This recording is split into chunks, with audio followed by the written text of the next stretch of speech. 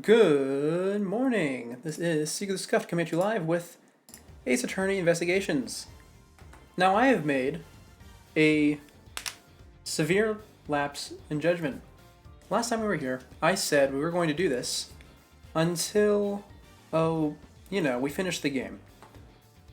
And that was based on the assumption that we were in the final chapter. I completely misread the situation, and I fell for the fake out ending. That is the mistake I've made. Last time, I was so certain that we just wrapped it all up nicely, and we're going to move on to the next chapter, which I didn't know, had no confirmation that it existed or not, and I fell for it.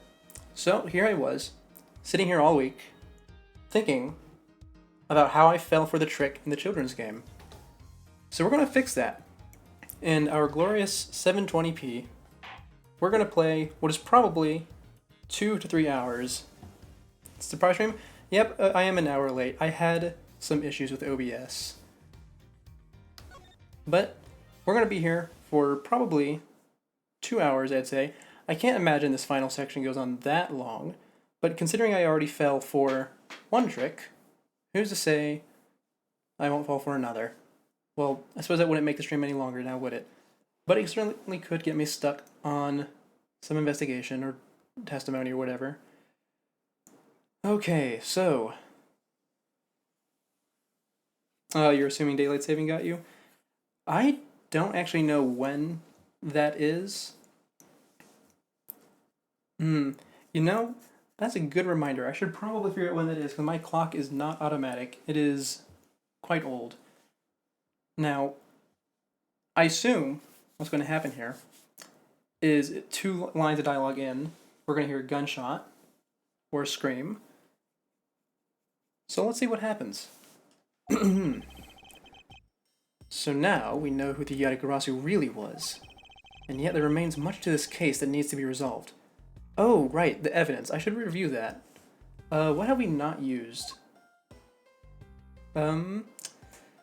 We have not looked at the videotape yet, at all. Oh, there's blood on it. That's important. The trump card also has blood on it. I think that was... Oh, right, because this was evidence from the previous case where someone got stabbed. The hair sticks haven't been used. The revolving fireplace wall hasn't been used that much, I don't think. Wire's not been used. Oh no, the rotating wall has been used because we had it with the ink, right. Oh no, we have so much we haven't talked about. Oh my, there is that whole outdoor section, plus the Jammin' Ninja's guitar pick, and the samurai dogs for some reason. Okay, we might be here for 3 then. Like how the weapons crossed country lines, for example. The 2 countries have incredibly strict security systems and entry procedures. Short of a miracle, it's impossible for someone to have smuggled them in. Smuggling them in, huh? We will need to open a new line of investigation on just this aspect alone. But before we do, I would like to go through my evidence once more. Oh, thank you, thank you, Edworth. Yes, discard the evidence, rearrange it, and now I can take a look at it. Oh, we still have 3 pages of it, though. Okay, well, at least it's considerably less than before. Not that I remember much of what we had before. Oh, but it looks like we still need... Oh, I guess we do need the murder weapons, because we're investigating how the murder weapons got smuggled through. Obviously, a lot of it got thrown, or what, like, ziplined over with this. But the, what's it? The Steel Samurai's little baby cart is a lot of it. Or at least some of it. If I had to guess, it's probably how they smuggled the statue over. And then somehow the Jammin' Ninja ties into this. I have no idea how, though. He hasn't even shown up at all. Hey, there's a VCR here, sir. Now we can see what's on that tape Detective Bad gave us. This piece of evidence from the KG-8 incident, hidden from sight for 10 long years. I just know that this is related to the current case somehow. Detective Gumshoe, if you could please play the tape for us. Sure thing, sir. Alright, let's take a look at it. Oh, do we actually get a video? No, we get pictures, okay. I suppose they really don't want a repeat of the first video incident. This man, it's Manny Kochin. And he's holding a knife in his hand. This looks like footage from a security camera at the entrance of an apartment building. Yeah? Okay, there's nothing... I mean, the knife kind of looks like a box cutter, but I don't think that's relevant. Apartment building? How do you figure that? Unlike you, I actually read the summary file on the KG-8 incident. At the crime scene was the victim's own apartment. Oh, and the crime scene. So, this footage was shot at the entrance to the victim's own apartment building. At the trial, Mr. Faraday claimed that this piece of footage existed. However, no one could find it. Yes, somehow, someone was able to steal it and hide it through Mr. Ernest Amano. Who's that? Oh, that's the guy who got arrested, I think, for corruption at the theme park? Oh, it's so hard to remember. That was a long time ago. I can see how this would have been a definitive piece and why someone would want to hide it. But it's a piece of evidence from a 10-year-old case. There's no way it's related to this case we're working on now, sir. Actually, I believe it has everything to do with the case we're working on now. The ringleader even went so far as to use Mr. Portsman to retrieve it. Which means that in this video lies a very inconvenient bit of footage to the ringleader. Oh, that's what we were looking for, right. The ringleader of the smuggling. I don't think we're actually going to find it, though. There is a sequel to this. Where? Where? Wait, what was that? Huh? What? That bit you played just now. Please show it to me again. Oh, okay. I heard beeping. Oh, okay. We really don't get a video at all. This car. This is something that we cannot overlook. Oh, why is that, sir? That looks like the Cadopian flag. Which makes sense, because Cadopia still existed at this time. Oh, okay. Just gotta point it out now. You got it. Take that! This is the national flag of the Principality of Cadopia. And because it has the national flag on it, we know this to be the official government car. But the question we should be asking ourselves is, what was a government car doing there? Ah, Miss Von Karma and Mr. Edgeworth. So you were here all this time. Ambassador Alba, thank you very much for continuing the investigation, even at this time of night. Ah, if only I... a tiny bit...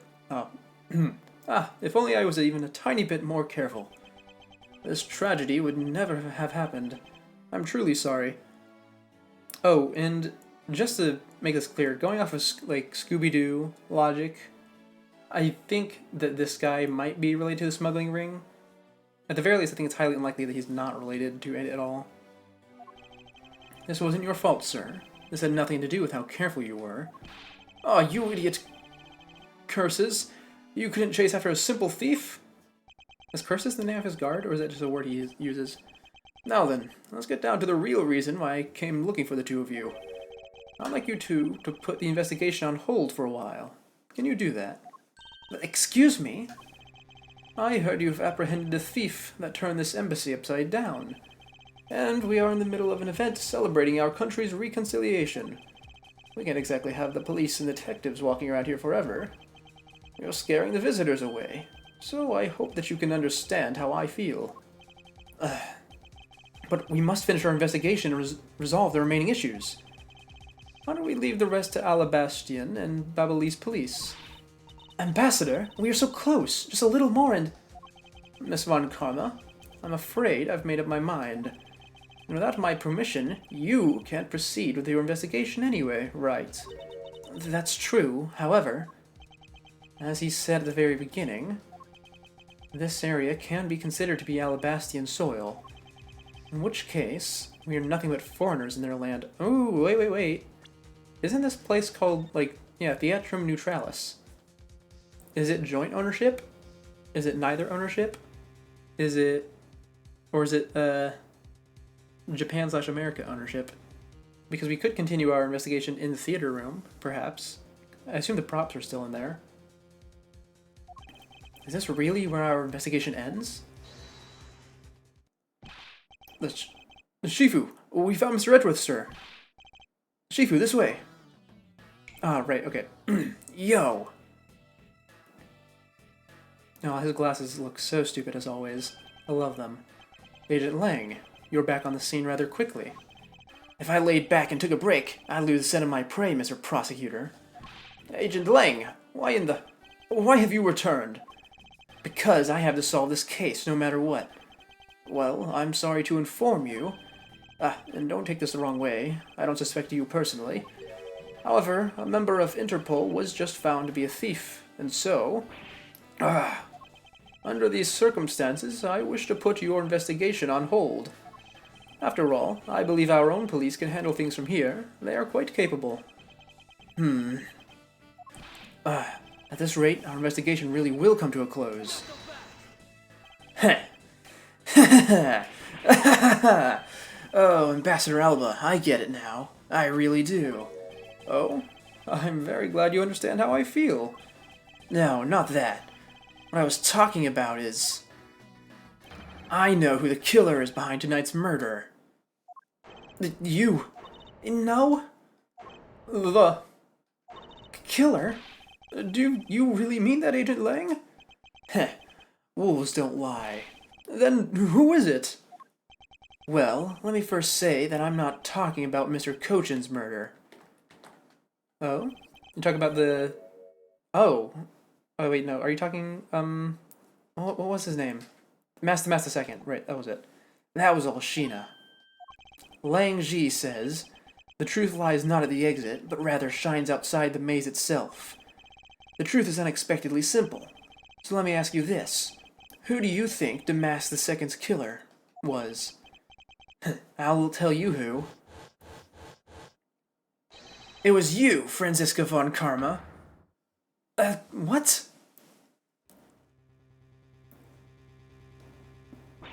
I was the killer. Hey, wait! That's impossible. Yeah, although that whip is actually quite... Alright. Hold your tongue and that ludicrous remark you were about to make. Agent Lang, are you seriously accusing her of murder?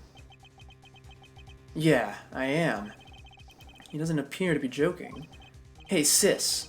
I remember that just before Ambassador Alba went to give his speech, he called you into his office, right? Yes, he did. But what does that have to do with anything? I'm getting to that. Furthermore, in order to solve both cases, you moved around rather freely between Alabasta and Babel, did you not? And where is your evidence that I am the killer? I was just getting to that. Trust me. I'll show them to you in due time. Ambassador Alba, in order for me to bring this case to a close, I'll need to inspect your office one more time. Will you grant me permission? With things as they are, I suppose I don't have much of a choice, do I? Good. Let's move out. Oh, and don't even think about running away, sis. My pack will be keeping a close eye on you. You can bet your bottom dollar on that. As if I would have any reason to flee. But just so we're clear, your logic had better be sound. Because I'll accept nothing short of a perfect explanation. She seems rather upset. Not that I blame her. I expect you accept no less. But we'll see how long you can keep that nose of yours stuck up in the air like that. Agent Lang, as someone related to tonight's case, I request that you allow me to take part, and so that I may clean up my superior's mess. I guess I should. The more the merrier, especially when it's the peanut gallery. Oh, in that case, I want to join in too. I still haven't seen what it looks like in Alabasta yet. If you let Kay in, then you gotta let me in too, pal. I can't sit around and do nothing when Miss Von Karma's in trouble. Hey, Gummy, let's have a competition to see who can save her first, okay? Okay, I'll take you up on that. Oh, yeah, I'm fired up and raring to go. As a detective, I don't believe this is something you're supposed to be excited over. Sounds like this is gonna get real interesting. Ambassador Alba, I'll be bringing these kids along for the ride. Very well, but I'd like you to keep in mind that this will be your last chance. I'll have this whole mess cleaned up before you know it. Now, let's go! Okay, this is an interesting gambit he's going for. So he obviously doesn't actually think it's, Franziska, he's just doing this to get into the office once again. I think he's either going to look for evidence to pin it on the ambassador, well, not the murder, but at the very least the smuggling. And then he's just stringing us along, or at least stringing Franziska along. Because she's much more likely to fall for this than Edgeworth is. And that seems to be the case. Now, what would actually help us in here, though? That's the question. The flags and the sign of the wall are correct. I can assume the scratch marks are just there for texturing. Spear's still bent. Weapons are still in place.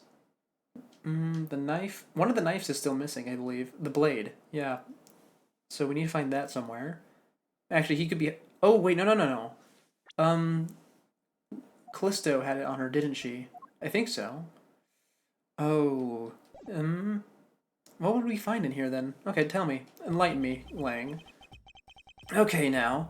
Let's first go over the facts one more time. Manny Cochin's body was found over in the Secretariat's office in Babel. The weapon that took his life was one of Alabast's ornamental knives.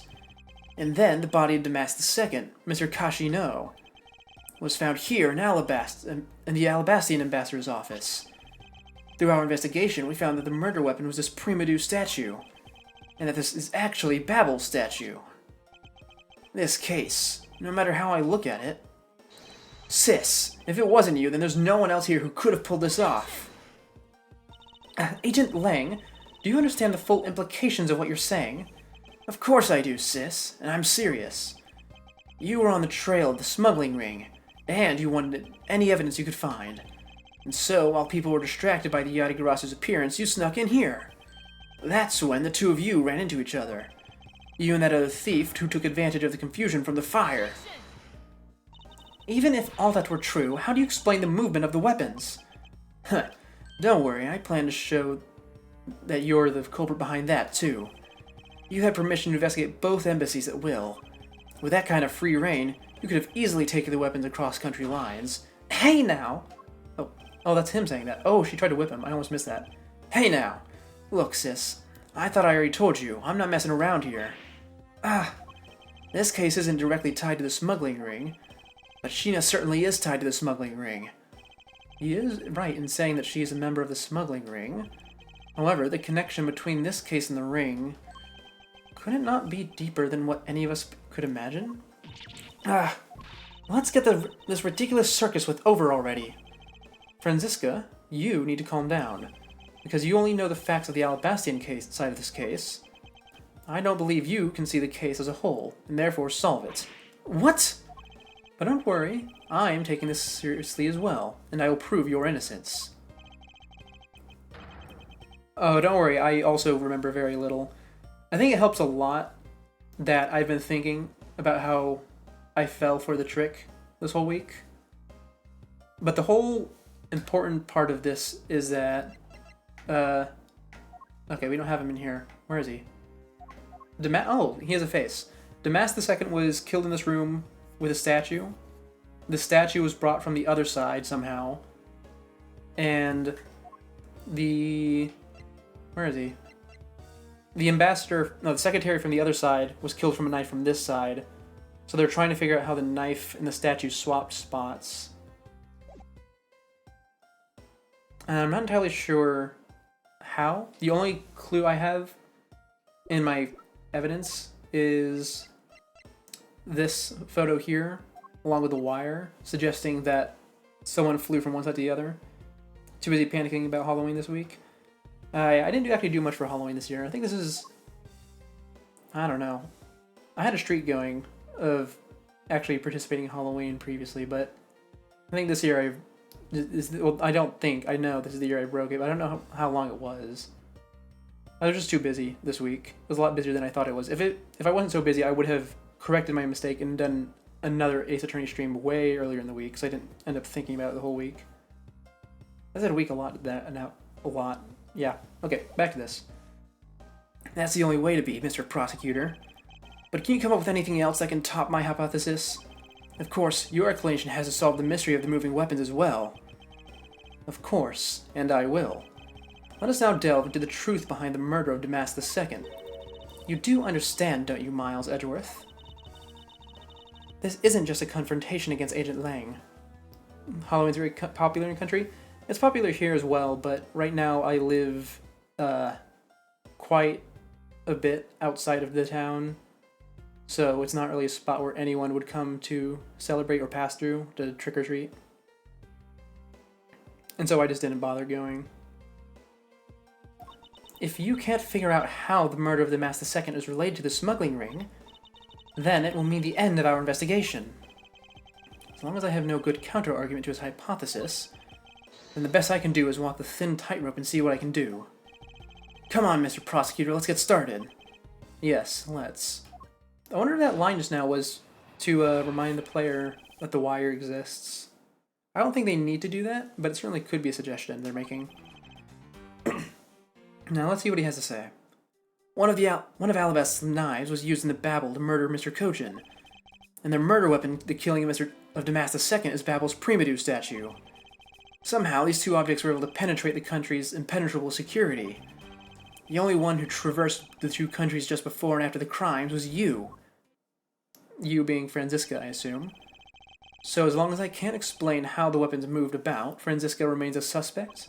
You got it, Mr. Prosecutor. So why don't you stop giving me a hard time? Only to get turned away in your trick-or-treating? Ah, but you see, there's a trick to that. Just wear a costume where they can't tell how old you are. I recall, what was it, I think last year? I had one of those big inflatable suits. And as long as you just don't talk, or don't talk that much, they'll hand over the candy pretty easily.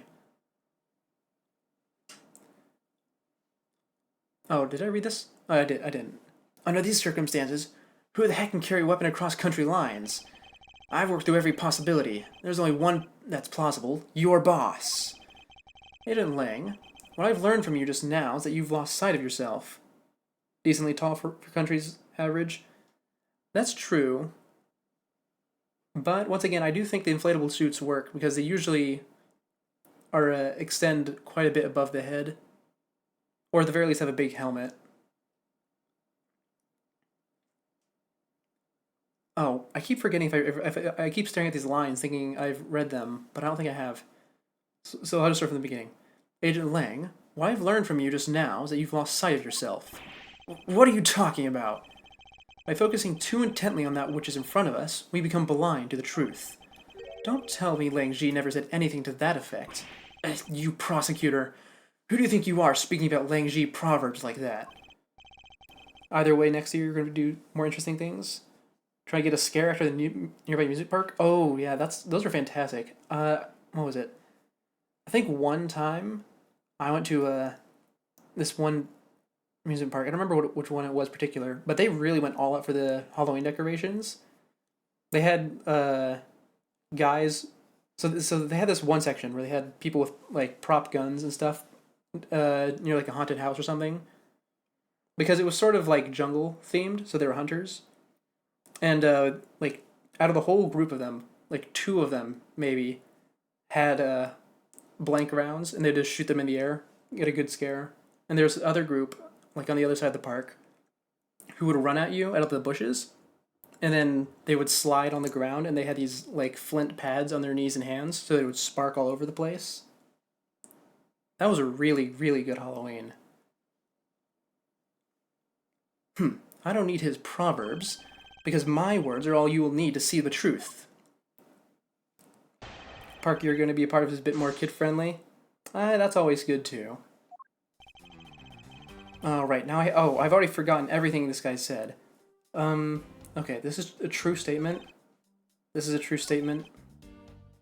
They were swapped. Okay, this is a false statement. Can I present people in this game? I cannot present people. Okay. Also, this... Because Larry also crossed over. He's not here with us right now. Do I have anything about the Steel Samurai in here? I don't think so. I mean, they're keeping it out of my inventory. For a reason, I assume. And these... Hold on. This is... no, that's not going to help either. The description doesn't tell me anything. This was found on the left side, but it originated from the middle, presumably. Where the sticks come from? I think the sticks also came from the middle. And there's dirt in them because they came from the flower pot on the left side. That doesn't connect to the right side again. I need to find something that connects the left and right. Not the wire yet. Not the video yet. Not the fireplace quite yet.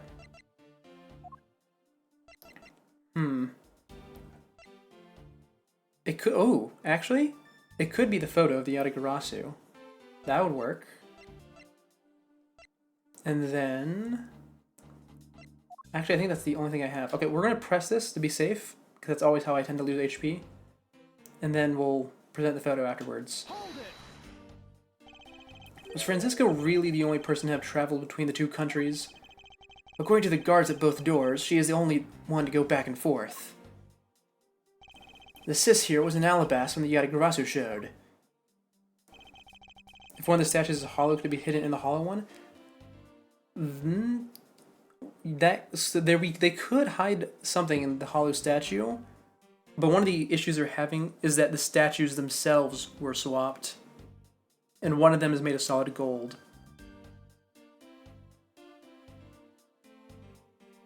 And then, just before you guys found Mr. Coach's body, she entered Babel. I think we can assume that's when she brought the knife in the Babel. Oh, the knife. Duh, right. Talking about bringing the knife in. She could have brought it in the statue if she was bringing it along with the Steel Samurai, but then I don't think it would be necessary because knives are notoriously easy to conceal on your person, especially if you're wearing baggy clothes.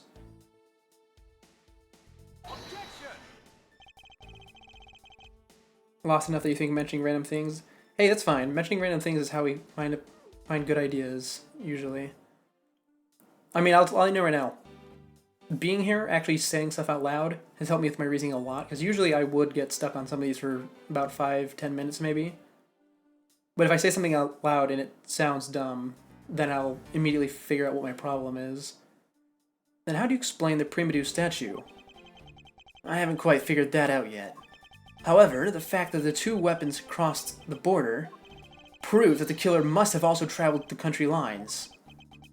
The only things to cross the border are the Primedu statue and the knife? I should hardly think those are the only two items, Agent Lang. Okay, so that's the angle they want to go with. It is a very underrated method. Yes, okay, so do I just need to find an item to prove that it crossed the border?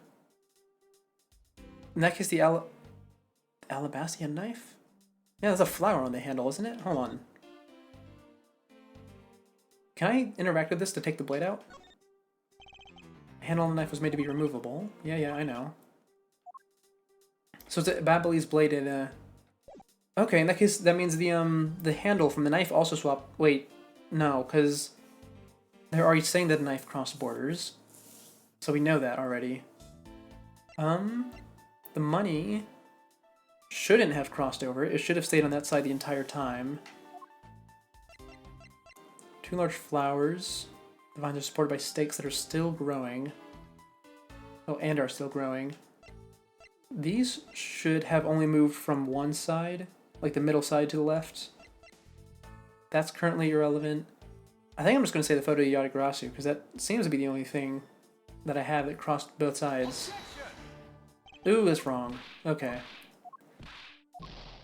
In that case... The only one who traversed two countries... Yeah, but I don't have the Steel Samurai in my inventory.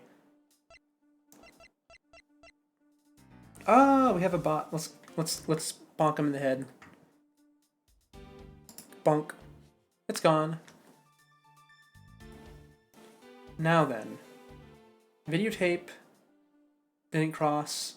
Well, okay, so anything that crossed with Callisto we can just ignore.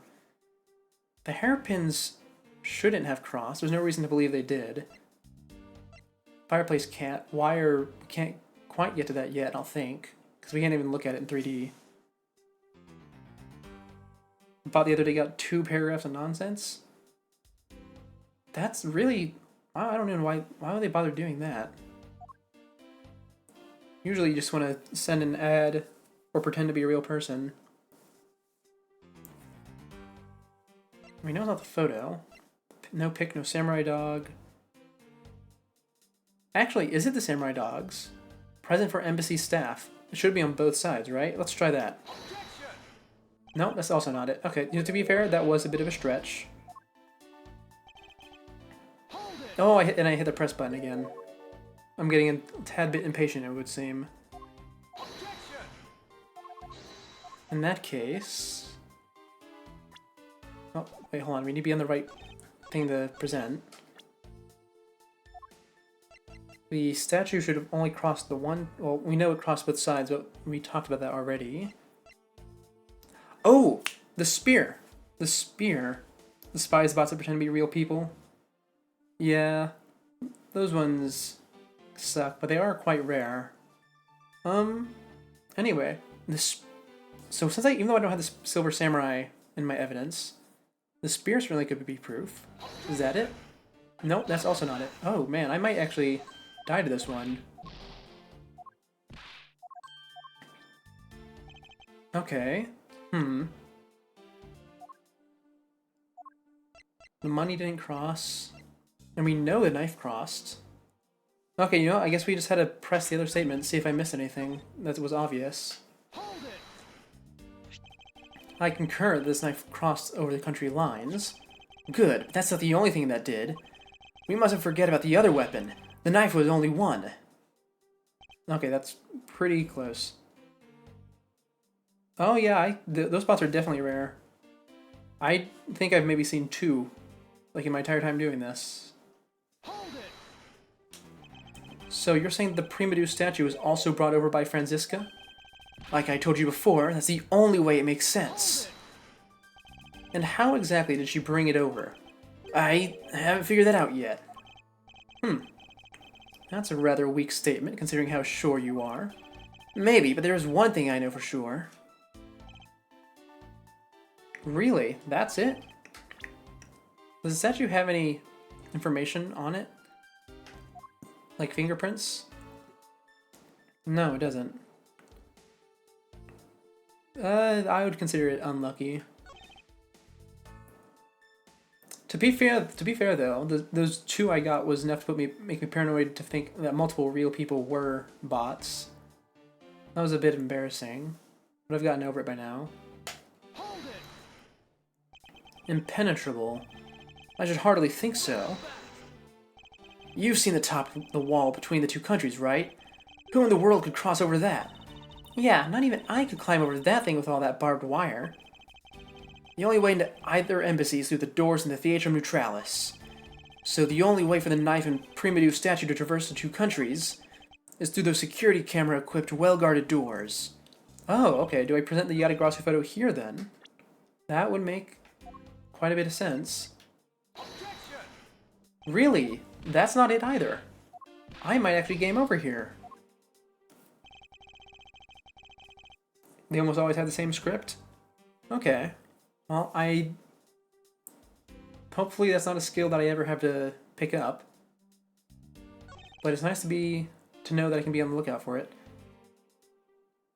Anyway, the obvious weak spot here is these last two statements.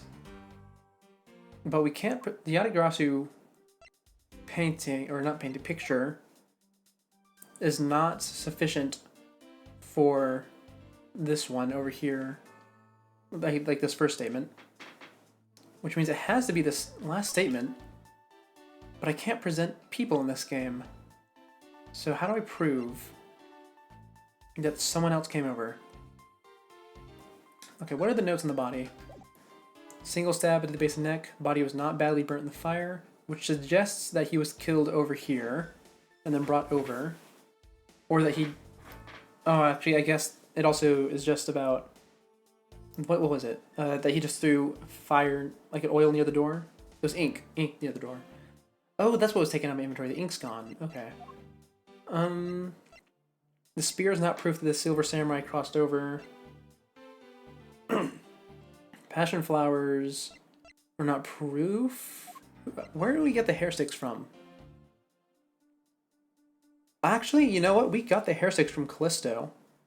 And Callisto was on the right side because she committed the murder. Okay, this could also be it, but I could be jumping ahead again.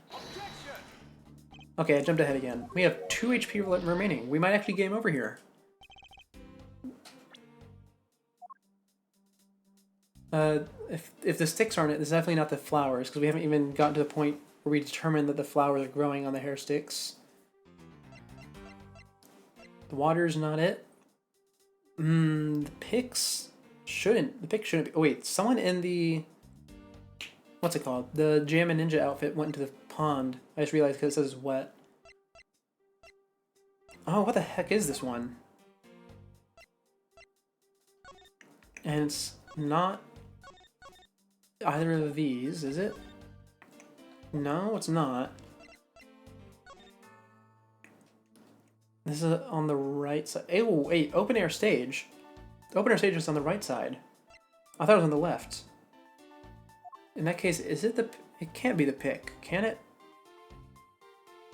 I mean, they could argue that it's wet because firefighters, right? I feel like I'm gonna make a... This is gonna be another huge leap in logic, but I'm kind of running out of options here. So we're gonna go for it. Nope, that's not it either. Okay, we get one more try. Then we get to see what the game over screen looks like in this game. Only one who traversed the 2 countries just before and after the crime was you. You being Franziska. Okay, we'll get this all. We'll go through everything one at a time. If we can't figure it out, we'll take a shot in the dark, I suppose. So it's not the prosecutor badge, not the map. It's not the fake statue. It's not Kochin, because there's nothing indicating that he crossed to the other side. Only to the middle. The Yatagarasu's knife. This isn't relevant, is it? No, because this was the key in his pocket. Right. So there's no reason to believe that crossed. We already know that the knife crossed. And right now, I'm thinking this is the most likely thing, because it has the... Oh, it has the handle from the left side. No, it has a blade from the left side, but the handle from the right side, is that it? No, I think it's the other way around. I think it's the blade from the right side and the handle from the left. So that could be it. I mean, it says, was this carried across country lines in the description, so I assume they haven't... Have I been thinking too far ahead this whole time? I'm gonna try this. Okay, that's not it. I've not been thinking... I've been thinking way too far ahead this whole time. Looks like I've got all the answers I need. Come on, sis, it's time for us to go. Ah! Agent Lang, please wait. Sorry, but I'm tired of waiting. Because I'm not one for waiting around for others to solve my case. Miles Edgeworth, I demanded you do something about this at once. But I'm at a loss of what to do myself. Well, I know I have plenty to ask this sis here about. Let's go. Miles? Is this really where it all ends? Is it? Do we get a bad ending? Do they actually have one implemented in this game? Oh, they do. Wait, maybe? Thus the truth was lost for all eternity. Oh, that's just a game over screen? Okay, it's just a game over screen. I was wondering if they were going to implement the a bad ending like they did in the second game, but I suppose not. And it sends me right back to where I was, right? Oh, wow, they're really kind. Wow, they didn't send me right back to where I was. Oh, that's absolutely a remake thing. There's no way they did that in the original. Okay, well, I suppose it's time to keep going through one by one. Slow, tedious process. Cadopian papers were in the, what's it called? The safe the whole time, so they did not swap. Counterfeit bills were on the right side, and they got burnt, so they didn't swap. Not the flowers. We tried the spear, so we have confirmation that's not that. Ooh. Wait, no, it's not Damask, because Damask is the one who got killed. I mean, maybe. The handwriting matches that of Manny Kochin, but that doesn't mean Kochin actually came over. The...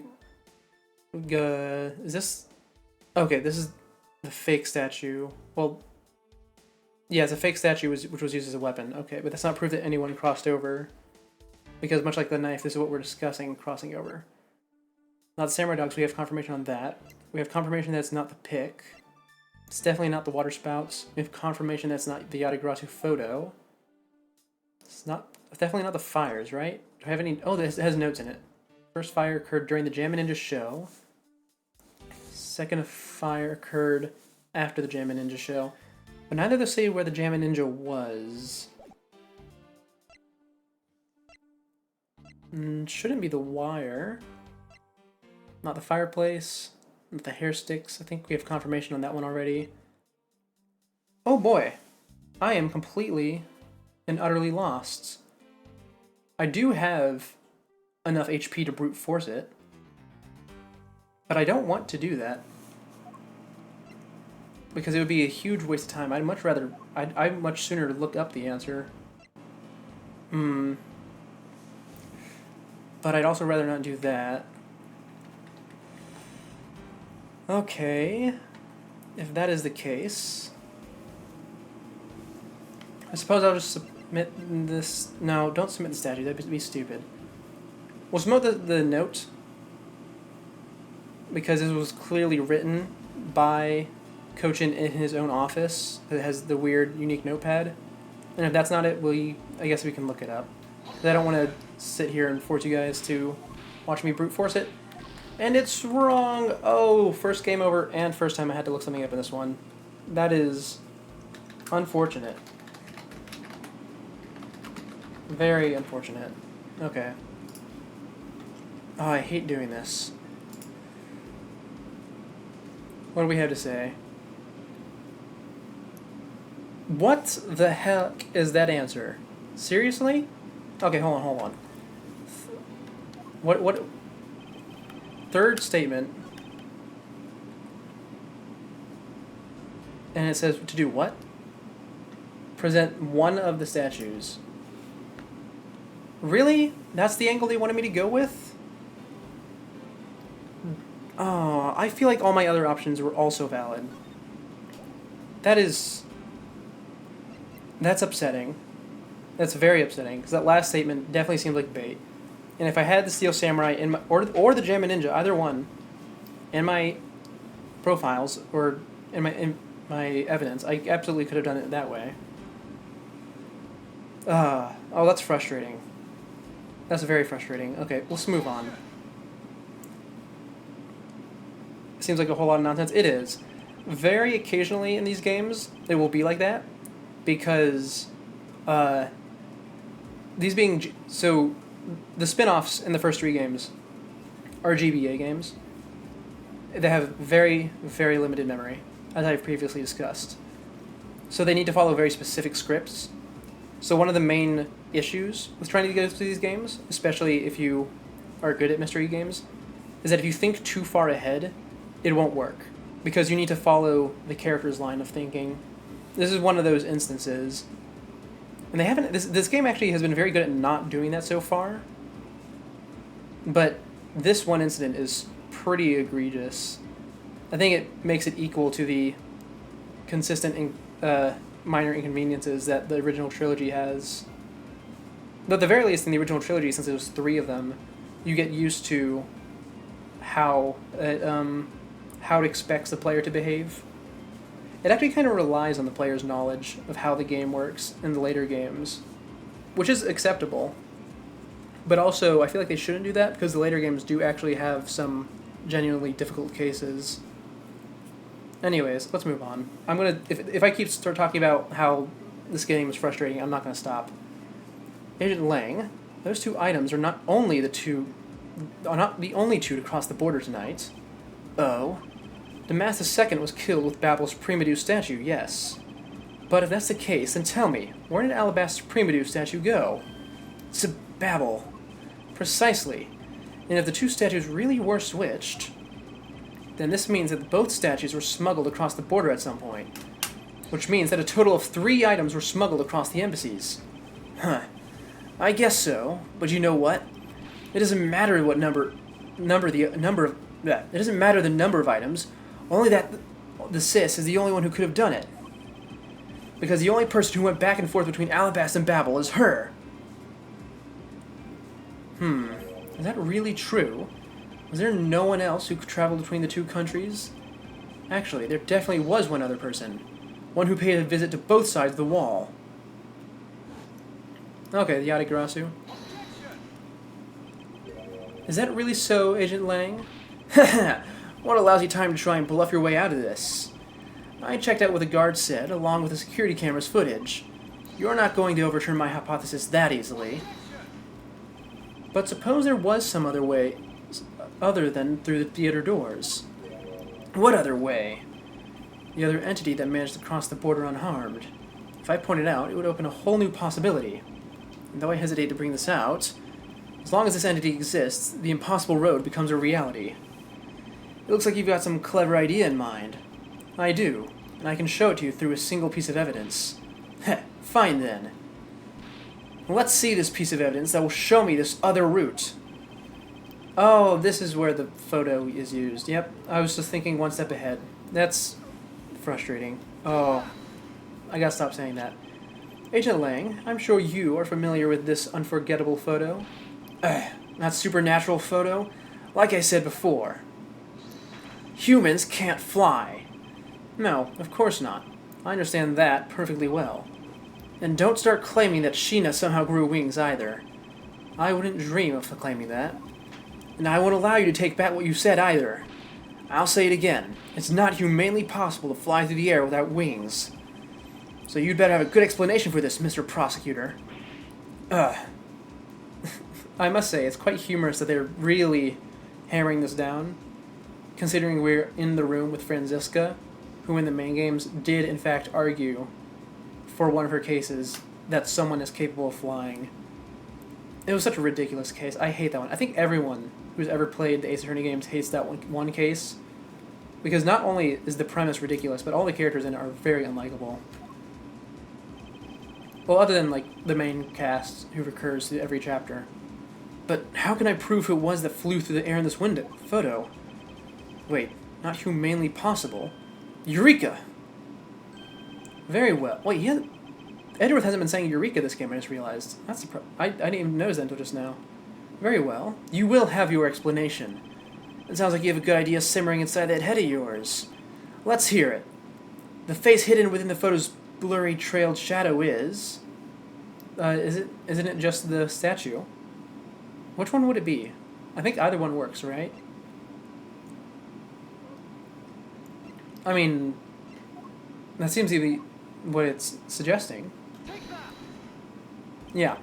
Naturally, the shadow is the third smuggled object. The Primadou statue replica. You can't be serious. The Yatagarasu, or rather Callisto Yu, dressed as Agent Sheena, was inside Babel. She dressed the replica statue up in clothes and launched it through the air. Mr. Prosecutor, you left out a very crucial bit in your explanation. I know I did. She launched it through the air? And how exactly did she do that? He is literally baring his fangs at me. But he has a point. How exactly did it move through the air like that? As long as this remains unsolved, we won't be able to move any closer to the truth. Which reminds me, didn't he say this earlier? Hey, sis, I remember that just before Ambassador Alba went to give his speech. He called you into his office, right? So just before the murder, Franziska was called here, right into this very room. If that's the case, then there may be another avenue that I can pursue. Agent Lang, in order for me to answer that question, I'll need to hear testimony from Miss Von Karma. Oh, what are you up to now, pretty boy?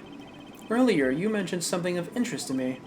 You said that just before the murder occurred, Miss Von Karma had been in this room because Ambassador Alba had called for her. And for that reason alone, you believe her to be the killer. Yeah, I guess I did say something like that. In that case, I believe it is my duty to ask her what her side of the story is. Heh, do you really think a criminal would tell us the honest truth? How dare you! As I've said numerous times, there is absolutely no proof that I am the killer. Miles Edgeworth, don't tell me you suspect me too. I don't. However, I can't ignore the fact that you were in this room at one point in time, which is why I'd like to hear about it from you. Franziska, I feel that I still don't have enough information, which is why your testimony is incredibly important to the outcome of this case. Alright, so, what would you like me to talk about? I'd like you to please testify to your movements up until you came into this room. Alright, let's try this... Oh man, I tripped over my tongue twice there. Alright, let's try this your way for a change. But if what she has to say turns out to be a waste of time, I'll place her under arrest faster than you can howl no! Huh. As you wish. Alright, Franziska. You feel silly for her to be getting mad at Edgeworth? It is a bit silly, but they have a bit of a history. Okay, so to summarize it, Edgeworth has always been superior to her, and also her father, I think it's her father, always favored Edgeworth, even though he was just like an apprentice. So she always is just vaguely angry at Edgeworth for existing. Also, she is very young. How old is she in this game? Let's see, does the profile tell me? Yeah, she's only 19 in this game. So I give her a bit of slack in that regard. As I said earlier, I was assigned to guard duty in the Alabastian embassy. After I saw the Steel Samurai on his way towards the ambassador's office, I returned to the Rose Garden for a bit and checked up on the security situation. After all the preparations were in place, I was called back by Ambassador Alba to his office. Oh, do we finally get to call it the Steel Samurai for walking back and forth? Franziska, I want to make this clear from the very beginning. So what I wish to confirm is that the only time span in which you were in this office was before the murder occurred. Is that correct? Yes, of course. I see. For now, the only way I can see for us to break out of the situation is ask Franziska about her testimony in more detail. Yep. Let's see. Is it going to be Steel Samurai time? I've been waiting for this entire case. Let's start by pressing that. So you are at the theater as well? Yes, and I suppose you were also there as well, watching the stage show? Well, yes. So Franziska was there. Well, after the show was over and I saw the Steel Samurai off... Oh, nope. Okay, it's not time for the Steel Samurai quite yet. We'll have to wait a bit more for that. In that case, you've returned to the Rose Garden for a bit to check on the security situation. That's interesting. Tell me about that. Why did you need to confirm the degree of preparation for even the speech? For security's sake, of course. What other reason could I have had? No one else knew how the Yatagarasu had planned on getting in, right? Yes, I suppose you're right. And in the end, the Yatagarasu did choose to appear in the Rose Garden, even if it did turn out to be nothing more than a shadow. Who would have thought that she would use a shadow? Calm down, Franziska. She must still be nursing a grudge over the fact that she couldn't figure it out herself. Anyway, there was no one in the Rose Garden.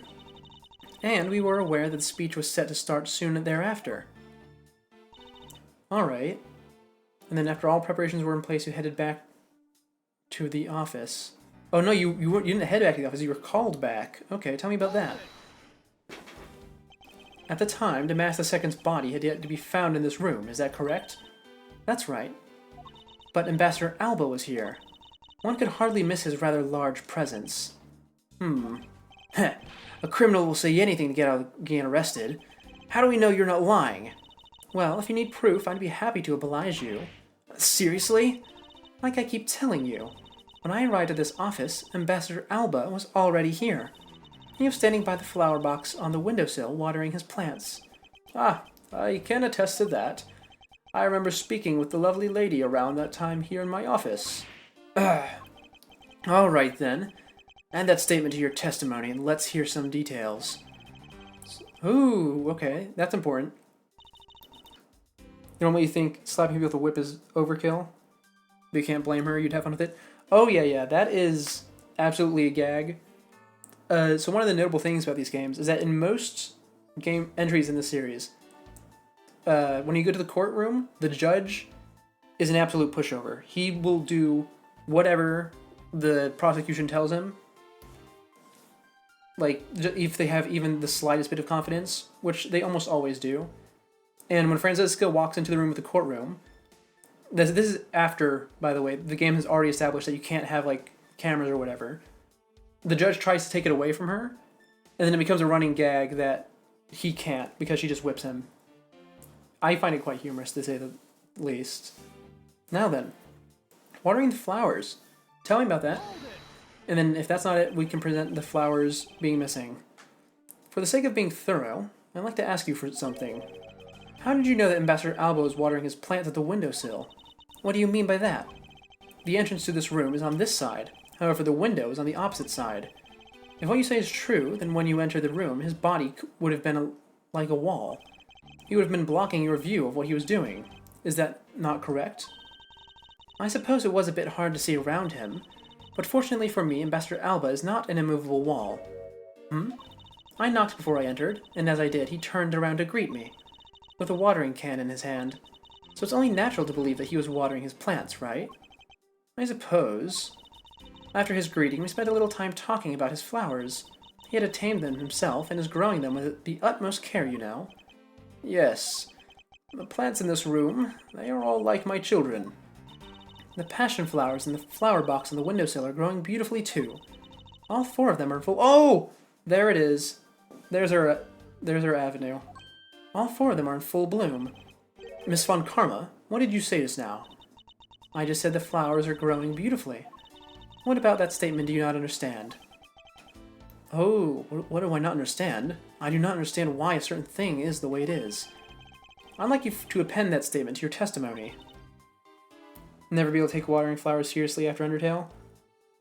Oh, I think with Deltarune Chapter 5 they might turn that around. Because that's absolutely taking place in the flower shop, yeah? I don't think there's any disagreement among the community about that. I mean, it's very, very direct about that in Chapter 4. And considering, you know, the flowers that that Asgore has in the back room, I think there's going to be a pretty serious scene referencing Undertale in it. Oh, you've not finished Chapter 4 yet. Okay, well, I won't spoil anything. Yeah, no spoilers, no spoilers, no spoilers. But, yeah. Oh, well, no. Okay, every time I open my mouth, it feels like I'm about to say something, so I just won't say anything about Deltarune. Anyways, to the game. Focus on the game. Very well. There were 4 large passion flowers in full bloom in the flower box. Yep, and then we can present. Working on it with a friend who's really has time to play. Oh, that's fair enough. It took me a while to beat it as well. Not because I didn't have time. I actually made time specifically to do it. I was just struggling with a certain part of the gameplay. I won't say what, because I don't know how far you are. But there was a rough section that has since been patched. And I took quite a while with that, since I didn't actually have all that much time for that part specifically. Now, Edgeworth, what do you have to say about the flowers? Franziska, for some odd reason, your testimony contradicts with this piece of evidence. It does appear that way. Ha! I knew it! I knew we couldn't trust your word, sis! Mr. Edgeworth, what are you doing discrediting Miss Von Karma like this? Oh, yes, sir. If you keep this up, she's gonna get taken away, sir. You just enter the room with the old man who's clearly Yersin. Oh, in that case, I can tell you. The thing I struggled with was the pre-nerf night fight. That was a nightmare. I ended up having to do it 3 times because I did normal route, weird route, and then I replayed my normal route so I can find some stuff I missed. But it was not easy any of the times. Ugh! All I've done is state what I saw. I have not made a single mistake in my testimony. And for this, I am still under suspicion for murder. Is the number of flowers really all that important at this juncture, Miles? At the very least, it is a contradiction in this enigmatic case. One that I find hard to dismiss as irrelevant. Heh, then let's hear it, Mr. Prosecutor. What does the number of flowers have to do with anything? What does it prove? I believe the answer to that will become very clear if we were to examine that flower box. You're impressively bad at Deltarune, so you struggled with simple things? Oh yeah, I definitely was like that with bullet hells at a time. Actually, with the original Undertale, it was partially a hardware problem, but I really struggled with some of the fights. So it's nice to see that I've come a long way since then, you know. Improved a bit over the last 10 years. Just a bit, though. Still not fantastic at them. Not going to be playing something like Touhou anytime soon. How did this contradiction come about? There must be something behind this discrepancy. They're my beloved flowers. I've grown them with the utmost care. So I ask that you please be gentle with them as you examine them, Mr. Edgeworth. I understand. Oh, we're getting a 3D model? No, we're not. Okay, well, the only thing we need to look at is the stick in the holes, right? I think so. Bullet hell's not the problem with you? So multitasking and reaction time. Well, I found the Tenna to actually be pretty, I don't want to say easy, but it was very much manageable. Because I've played games like WarioWare, and his fight is basically just, it is just WarioWare. But with Spammed Neo, that one was a bit rough. Obviously much easier, at least for me, than Jevil was. But, yeah, some of those... which attack was it? I'm trying to think. The phone attack, the one where his little head is approaching you from the side and he has phones above and below. Even now, I can't do that attack very well at all. It's so hard to pay attention because there's so much stuff flying around. Couldn't react to all the changes properly, so you took a lot of unreasonable hits. Yeah, I mean, that's the whole point of it, yeah? Is that if you try to take the easy route, which is to play the mini games, he makes it progressively harder. That's also what makes it fun, because it's mixing up the combat. Because if every single fight was a standard bullet hell fight, like is in most fights for Undertale, it would get old really quick, because Undertale is what, maybe 20 hours long? I'd say 20 hours max. Deltarune, what's out so far is easily at least 30, maybe 35. And if you're really slow, it could be 40 to 45. So I like to see that they're mixing it up like that. Now then, stick, examine. The name of these flowers, I believe they're called passion flowers. Despite being called flowers, they're actually a species of vine. They appear to be growing well and are well supported by these plant supports. Yeah, but no matter how much I look at it, it looks like there's only 2 of them here to me. You realize, don't you, sis? Your little lie has failed you. Miles Edgeworth, hurry up and shut this man up for me already. I suppose I'll need to use some evidence to shut him up, won't I? No, not yet, not yet.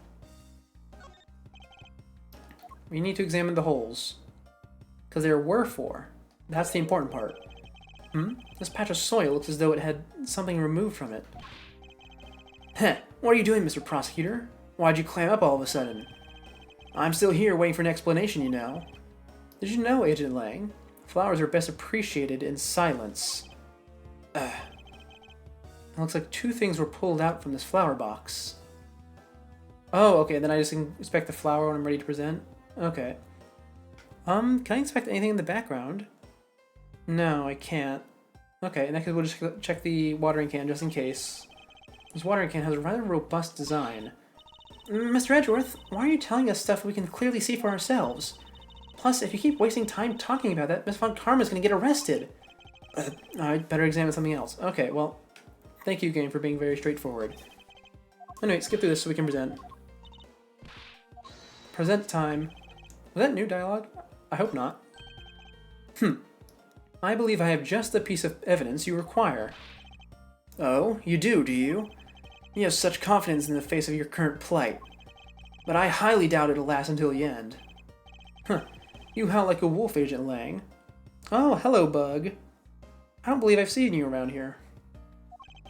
But we'll see if you have any bite to back up that bark after you see the evidence. The truth that oh, I'm tripping over my tongue again. The truth that Passion Tower... You know what? I'm not going to read it. Just present the sticks. Go. Oh, you summoned him. Well, it's nice to see that you're here now. We probably have about 2 more hours of this, I would have to guess. So I hope you enjoy it. Sheena, who was supposedly in Babel the entire time, had these hair sticks on her. Oh, I forgot about that. You hate these emojis? Oh, because you're trying to do colon, open, colon, close parentheses, and it automatically converts. Is that it? I think that's how that works. Oh, yeah, that is how that works, isn't it? Yeah. I think if you space out the colon in the parentheses, it works, right? I don't know. I think that was how it worked last time I tried, but I don't use the chat that much myself. That look exactly like the plant supports in this flower box. In other words, I believe it can be said these hair sticks are actually support sticks for the passion flowers. Heh, and so what? Is this really all that important to the case? Of course it is. It means that we found yet another item that was smuggled between the countries tonight. Oh yeah, look at that, it works. It doesn't look the same, like you said, but that's good enough, yeah? And if it doesn't really, if you're really bothered by it, you can go find, what is it, like some alt code or ASCII art? Well, not ASCII art, because that would be huge. But there are ASCII characters that you could use. Well, I guess everything's an ASCII character, isn't it? Oh, I'm getting tangled up in my own argument. It means that we found yet another item that was smuggled between the countries tonight. Yeah! Well, think about it logically, Agent Lang. These sticks were originally in Alabast, but somehow they wound up in Sheena's hand, who was in Babel the whole night. So make no mistake, these sticks were smuggled somehow, just like the knife and statue. Very well then. I want to hear from you exactly how they wound up in Babel. Wait, what? Wait, what? You have an idea for the faces? Alright. Hit me with it. See what you got. How would these support sticks find their way to Babel, and why? The chat has a colon after the name. Maybe open parentheses. Nope, that did. Oh, that's close parentheses, but yeah, no, it still didn't work. There must be some reason as to why they ended up there. Aha, so that's why. Agent Lang, if you'd please take a look at this and tell me its shape. It's just another stick, isn't it? And so it is, but the shape of the support stick is what's important. From when they are used with something in this room, that's when it all comes into focus. Wait, what? What? Excuse me? Am I confused? Did I miss something?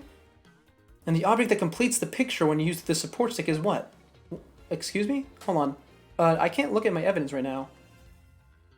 What in this room goes to the support stick? You're not going to say it's a crossbow bolt, are you? It was worth a shot? Yeah, it's always worth a shot.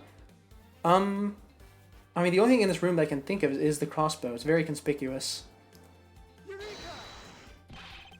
That's a crossbow! Wait, you're not suggesting... I am. These hair sticks, or rather plant support sticks, they make for perfect arrows. No, they don't. Edgeworth, shut up. Don't tell me... Is that... Show me what those look like. I have a 3D model. Oh my god. There's a notch in the end. Where's the zoom button? How did I not notice that? This whole time? No, it's not there's a notch in that, and the bottom is an arrow tip. Oh my god, I didn't notice because the mud. The game got me again. I fell for it. Every time this just shown up, they've given it a different name, and I just assumed that one of the names was correct. Because I thought that the fletching looked... I never think the yellow rings were fletching. Okay. That's so weird. They make for perfect arrows. I've done it! I found the common thread that connects the two offices. But this thread is yet to be completely untangled. Even using the arrows, how does this explain how the statues were transported? Furthermore, who could it have been that fired these sticks as arrows? There must be a common thread that ties all of these things together. Heh, Mr. Prosecutor, hold up a sec. You do realize what happens when you tie a statue to an arrow, right? They don't fly at all. That is true. But there's also that wire from earlier, yeah? So, Babel's statue was draped in the Yadigrasu's clothes, and then shot over here? Even if you fired the arrows from the side, they wouldn't go far with a statue tied to them. I don't think I need to tell you that the Primitive statues don't sprout wings. You're a realist after all, aren't you? The Primitive statues didn't sprout wings. Of course they didn't. Glad you understand. I feel much better already. I was afraid for a second that you were unaware of that crucial fact. It's only crucial because you're under the belief that wings are necessary to this equation. What? You need to free your mind a bit more and let it fly like a bird on the wind. The Primitive statues flew, but not on a wing. Allow me a bit of your time, and I'll explain this mysterious phenomenon to you. Okay, let's go. I think we can go straight over to... Actually, where do I want to present this? I think I might have to press first to figure it out. Okay, we'll press the middle two statements to see which one we need. But we are in agreement that an arrow by itself would reach the other side, correct? But just the arrow by itself is pretty meaningless, don't you think, Mr. Prosecutor? Because the things they wanted to smuggle were a lot bigger than nothing. No, that's not necessarily true. What? What I need right now is not further discussion of my conclusions, it's the launching of my conclusions. What the shooter wanted to launch with a crossbow was not the statue themselves, but rather something a crossbow can launch that can be used to move the statues. Okay, oh, okay, that opened up a new dialogue. Perfect. In that case, we can present the wire. Tisk tisk.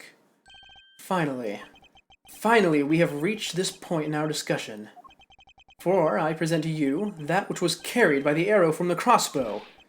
Heh. I get it now, Mr. Prosecutor. I can see exactly what you're trying to say. You're saying that the wire was tied to an arrow and then shot to Mr. Cochin's office. All the way from the 5th floor of the Alabastian Embassy. Down to the 3rd floor of the Babylese Embassy. Had to go for a bit, what'd you miss? Oh, you missed me getting completely bamboozled by the game. Those little hair sticks are crossbow bolts. And the hint was here the whole time. There is a silver tip obscured by mud, and there's a notch in the end that I simply did not notice. Don't worry about if you have no clue what's happening. It's a bit... obviously you're doing it at the end, so just enjoy the vibes.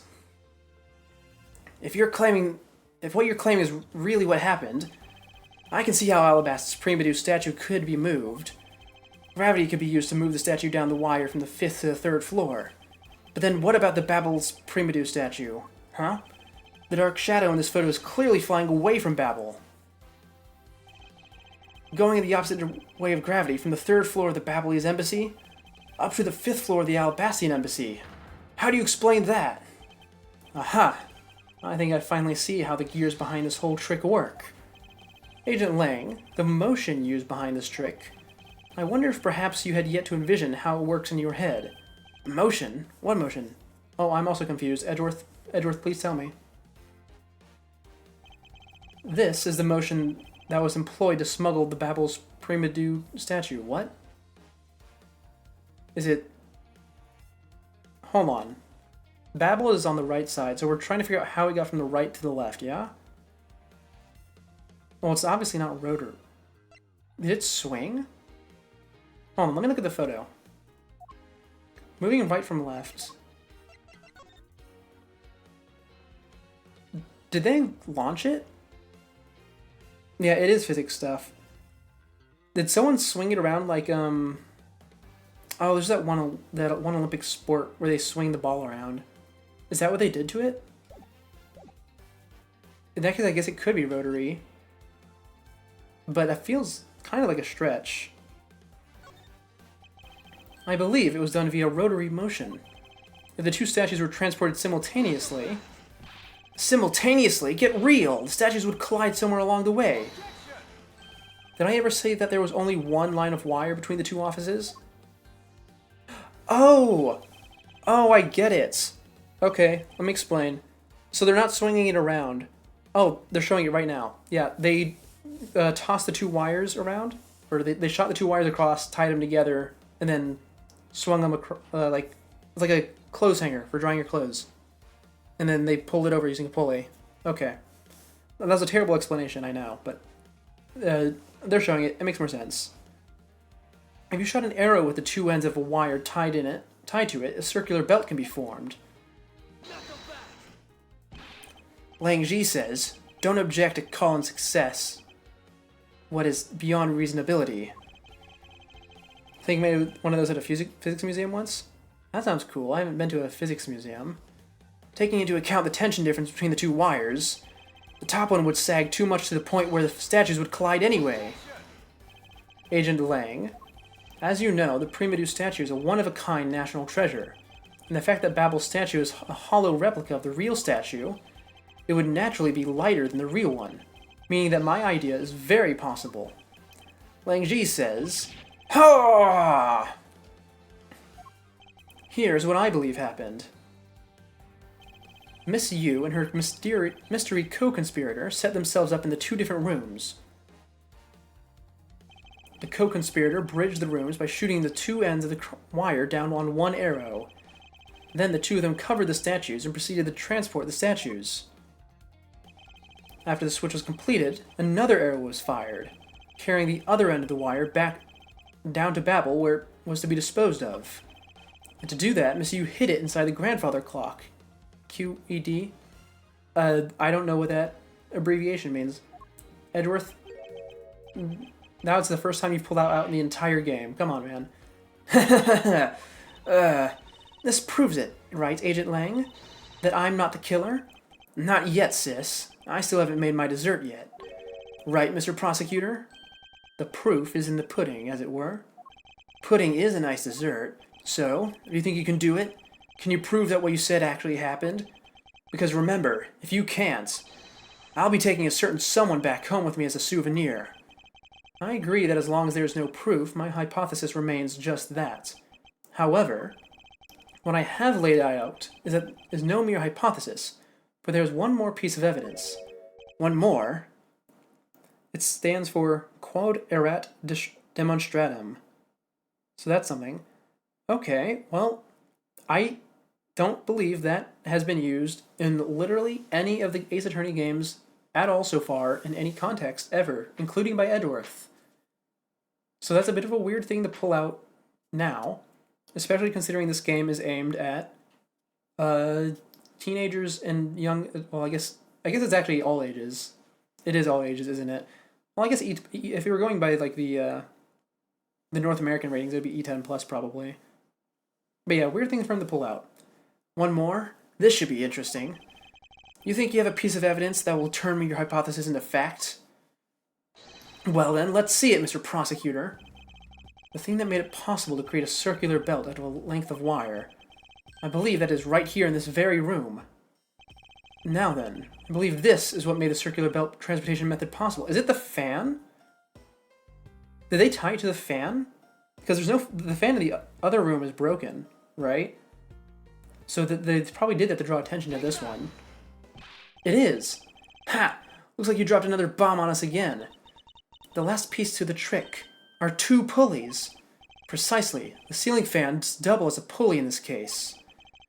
And thanks to that fact that there's one installed in each of the offices, the ceiling fans made for perfect pulley set for the wire to run on. Oh, right, I forgot. The fan in the other office wouldn't have been broken yet. Aru! This must be it. This is how the smugglers bypass the impenetrable security. Heh. You really are something else, Mr. Prosecutor. I swear the devs in this game have been to a physical museum. Oh, that's probably it, yeah. Either that or they were... actually, I don't know how old they were when they made this one. I mean, obviously, if they were old enough to be employed by a company, and also it's been a while because this game came out, I don't know, probably after the third game. I don't know if they have any physics backgrounds, though. If they did, they definitely would not have made that absolutely stupid nightmare of a case in the second game. I keep bringing that up. It really is that bad, in case you're wondering. Most definitely haven't since it's a local thing.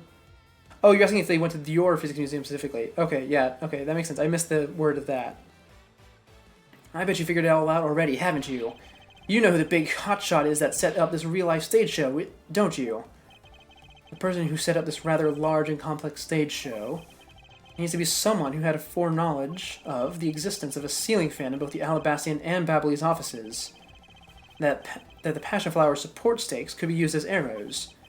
The real mastermind behind this case... Well, don't you dare make this wolf wait for his food. Why are you so hesitant, Miles Edgeworth? If you can't say who it is, why don't you present something like that, like you always do? A single point of the finger here, and this case will explode into an international incident. However, it's already too late for me to stop the forward momentum. It appears that I have no choice now, but to rush in. There is a piece of evidence that will point us to the mysterious mastermind. It's not the pick, is it? I'm not gonna lie. He has left me behind here. It's not the crossbow arrows. It shouldn't be the flowers. It's neither of the statues. It's not the spear. Or the note. Shouldn't be the samurai dog. Or the pick. I'm actually a bit lost again. Dang, this last stretch of this trial has actually been difficult. Also, banging music. They always pull out the good ones for the last trial.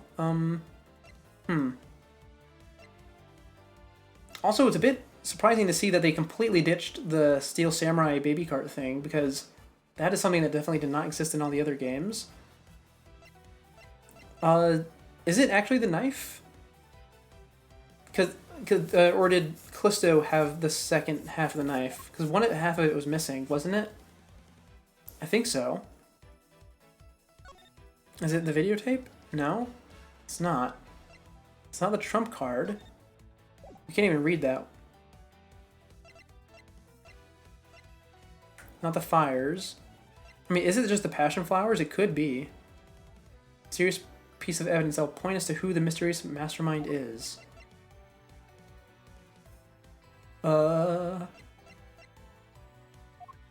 Oh, wait, is it actually the trump card? Is the blood on it? Does the blood on it belong to the mastermind of the smuggling ring? Contains orders from a boss of a smuggling ring to Kojin. It could be. Okay, let's try that. Okay, that's not it. That's fair. I guess it would be a bit silly if that was it at this point. In that case, what is it? Okay, we've used the wire. We've used the crossbow arrows. We've used the passion flowers. We should have. I mean, we can try them again. Make sure, just double check. Oh, it is the passion flowers. Okay. The smuggling could not have been possible without the use of the crossbow. Furthermore, the arrows that were shot by the crossbow were plucked, as it were, from the flower box in this very room. They were planted so long ago that the passion flowers had the time to grow so big that Miss Von Karma didn't even notice the arrows when she visited this room today. Huh. On top of all this, the fact that the culprit knew that the both offices had ceiling fans tells us that this person has a very detailed information on the embassy's layouts. So, as you may have already guessed, the person I am accusing of hatching this plan is the person who grew the flowers in the flower box with the utmost care. Thus, it can only be you! Curses Alba! Oh, his first name is Curses. That's why he keeps saying it. Are you out of your mind, Miles Edgeworth? I'm certain of what I'm saying, and I'm sure that he is the culprit. Heh. Tell me, Mr. Prosecutor, what was the ambassador trying to accomplish by doing all that stuff you just outlined? Why in the world would he need to use a trick like that? I understand your need to doubt me.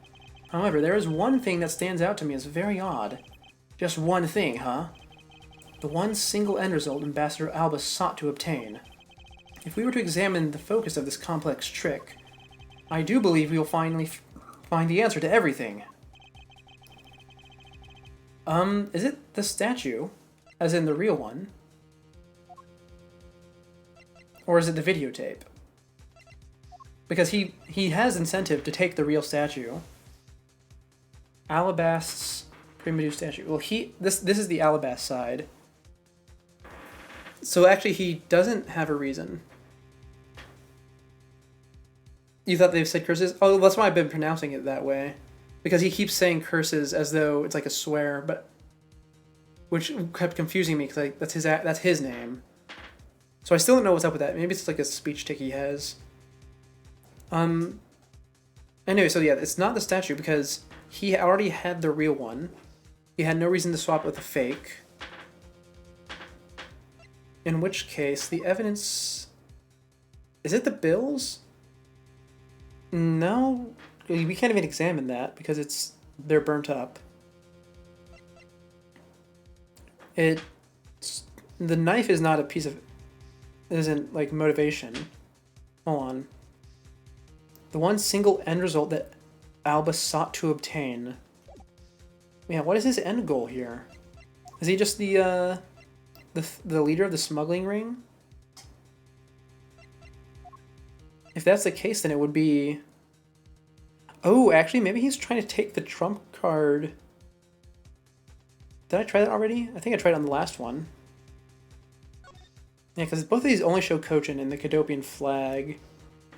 So it doesn't seem like either of those would be it. Especially since I don't believe we attained either of these from the Babylese side.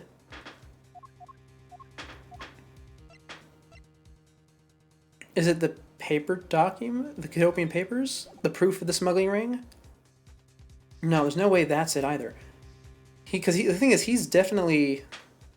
Oh, but what if Cochin was keeping these as insurance? No, that can't be it. Like, as in terms of his end goal. The end goal of swapping the statues. Why would he want to do that? Why in the world would he use a trick like that? What was his end goal? Was he trying to create an incident? No, because he's trying to keep it under wraps now. Let me look at this. Which one? Do one of these have a 3D model? No, they're both drawings. They do show me the room, though. That's 1, 2, 3 blades. We are still missing a blade. But no, the blade isn't an end result. It's part of carrying out the plan. Did he want to blame it on the Yadi-Garasu? No. That's not it. Did he want... Well, I guess we just go try and present the trump card. I mean, this seems completely unrelated. And it probably is. I'll probably just lose a life. Yeah, I am. That's fine. I'm completely lost.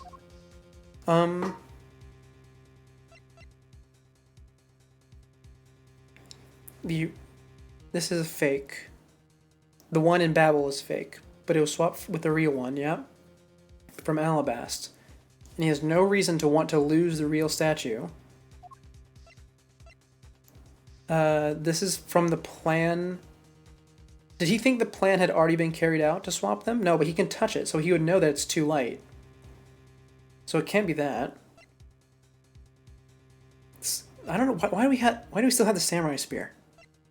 Not the flowers. Don't know why we had the samurai dogs either.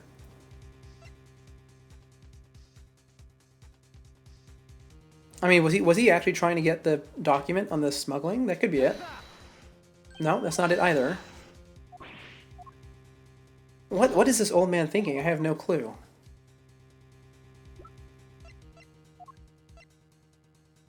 He isn't. Nothing in his description hints to any sort of ambition he has. Is it the money itself? We can try that. No, he's not going for the money either. I mean, I suppose that would conflict with the idea that he's involved in the smuggling ring, because if he's part of it, then he doesn't need the money. Since it's already in the hands of a conspirer. Everything will become clear once we see this one piece of evidence. What one piece of evidence am I overlooking so badly? Footage from the KGA incident showing Cochin entering the crime scene. Is there timestamps on these? No. So we have no idea which one comes first. I mean, I guess the car comes after.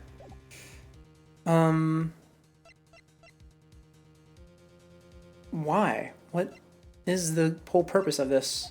I have no clue. I don't want to brute force this like we did earlier.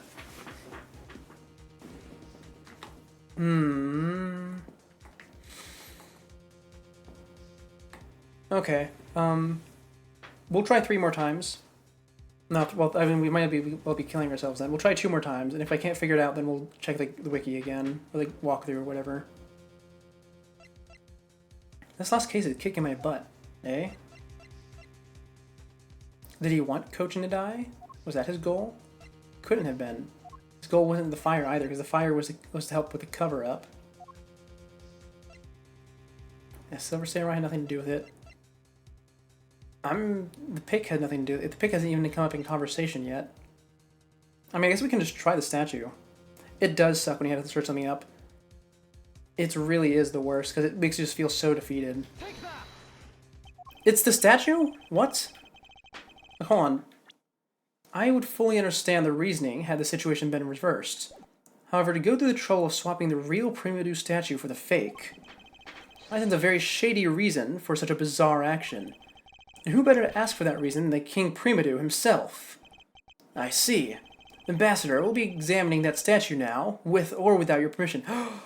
Oh my god, you were right. You, Livia Totalit, were correct earlier when you said that statue is hollow and something's hidden inside of it. There's absolutely something in there. It might be stuff with money. Oh my god, I can't believe I forgot about that. As soon as you said that in chat, I realized that you had said that earlier. Okay, let's do this. I see, Ambassador. We'll be examining that statue now, with your permission. With or without your permission. Handprint on the bottom. You totally knew it all along? You can simply see the future? Oh yeah, I can believe that now. These are Mr. Cochin's fingerprints. The fact that they're on here suggests that this statue once belonged to Babel. So it was smuggled from Babel to the Alabast, huh? Why was there a need for them to smuggle it in? Okay, does the sword or shield open? I would assume the shield opens. A shield, huh? There doesn't seem to be anything unusual about it. I bet it's supposed to mean that the guy is protecting something. I don't think it's supposed to have that deep of a meaning behind it. In that case, what are we wasting time with this for? Let's look for some other area. Is it it's not the sword, is it? Or the face? Oh, maybe the head opens. This guy kind of looks like the Steel Samurai, don't you think? Maybe it's because they look alike that he was picked to be the Goodwill Ambassador. I suppose that's possible. Take a look at this area around the base of his neck. It looks like a gap. Hey, you're right! Maybe it's meant to be some kind of secret? Perhaps it's possible to open the statue from this gap in its construction. What? Hurry up and open it, Miles. Alright, here goes. Oh. What is that? Are those like government bills? Like the ones that are too big to have in public circulation? Wow, it really did open up. Hey, what's this thing that fell out? I believe a more thorough examination of it is required. Lottery tickets? I don't think it's gonna be lottery tickets. What in the... Is this... Hey! Is this what I think it is? It's a plate for making counterfeit... Oh! That makes so much sense. This is, yeah, it's the printing plates. The stamps. So they can continue their operations after getting caught. It's a plate for making counterfeit bills. Somehow, it appears that we've at long last arrived at the exit to this complex labyrinth. We finally hold within our hands one of the counterfeit money plates, and the reason why the replica was smuggled into Alabast to begin with. Okay. That is very important. The Primidu statue can only be handled by the Ambassador or the Secretariat, and the replica is nothing more than a hollow shell covered in gold. These two circumstances make the statue the ideal object in which to hide contraband. After receiving the statue containing the counterfeit plate from Sheena, the Ambassador had the misfortune of accidentally running into Damask II. Surprised by the thief, the Ambassador raised this replica statue at Damask II, and then, in order to frame the Steel Samurai of the murder, he covered the Steel Samurai sword in blood. Well, Ambassador Alba? You're the leader of the smuggling ring? My country is a mess, and it's all because of you? You're the one who killed Damask II? Answer us. I never thought I never thought that you would figure things out to this level. However, there is one point I disagree with you on. The head of the smuggling ring was Mr. Koshin. Heh, quit screwing around. I have no sympathy for someone who would try and pass the guilt onto a dead man. There's one thing I'm sure of, is that you're the real ringleader, Cursus Alba. It's not good to speak with such subjectivity, you know, Agent Lang. Subjectivity? My conclusion is anything but, and is a result of logic and investigation. Logic and investigation? Only seconds ago, you were ready to arrest Miss Von Karma. I don't think we can give such a flip-floppy logic any real weight, do you? Oh, okay, I guess he wasn't going for a gambit there by trying to get us access. He genuinely thought it was her. Oh?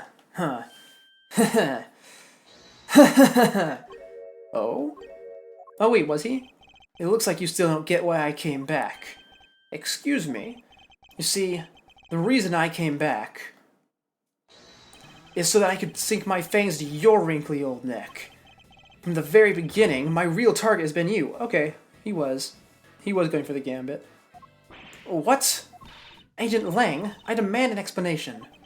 Sorry, sis, I didn't mean to pull you through all that. I knew you were innocent from the very beginning. But you did? I knew the whole incident had been meticulously planned and prepared for. So naturally, the occupant of this room, Ambassador Alba, seemed the most suspicious. But without the ambassador's permission, we couldn't get in to take another look around. Ah, so that's why you put on the big show to accuse Franziska of the murder. Using Franziska as the bait, you were able to gain us entry and investigative rights. Yeah, if I hadn't done that, I doubt the ambassador would have given the okay to poke around. So that's what all this was about? Very well, I will forgive you. But, in exchange for using me as bait, you will take some of the responsibility and help us find the truth. Agent Lang, for giving me such a great opening, I thank you. Heh. You know, I just knew, Mr. Prosecutor, that somehow if we were able to find some proof by investigating this room, that you would be able to figure out the real culprit with your special brand of logic. Heh. The evidence detectives collect combined with the logic of a prosecutor. That's just as it should be in the prosecutor-detective team, right? Heh. I don't know about all that. But one thing I do know is that I'm itching to see that old man get what's coming to him. Oh-ho, you're quite scary when you want to be, aren't you? Hey, you were the one who was planning to use me to push all the guilt on the sis. But unfortunately for you, you just misjudged me. Oh, I skipped a line. Agent Lang, I wish for you to stop trying to intimidate me. What we need right now is evidence and proof. I wonder if you have what is necessary to prove that I am the head of the smuggling ring. Don't be such a sore loser. If you really are the head of the smuggling ring, then you should acknowledge your crimes with dignity. Dignity? That is nothing more than a fool's insincere display of strength. If you really wish for me to acknowledge my crimes, then I would like to first see some of this thing you call evidence. I tell you, I knew nothing, really. I didn't even know that a counterfeit plate was hidden inside that statue. You swapped a real statue that vested you in your country the authority to rule for a fake. It doesn't make any sense that you didn't know anything. It doesn't make sense. Where doesn't it make sense? Can you prove that it doesn't make sense? What? He's really got it. What? No, he doesn't. Excuse me? He does not got you. This is... Oh, okay. If Phoenix was here, he would press through this easily.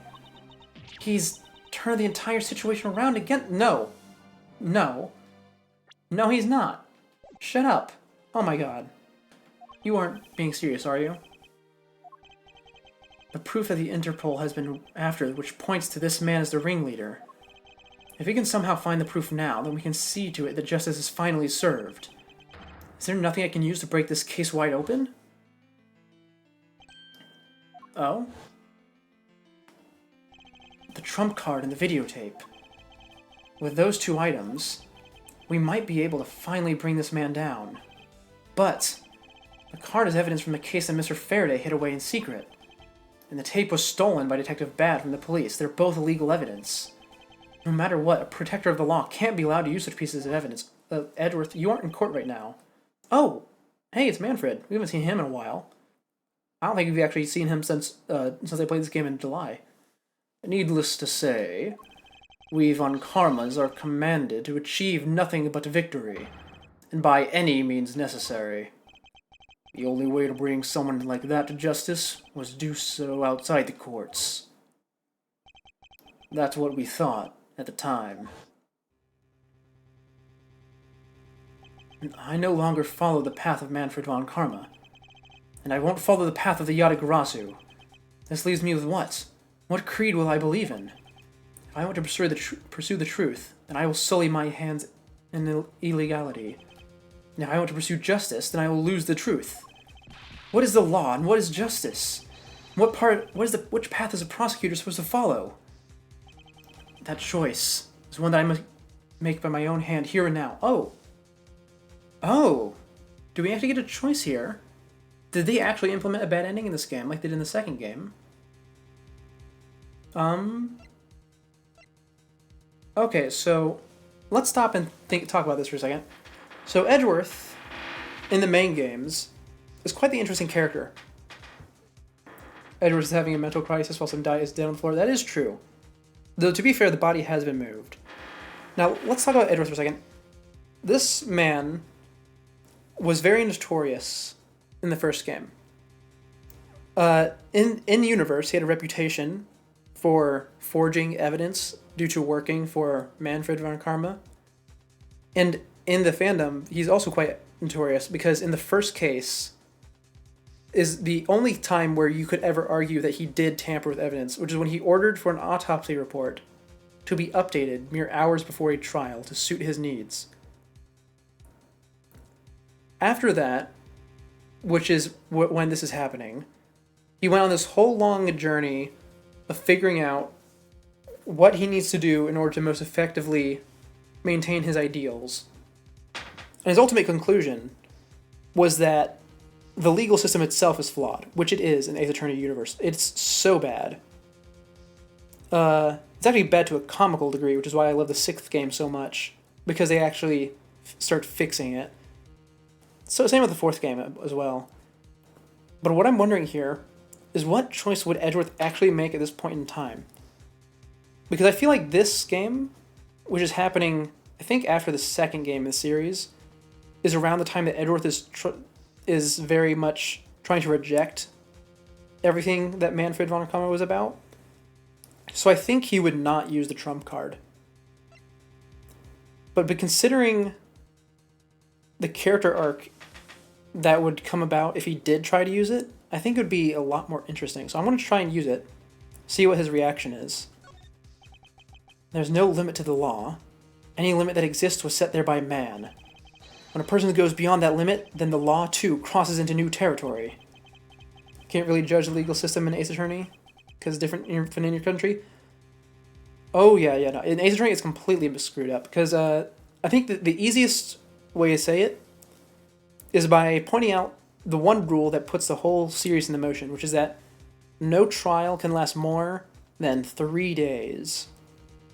That in itself is completely screwed up, and it forces the private attorneys like Phoenix to take on the role of detective, oftentimes illegally, in order to have any semblance of a chance of getting their clients acquitted. I really like how they develop that idea that the legal system in universe is absolutely crumbling to the ground, and they're desperately trying to fix it. At the very least, it's a great way for them to pivot the series into slightly more serious tones, because it starts off very goofy, which is to be expected because characters like Phoenix are fresh out of law school. Anyways, what was Edgeworth saying? For what reason were laws invented? The answer is that the answer to that is what I must now show. Ambassador Alba, I wonder if you might recognize this. Oh, I wonder what that card is. I've never seen that before in my life. It is a directives card used by the leader of the ring to relay instructions to his subordinates. Oh? Is that what it is? This card was sent to the real culprit behind the KG-8 incident 10 years ago. A man by the name of Mr. Manny Cochin.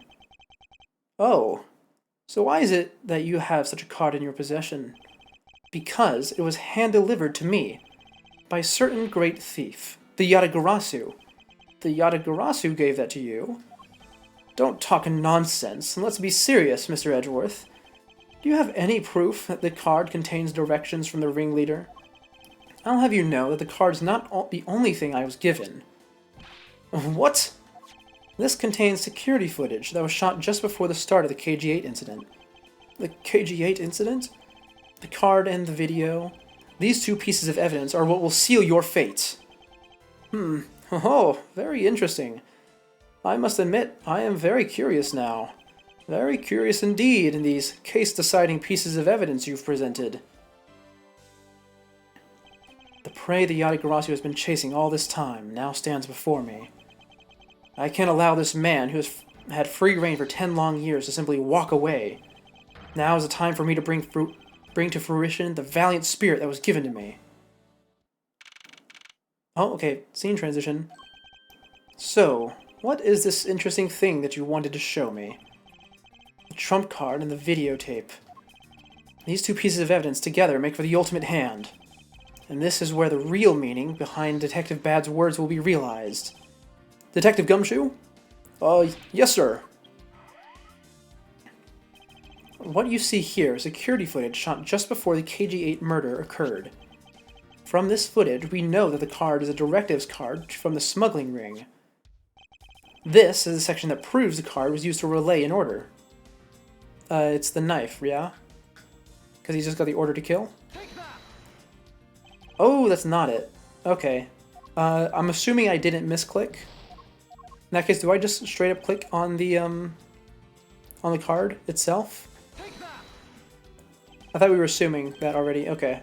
I thought too far ahead. As you can see, Mr. Cochin is holding the card in his right hand. I see. The killer is indeed holding a card with the exact same design on it, but that card and the one you have, just because they look the same doesn't mean they are now, does it? Ah, but there is a very easy way for me to prove that they are in fact one and the same. All we have to do is simply take a look at this. The bloodstain, yeah? This dark red blood. Yes, this is your proof. Proof that the orders on this card were played out in a terrible tragedy. The blood belonged to the victim of the KG-8 incident. With a bit of DNA testing, we can very easily verify this as a fact. If you have no objections, then I'd like for you to take a look at this next piece of footage. The car that passed by in front of the victim's apartment building. It's an official Cadopian government car. What? Detective Gumshoe, if you could please magnify the footage. Hold on, I saw something. This area of the footage directly links the smuggling ring with Cadopia. What the heck is that reflection? I mean, I know that's the answer, but is that like the coat of arms or something? Oh, that's not it. Okay, well, I assume that was the coat of arms, but I assume not. So then why did we zoom in instead of just, you know, clicking on the flags on the front? It seems a bit silly to me. In that case... Oh, hey, look, I didn't even notice that. There's a second guy sitting next to him. Hold on, okay, the aerial footage directly linking the smuggling ring to Cadopia. This is very unfortunate timing for the zoom-in to have occurred. Did I really miss to click that? Dang. In that case, I suppose it's this thing in the pocket, yeah? A much more obvious choice. The shape of this pocket and the directives card in it tells us that without a doubt, this person in the car is Mr. Cochin. Ugh. The license plate in the car was also captured by the security camera. And with it, we can easily find out who was sitting in this car on that day 10 years ago. Ugh. Which is why I can say with confidence that you were riding in this car on that day. Ah!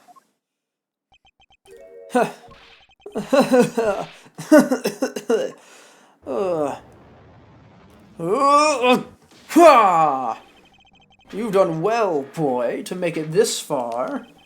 However, about your claim that I was riding in the car at the time. Oh. Are we frozen?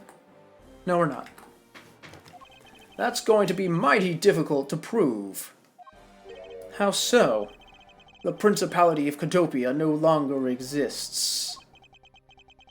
So naturally, all records from that time period also no longer exist. That arrogance. What he really means is he's already erased all traces of them. He's faking Hunchback. It is definitely a bad choice. But it does help him blend in, to say the least. Also good for diplomatic relationships to not be showing off your big medals. Oh! That's the thing that we saw in the mirror. I just realized. That medal. Okay, so that's proof that it's him. Okay, that's nice.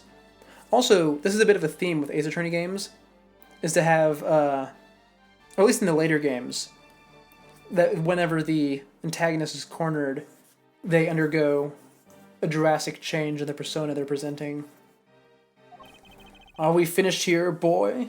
Oh yeah, back absolutely killing. The only weapon I have left to me now is this piece of footage. There must be something here that I can use against him. Yes, this badge in the window. What the? Ambassador Alba? Yes, what is it?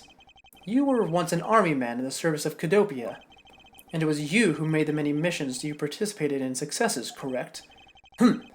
Why the sudden backhanded praises, boy? Although, to be sure, the brilliant medals on my breast were awarded to me during the era of Cadopia. But now, I am the only one who owns this particular medal. In that case, the only person who could be sitting in this car is you. How do you figure that? By the medal captured here in this footage. It is clearly the same exact medal as the one in your chest. What? Oh, he literally cracked, and also happened very quickly. We had more badges for your jacket. It is a fantastic thing to fiddle a little badge like that. I used to have a whole drawer full of buttons I could wear. I don't know what actually ended up happening to those, though. This is how it will be, but I won't look back. For this is the path that I have chosen. Oh, you've moved me with your devotion to this case, Mr. Edgeworth. Why is he taking such an arrogant stance with me? It's almost looking impossible, isn't it? For the lot of you to have come this far. You have 30 badges on your backpack?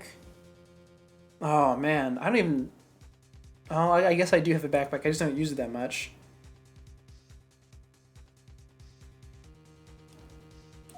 It looks like I just might lose our little game this time. You might lose the game this time? Yeah, you don't get another round, Mr. Ambassador. Is that a fact? Very well.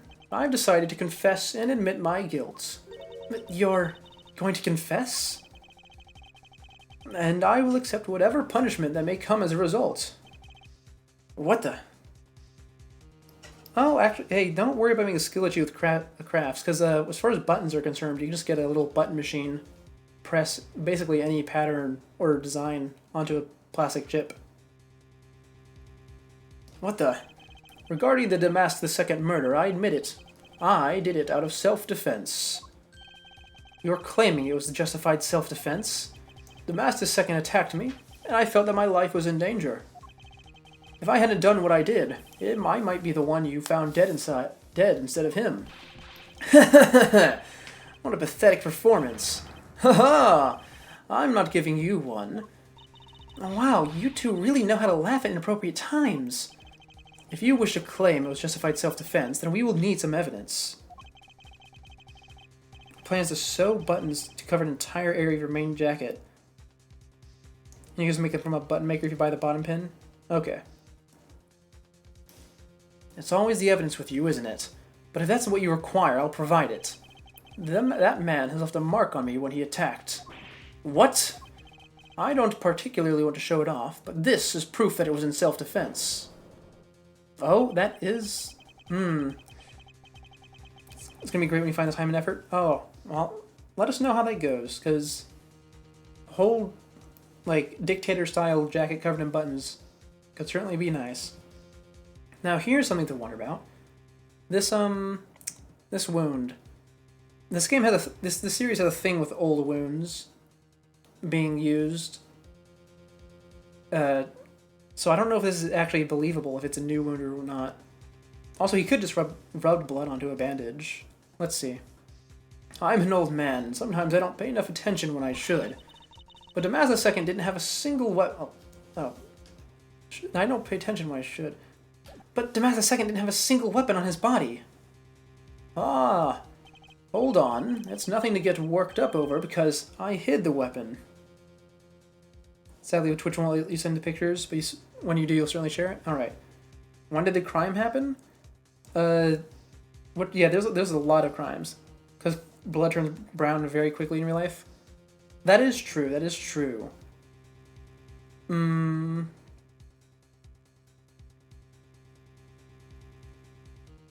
Alright, okay, you know what? Let's see how he wants to argue this. Because I think this weapon is going to be very crucial to it. Hold on, it's nothing to get worked up over, because I hid the weapon. You hid it? I'm sorry, but as you know, a murder is a murder, even if it's in self-defense. And I couldn't let it become public, seeing as how I am an ambassador. This is the weapon you seek, my special bonsai trimming shears. When did he get stabbed? Well, he's claiming that he got stabbed whenever Damask came into the room for the first time, which is right before, I think it was right after, actually, Franziska had left the room. So he's saying he got stabbed and he bandaged himself up in that time. Bandaging yourself up around the neck seems a bit, not just around the neck, but actually around the collarbone seems to be a bit of a pain. Let's see what he says. Oh, it's covered in blood. He was trembling quite badly during our struggle. But that's when he grabbed the shears that were sitting in my office and attacked. So you see, it was an act of self-defense. Is he right, Mr. Edgeworth? Since he has both a wound and the weapon that caused it, it's enough to declare it so. Okay. No way! Oh, which reminds me. I guess there's still one more accusation I needed to resolve. Smuggling and counterfeiting. Unfortunately, all of that is my secretary's doing. I had no knowledge it was going on. Have we even met this guy's secretary? He has too many teeth. Oh, I actually wasn't paying attention to his teeth. Let's see what he... I'll take a look at that next time he opens his mouth. Hey, stop spewing nonsense. You're trying to throw my investigation under the bus in your desperation. If you want to get real honest, everything in this case can be connected to you. The murder of Damas II was done in self-defense. In my trials, no man escapes his crime alive. Oh, wow, he does have too much teeth. You are right. That is freaky. They drew way too many lines there. Perhaps so, if you were my opponent in court. However, there was one very important fact that I think you may have forgotten. And what is that? You don't mean... that's what you mean. Extraterritorial... Oh, no. I had to pronounce this word. Extraterritoriality. That's right. This embassy sits on what is effectively Alabastian soil. So any trial that is to be held will be in Alabast. Therefore, the crime I just admitted to will never be tried in your courts. Agent Lang, what is Interpol's stance on this? Agents investigate. That's our job.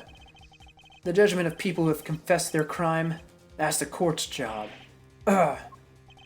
And I've already confessed to all my crimes, Agent Lang. Furthermore, by the very nature of my position, I have full extraterritorial rights.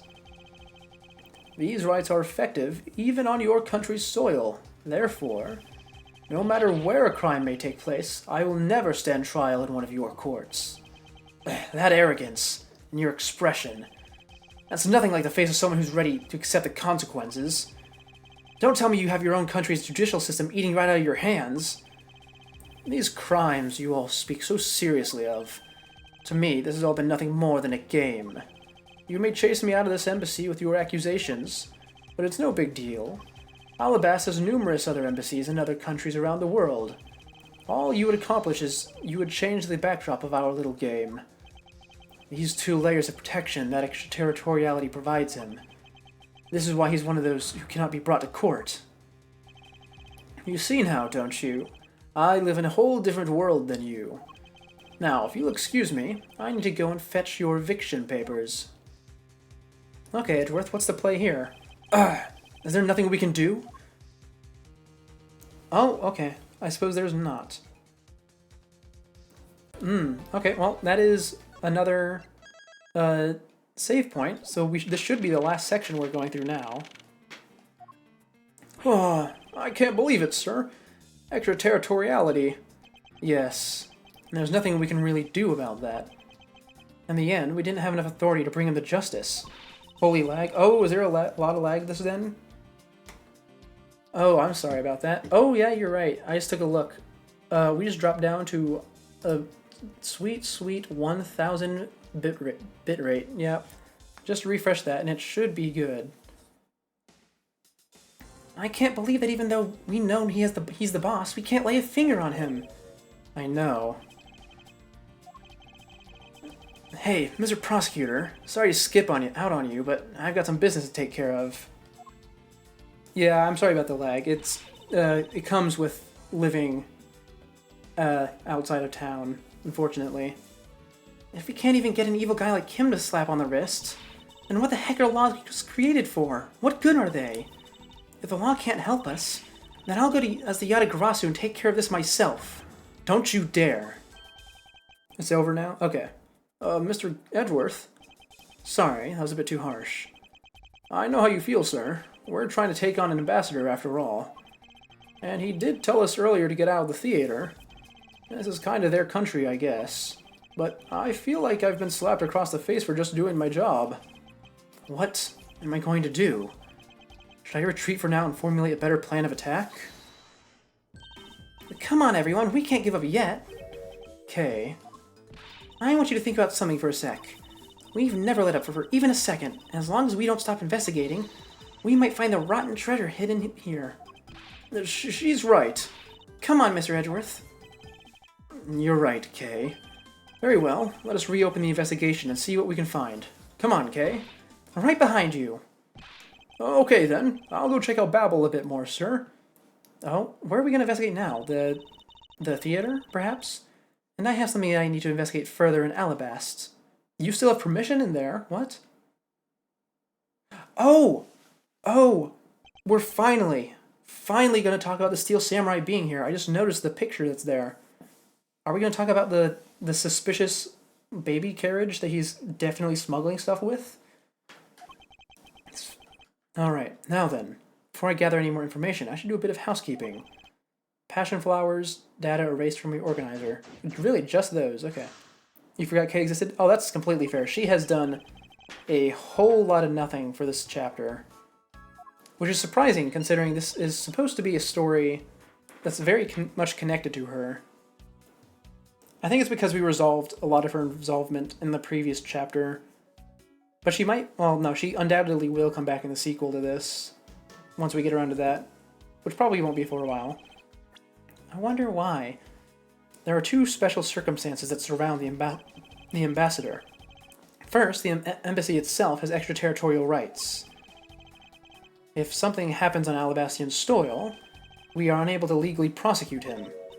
Cool! It sounds like embassies are the perfect place to steal whatever you want. And Murder Damas II run a smuggling operation and make counterfeit bills, apparently. But I thought all the counterfeiting was done by Mr. Cochin in Babel. Yes, he apparently used the embassy's coupon printing press to do it. But it's the same story over there anyway. Babel also has extraterritorial rights. Which brings me to my next point. The ambassador's extraterritorial rights. Those rights are effective even in our own country. What? Really? No matter what happens, he can never be tried in our courts. He retains some very special rights indeed. Basically, no matter what wrongs he may commit, we can't bring him to trial here. So, I guess we really don't stand a chance, do we? We might stand a chance if we can somehow nullify either one of his special rights. Do we have a book or something that tells me how to do that? No? Okay. Gatewater Imperial Hotel. Huh. That seems... And Global Studios. Okay, those are just little... not cameos, but references to the mainline games. What's this photo? This is important. This was taken just before the two ambassadors gave their bouquets to the Steel Samurai. Wait, is it just my imagination? Hey, look, the knife is in the bouquet. How did no one notice that? Or is there something in this picture that I've seen before? Yeah, the knife. So we found one part of the smuggling that involves the Steel Samurai. That's nice. It appears to be a bouquet of Persian cyclamens and roses. Wow, you even know the exact species? I never would have figured you for an expert on flowers. It's all because of those flowers that old lady sends me every month. Just look at me, I sound like some sort of botanist. So, what exactly is this yellow flower here? That one, I'm not sure. What? You don't know? As far as I can recall, I've never seen a flower like this before. But I feel as though I've seen the shape somewhere. Yeah, it's the knife. Plank. Babel's national symbol is the butterfly, and Alabastus is the flower. It would appear that someone is employing the old hide a tree in a forest trick. What are you mumbling to yourself about? Wait, what? The handle on this knife! Ah, this is... Yes, it's the handle that was supposed to be on the blade that killed Mr. Cochin. Oh yeah, botanist is an awesome job. I mean, obviously I'm not a botanist, and I don't intend to be. But it's certainly one that I have always had an interest in. Not necessarily from the flower perspective, but just from plants in general. The weapon that killed him was carried through the Theatrum Neutralis, and the very bouquet Ambassador Alba was carrying. The flower motif. It looks like one of the flower petals is missing. Oh, and take a look at the weapon itself. It's missing the exact same petal. Then the knife in this photo is most definitely the same as the murder weapon. I think one of the things that made me get a lot of respect for botanists was a book/movie called The Martian. Because the protagonist in that is a botanist, and it's the whole reason that he's able to live. It's a job you would really enjoy. We think that the texture of dirt is horrible. Oh yeah, that's absolutely something that people hate. I remember when I was younger, I absolutely hated, not dirt, but mud. I'm fine with it now, but I prefer not to get my hands dirty unless I'm getting my whole body dirty as well. I can't go into the theater, which is interesting. Do I have enough puzzle pieces to deduce anything? Oh, I do. He shouldn't be Oh, wait, I still have the renovations in here? Oh, dang. Okay. Is the renovations making him agitated? Does he have general anxiety? No, he does not. Okay, that's fine. Oh, I do take damage for that, though. Okay, what else in this room can we investigate? Oh, we can't investigate the VHS. We've investigated everything there. Unless it wanted me to inspect the Steel Samurai. Is that what it wanted me to do? And there's that troublemaker standing there smack in the center of these two making peace signs. Wow, the Steel Samurai stands out even more than the two ambassadors in this picture. Oh, hey, the person playing the Steel Samurai is one of your friends, right? No, I have no idea who it is. Wait, but you just said he! You knew which gender he was, so you must know him, right? I beg that you please refrain from talking about that person with me ever again. Oh, you can just bring up Will Powers, can't you? The original? Because she's gonna ask, like, if you can meet him. Does it actually want me to investigate these flowers? Because those are the only things in this room left. Flowers were sent by a variety of people and businesses to celebrate the Goodwill event. Even the Steel Samurai received some flowers from the ambassadors. There's so many bouquets here, it's like a wedding ceremony. I believe the flowers for those are for slightly different reasons. What do you mean? This event was supposed to be like a wedding between Alabas and Babel, right? Actually, I believe they're more in a state of divorce. Okay then, this event was supposed to be their remarriage ceremony. I suppose you could call it that. Alright, well, next, was there a puzzle piece that I overlooked? Cochin's counterfeit. I mean, I guess he could be agitated because of the counterfeiting. That makes sense, yeah. Probably should have thought of that instead of the anxiety angle I went with. Oh, but that's also wrong. Okay.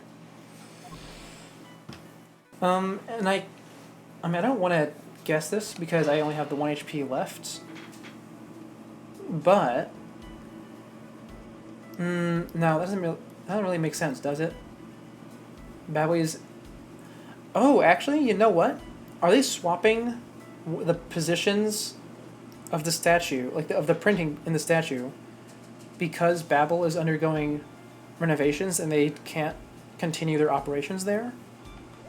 Okay, that's something that we can consider later. Can I talk to the guards here? Hello, and welcome to the Embassy of Babel. I'm sorry, but I don't really need to enter your country at this time. Right now, for a limited time here at Babel's Embassy, we're offering the very special Experience the Terrifying Fire's Ashes tour. So, how about it? Shall I sign you up? We're fine, thanks. Really, that's not it. Does Kay have something to say? Yes? No, maybe she does. Mr. Edgeworth, if you don't pay attention, Ambassador Alba's gonna get away. Yes, I know. Now hurry up and do that swing thing that you'd always do. I have no idea what you're talking about. What? You don't? Oh, come on, you know what I'm talking about, that thing you do. Are you talking about logic? Yes, that's it. So hurry up and let's swing already. Alright. Okay, so I do just need to connect the pieces, but I've tried connecting both pieces to Alba's, so I'm missing a piece in this room somewhere. Did I miss something in the statue? Not statue, the painting somehow? I mean, it doesn't seem like that to me. Nothing in this picture, other than the knife, seems like it would do anything to agitate him. In fact, he said he was a fan of the Steel Samurai, so he'd probably be calmed down by all that. Why can I not leave the room, then? What am I missing here? How about this card? On the orders of Ambassador Alba, no one is allowed into Alabast. But I thought the lady with the whip passed through here not too long ago. She is from Interpol and had the proper paperwork. So, while I was reluctant, I had to let her in. Sounds like Franziska, all right. Besides, if I didn't, that whip of hers... Yep, definitely Franziska. And there's no door on the bottom. Oh, the windows! Oh, I didn't even notice there were windows here. You can see the Babelese embassy, which is undergoing major renovations. From the room expansions to garden upkeep, it looks like a lot of construction is going on. Mr. Polino said that all this work must be really hard on him. He said that since Mr. Cochin passed away, that maybe I could work part-time for him. She got really chummy with that ambassador. What can I say? I just have a good nose for money. Is there a window on the other side, then? Oh, there is! Perfect. Oh, also there's this painting back here. It's a backdrop they used in the Steel Samurai stage show today. I loved the climax of that show. Steel Samurai Sushi Slash! That was the first time I'd seen that special move. But, well, the Jam and Ninja stage show's climax was much better, of course. Oh, is that a fact? That scene where he sang for the Princess Misola and gave her those hair sticks? I could totally feel the love there in my heart. Perhaps the Jam and Ninja is just more popular with female audiences. Really? That's all they get over here? Okay, well, let's just trace the room, I guess. Oh, is there anything back here? No, that's just the flowers again. Okay, in that case, what have I missed in this painting? I mean, I suppose we can check the man himself. I can't believe he was pretending to be a harmless old grandpa. Talk about deceptive. I don't suppose anyone expected him to change that drastically. I bet he's thinking of something evil behind that cheery smile. Okay, please try to remain calm and focus on the here and now. Yeah, you're right. Sorry, I get all worked up there. Well, the only way we're going to be able to steal the truth is if we keep on investigating. Okay, how about the other ambassador? Mr. Polino has a really great smile, don't you think? I bet he was really happy they were going to become Cadopia again. Perhaps. But instead, he became the greatest victim in today's case. An ambassador like him, who is always thinking of his country, is really to be admired. Yeah, although this happened, I hope they'll be able to reunite the country someday. I hope so as well, but for that to happen, we need to solve this case first. We need to see to it that those who would harm the new Cadopia are locked away. And we will. Okay, is there... I mean, I guess his flowers? Is that the only thing left in this picture to investigate? I think so. Seems the lilies are the center of this bouquet, with an accent of chamomile. Chamomile? Wow, I can totally smell the wonderful fragrance. Okay, this is just a picture. Look, I know that. But it's nice to imagine things once in a while, you know. Where's your sense of empathy? If you can smell the fragrance of flowers from a photo, that's more like a hallucination. You don't have to be that mean about it. Let's just drop this before it's in full bloom. What? Okay, I've missed something. Something crucial and important. Is it really the counterfeit in the renovations? I think I tried that though, didn't I? I mean, I'm going to try it. And if I game over, I guess it's just going to give me a free refill because it's very kind in this game. That's it? Oh my god. Okay, I could have skipped a lot of that. Okay. We know that the counterfeit bills were printed using the embassy's press, but the necessary materials, such as the Babyliss ink and paper, must have been hidden in a secure location. What do you think would have happened if the renovation had begun? Well, he probably would have had to find a better hiding place to get rid of it all. Right, so we can assume that the renovation was the cause of the plate and bills disposal, and the reason Mr. Cochin was killed as the ringleader of the smuggling operation. Based on what we know, who do you think was the one with the most to gain? It's Alba, yeah? It's the one person who's been erasing all the evidence of the smuggling operation. From both embassies, the co-conspirator who is mopping up, Ambassador Alba.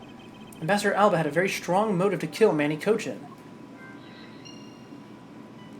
Alright, and he's agitated because he's had a motive to kill? Is that it? Okay. The cause of the Ambassador Alba's agitation, the rotten treasure we may find, and the motive for killing Mr. Cochin. Miss Yu said it herself that she didn't kill anyone tonight. If we were to take her words at face value, then the reason for the Ambassador's nervousness can only be one thing. He didn't want us to discover the real circumstances under which Mr. Cochin was killed. Then you mean Ambassador Alba is the real killer? But I thought the two of them were friends.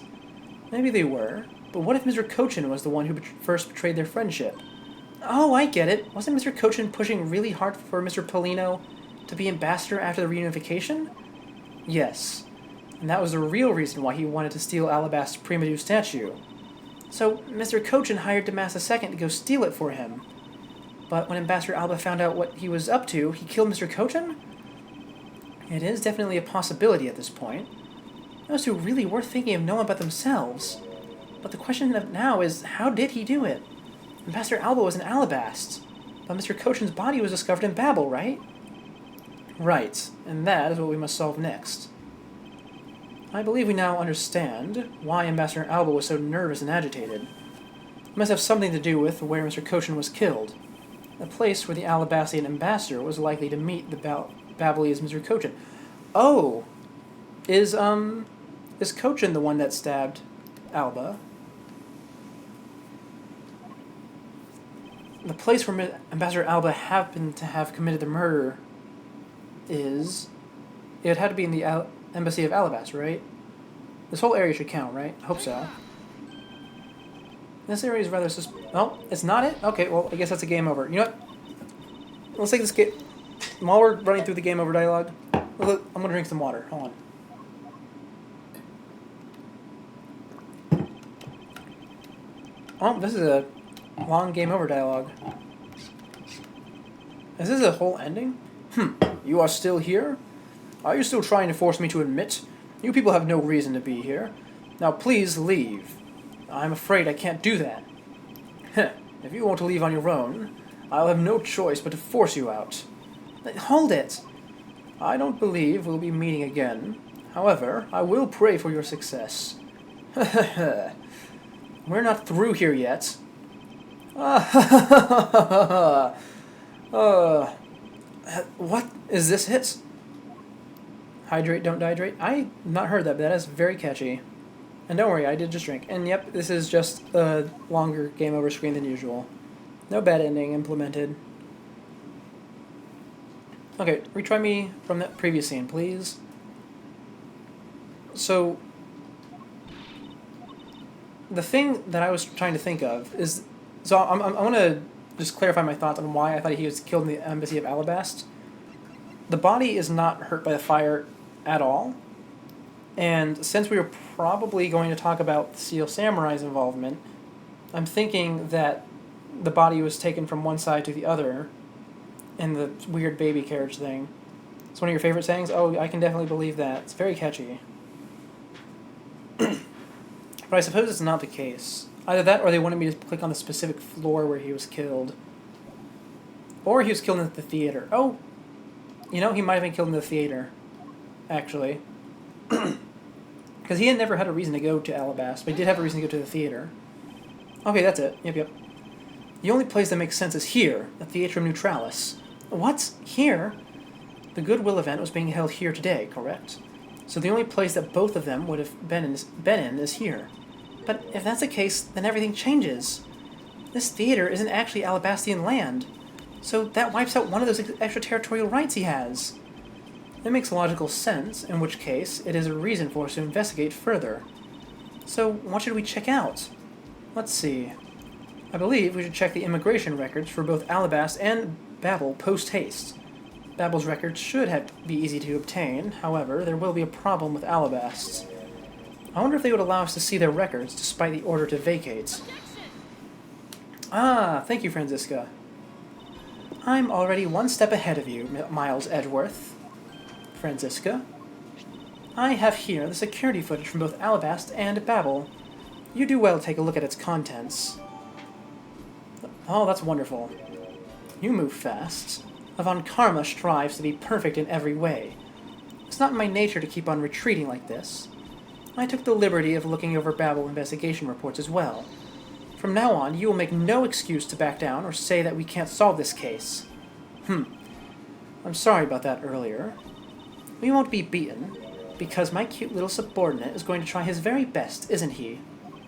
Hasn't she patronized me enough already for a lifetime? Anyway, so this video contains footage from Alabast's immigration screening area.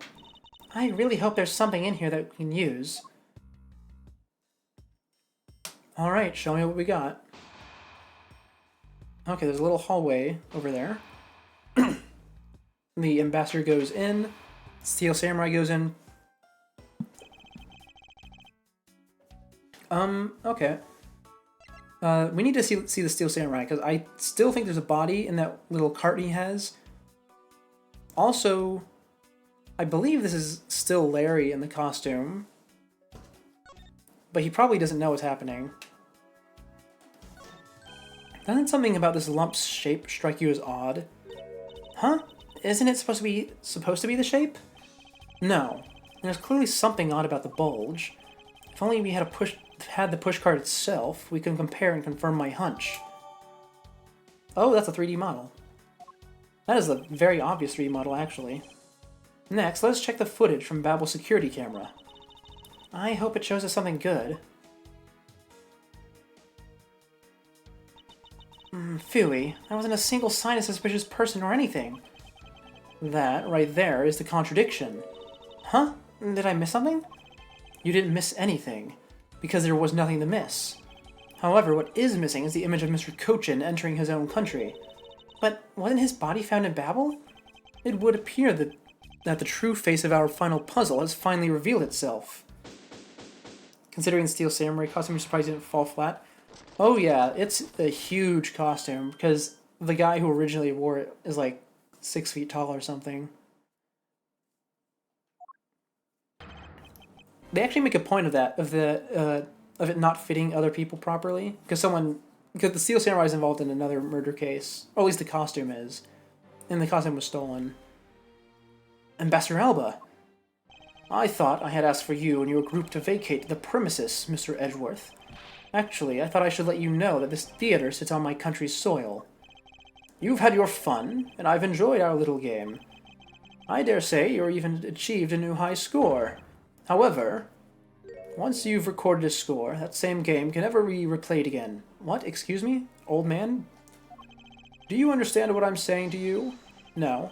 Your game is done, and it's game over. No. Where do you think you are going at this time of night?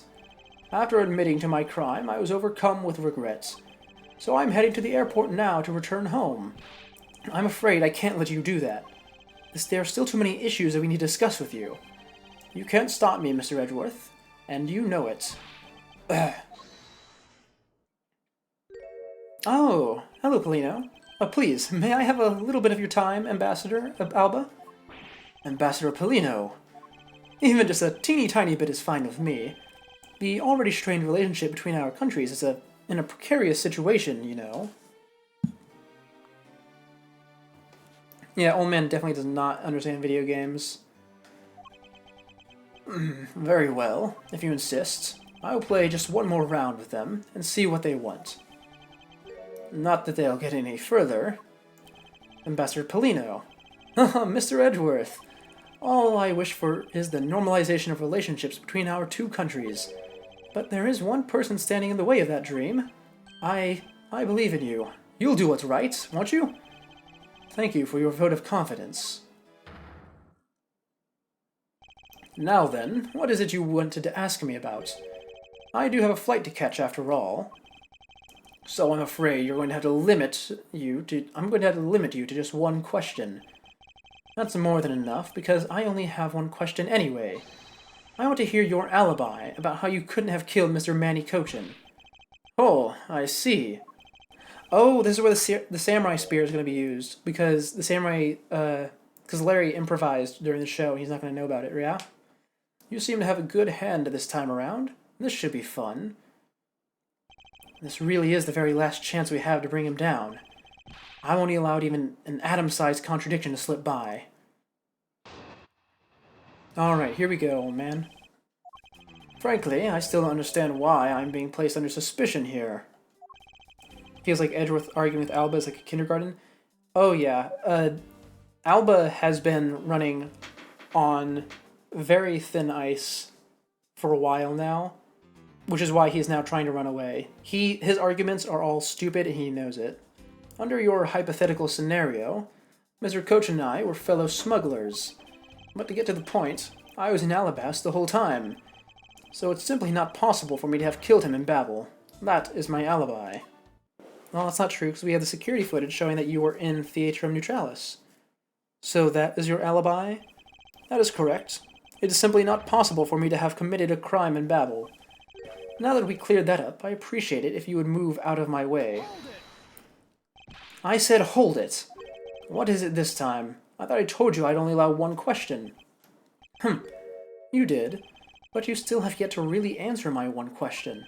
What? Until you tell us the truth, I refuse to budge an inch from where I'm standing. Very well, I'll play with you just a little longer. Miles Edgeworth, as my subordinate and representative of this country's prosecutors, you are forbidden to lose. Of course, that's something I understood from the start. That guy's the one who ordered my father killed, isn't he? Yes, I believe so. The goal of the first Yatagarasu was to capture the smuggling ring's leader. My father and Uncle Bad. Their legacy will live on, through me. So that's why we've got to catch him, okay? We will, I promise. Now, Ambassador Alba, let's have the truth now, shall we? No matter how many times you ask, my answer remains the same. Now then, we should be able to pretty easily combat this using the security footage we just got. And we're gonna immediately press since we have so much HP. We're gonna, not press, present. Okay, yep, and we should have pressed first, I knew it. That's fine though. We can afford to be impatient like that. And what exactly did you do while you were in Alabast? I had a meeting with the Steel Samurai, and then I arranged a few files. Around that time, the thief who was sneaking in took me by surprise. Are you saying that it was Damas II that made the first move? Yes, and it was after I attacked that I hit him on the head. Well, after I was attacked that I hit him on the head with the Primadou statue. Unfortunately, he died from the blow, but it was an act of justified self-defense. Calling it that doesn't cover up what you really did. Haha! Cover up? No, my boy, I'm not covering up anything. I'm telling the truth. You weren't planning to admit it, which is why you tried to frame the Steel Samurai. If you weren't an ambassador, I'd be letting my whip fly loose on you right now. I'm terribly sorry I didn't clean up the body better, but I am a busy man. I had a speech to give in the Rose Garden after that, you know. Yet despite that, you still had the time to kill Mr. Kochin, didn't you? Man is evil, and I'm sure you are familiar with the facts, but Mr. Kochin was killed in Babel, while I was all the way in Alabast.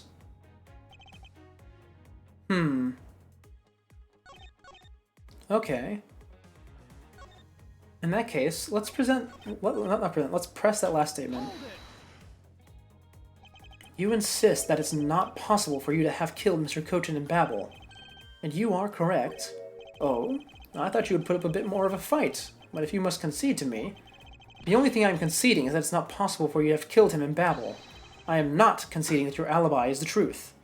Crossbow pins? I don't think it's the crossbow pins quite yet, because they already established that both of them were used, I think. I think what Edworth is going with here is that Kochin couldn't have been killed in Babel because he never went to Babel. Oh, I see. However, no matter how you try, know that you can't crush my alibi. You'd be wise not to underestimate a prosecutor of this country. We'll see about that. So Mr. Kochin was a friend of Ambassador Alba. If that's true, then why did the ambassador kill him? It's not like that in the case of my father, where he ordered someone to do it. The problem we have here is that we don't know what their exact relationship was. Indeed, if they had complete trust in each other, then there's no motive for murder. However, both men were very selfish, and I believe this is where his motive arose. Alright, that's the looping dialogue. I want to try the camera one more time, because it shows that he never went to Babel. Okay, that's not it. In that case, we'll have to try a different angle of approach. Do we have the crossbow pin still? We do, we do. I suppose we can try pressing the other dialogues, because on occasion there will be testimonies where you have to press everything. It is rare, though. Being the leader of a smuggling ring while taking on the duties of ambassadorship, don't you think that the combination is more than enough for suspicion? Bleh, tripped over my tongue. Then there's the matter of the crossbow arrows and the Primadou statues. All of that is nothing more than your flights of fancy. What do you mean by that?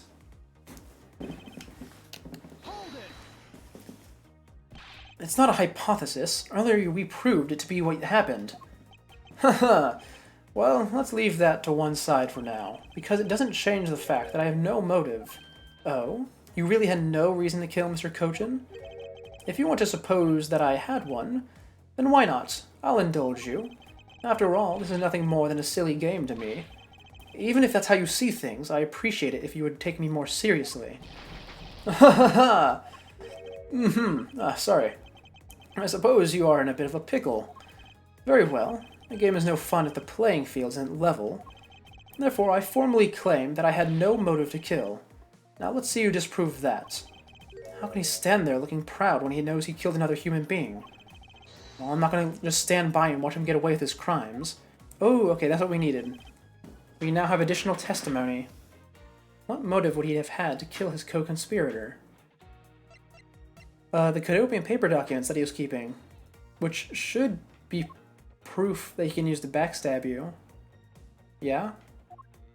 Seems pretty clear to me.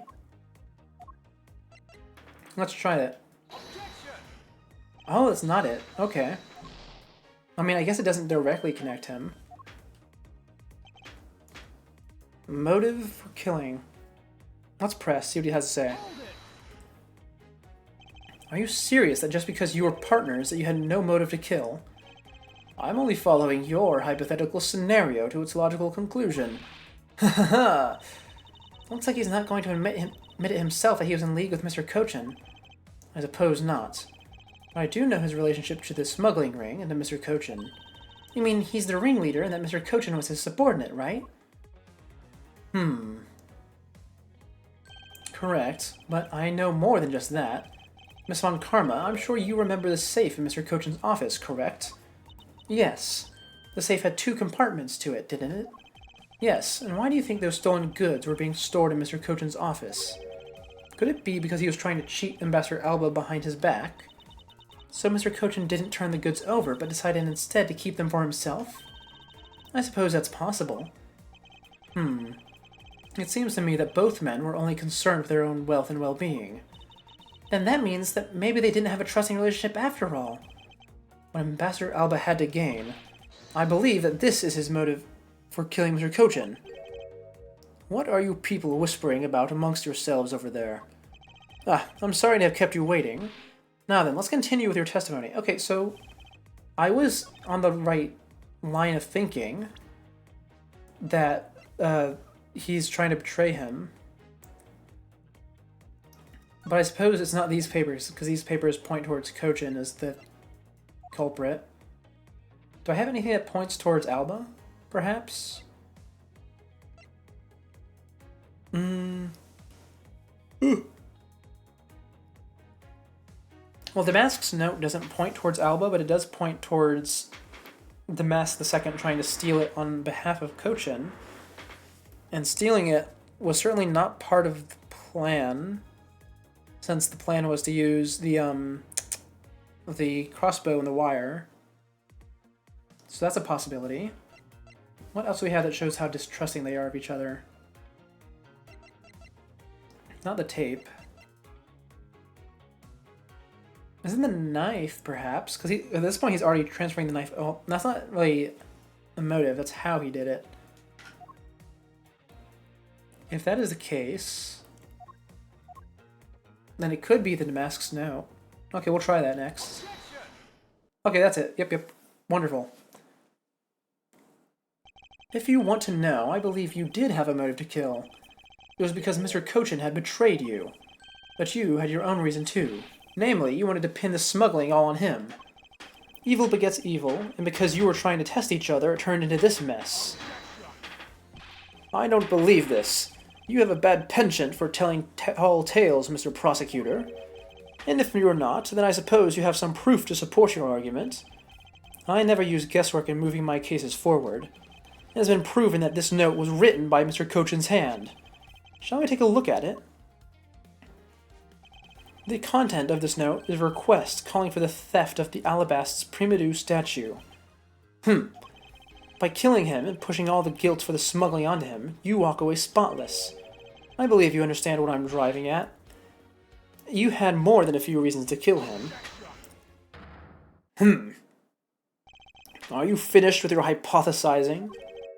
Excuse me? Let's suppose I did have a motive.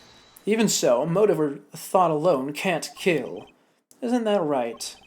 I didn't expect him to resort to playing this semantics game with me. It appears that this is where the real battle will begin. Now then, if you'll excuse me... Wait! What? I told you at the very beginning, didn't I? You only get one question. Ambassador Alba, if you could please give us just a little bit more of your time. It doesn't matter what kind of man Manny was, he was my subordinate. Which is why I would like for us to figure out the real cause of his death. That is something for Babel to figure out. Something to which I have no relation to. Well... Now he's even turning down a request from Ambassador Polino. I'm very sorry, but it seems that now even my voice falls on deaf ears. There's no need for you to apologize, Ambassador Polino. We must find some way to stop him from leaving. It seems there are no further objections. In that case, please allow me to return home. Oh, who's stopping him now? Did Bad come back, perhaps? Hold it right there, Ambassador Alba! Okay. Like I said, Mr. Edgeworth, the Yatagrasu's legacy will live on through me. Yes, but how do you suggest we stop him from leaving? You just leave that to me. Ambassador Alba, do you recognize this? No. Then why should I recognize that tattered old organizer? Wait. Where have I seen that before? I don't know. Edgeworth, please remind me. This is from months ago. That is a clue my father Bern Faraday left for us. Did you say burned Faraday? Mr. Faraday's organizer. Don't tell me this is the one from the second KG-8 incident. You thought Polino was insanely suspicious? Oh yeah. He is constantly in salesman mode, which is inherently untrustworthy, or at least these days. But it is nice to see that he is actually on our side. The one in which he wrote about the Yatagrasu's key? Yes, this organizer belonged to the prosecutor you had Miss Yu killed 7 years ago. Ugh, my tongue. I have no idea what you're talking about. You say that like it was related to me. Inside this organizer, he wrote up every detail of every evil thing you did. What an amusing little girl you are. That sort of trickery won't work on me. Oh, rubbing his hands together? That is certainly a cartoony villain thing, but that's also... it's not inherently a cartoon villain thing, it's more of a people-pleaser cartoony thing. It just so happens that cartoon villains do it whenever they're caught, or whenever their henchmen are trying to please them. If you won't believe me, then take a look at this. Oh? And what is that toy there? Oh, it's a little hologram. That's the thievery device that was used by Yatagarasu, or rather by my father. 7 years ago, he used this when he snuck into the embassy. What? These two pieces of evidence that hold information that Yatagarasu dug up on you. If you go home now, I won't hesitate to send it all to Alabast, right behind you. Little girl, get to the point. I want you to go up against Mr. Edgeworth one more time. If you win, then I'll hand over these two pieces of evidence. Yatagarasu, ever the thorn in my side. Okay, does that organizer really contain any information on his dirty dealings? Yeah, it's nothing case-breaking, really. Ah, then it was just a bluff. Even if it was, we still can't let all this info my father and Uncle Bad found go to waste. Plus, just the existence of Little Thief is troublesome enough for him. Those two pieces, aren't they keepsakes of your father? It's okay, I believe in Mr. Edgeworth. He'll come out on top in the end. Okay. When the going gets tough, someone's gotta be there to put the wind back in your sails. After all this time, you're still quite the feisty one. I applaud your powerful nature. I refuse to lose this too. Ambassador Alba, you won't be returning home until you give us further testimony. How dare you all, barring a person like me. Ambassador Alba, your testimony if you please. Ugh. Alright, but this is the absolute last. Then, even if you use all the power of Ambassador Polino's office, you won't stop me. I can't let this opportunity Kay has created for me go to waste. Alright, what flimsy argument is he going to have this time? The last time I met with Mr. Cochin was here at the Theatrum Neutralis. After that, I was in Alabast for the rest of the time, as I stated earlier. In any case, I did not see Mr. Cochin again after that. So as you see, there is no time span in which I could have killed him. Wouldn't you agree? Now, since you people were practically begging, I'll allow you to question me. What an arrogant old man! Yes, but no matter. We can't allow this chance to escape us. I will warn you, though. You've reached the end of my patience. Waste any time waste any of my time with inane questions, you will be punished. Okay, double damage. So any needless pressing or presenting will hurt our case? In that case, the only thing you can do is present the correct evidence, understood? Of course, I don't intend to let him intimidate me.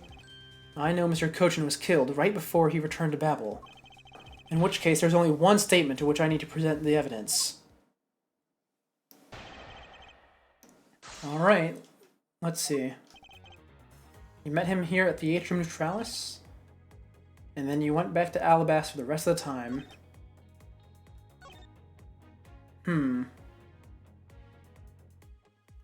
Okay, so we know we need to present the security footage that shows that Mr. Cochin did not return.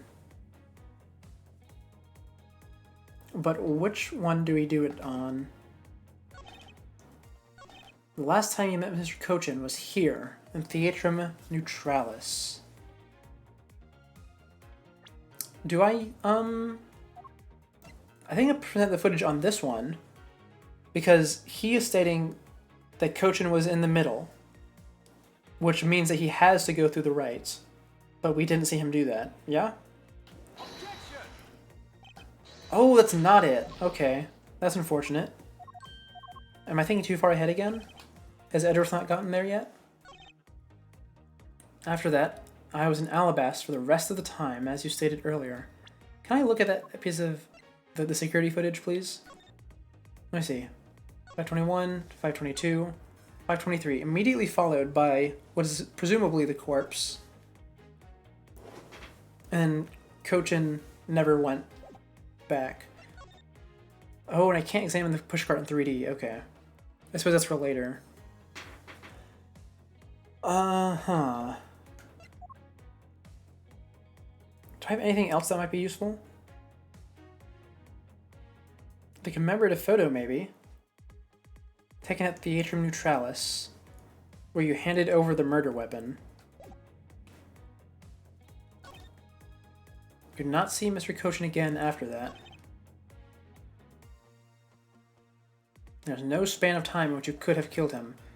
Him saying span of time specifically makes me think of the timestamps on the video.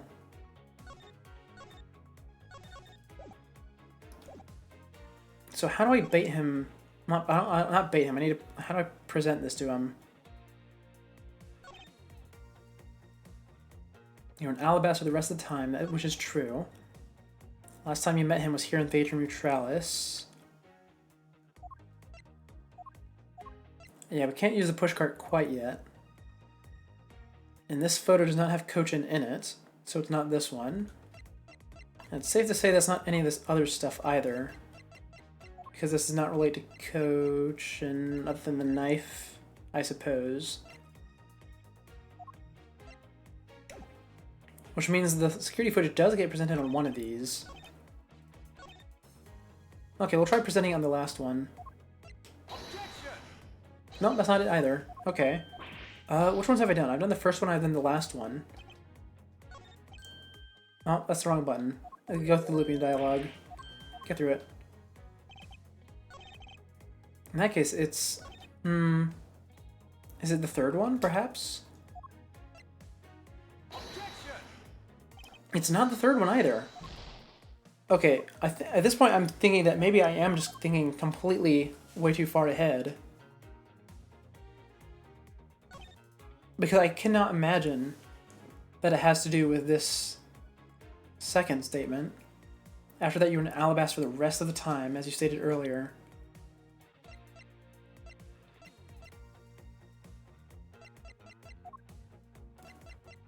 And I don't have any evidence that contradicts his presence in Alabast. In fact, I believe he was in Alabast the whole time. Of that much I can be certain. And he goes through. Steel Samurai follows. How can you tell you present the wrong thing? So if you present the wrong thing, there are two things in every Ace Attorney games that will show up. The first is that your health bar in the top left will not disappear, and the second is that the music will not change. It will just keep on doing the decision-making loop.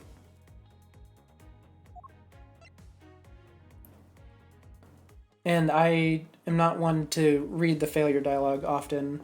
Sometimes I will, because for certain characters they will have specific responses to failure. But for generic failure options like this, I don't bother with it. Now then. They said don't press. So I'm not going to. I was basically speaking directly to the player.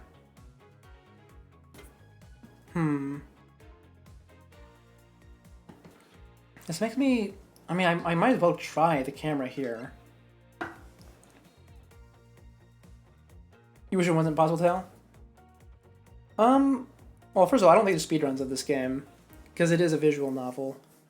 But as far as not being able to tell, there are times where it is nice to not be able, where it would be nice to not be able to tell. But also, you would be able to figure it out as soon as you saw the dialogue was the exact same as the last time. So any time past the first would just be mashing B or A. Anyway, I'm probably gonna get a game over here, but I want to try this anyway because I just want to make sure the security footage is not it. Okay, it's not the security footage. And he's gonna have the whole... Yeah, he's gonna have the whole exact same game over dialogue. Okay. It's the same as last time. What is it? What is it then?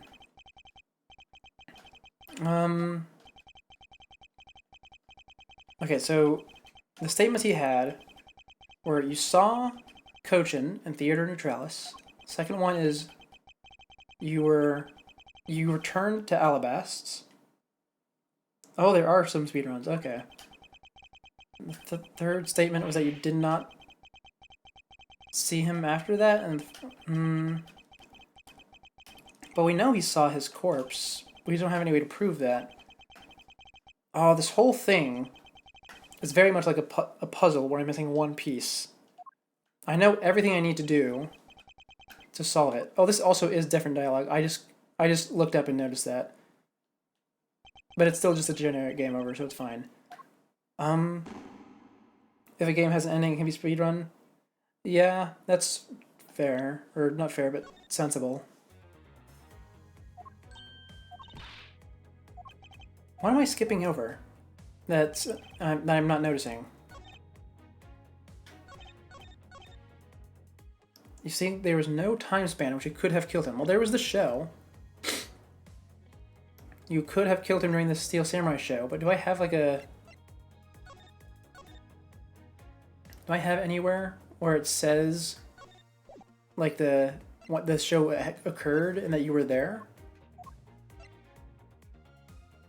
I mean, I guess you were present in the commemorative photo. So you could have killed him between this and leaving. Oh my god, it was that the whole time? The game Clue has a speedrun? Oh, like Cluedo, okay. You just click three things and hope you're right. Yeah, I suppose there are things like that. You know, there's actually what is it, Yu-Gi-Oh! Video game? I was like on GameCube or something. I know that one has a speedrun and it's an absolute nightmare because the whole goal of the speedrun is just to draw Exodia first hand every time. And in case you don't know, that's draw 5 specific cards out of a 40 card deck multiple times in a row. I've never looked too much into it, but it sounds like an absolute nightmare. I'd like you to take a look at this picture. It's a rather nice picture, isn't it? It was to commemorate the restoration of relations between our nations. Oh, it's commemorative, all right. One that captures the proof that I need to show that it was you who committed the murder. Come again? This is the knife that killed Mr. Cochin. Ugh. I see you recognize it, as well you should, for it was you who brought it to this theater. You hid it among the flowers you were to give to the Steel Samurai, meaning that you killed Manny Cochin here at the theater.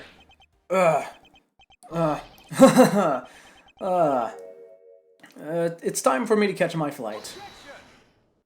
We're not through yet. It's game over for you, Mr. Edgeworth.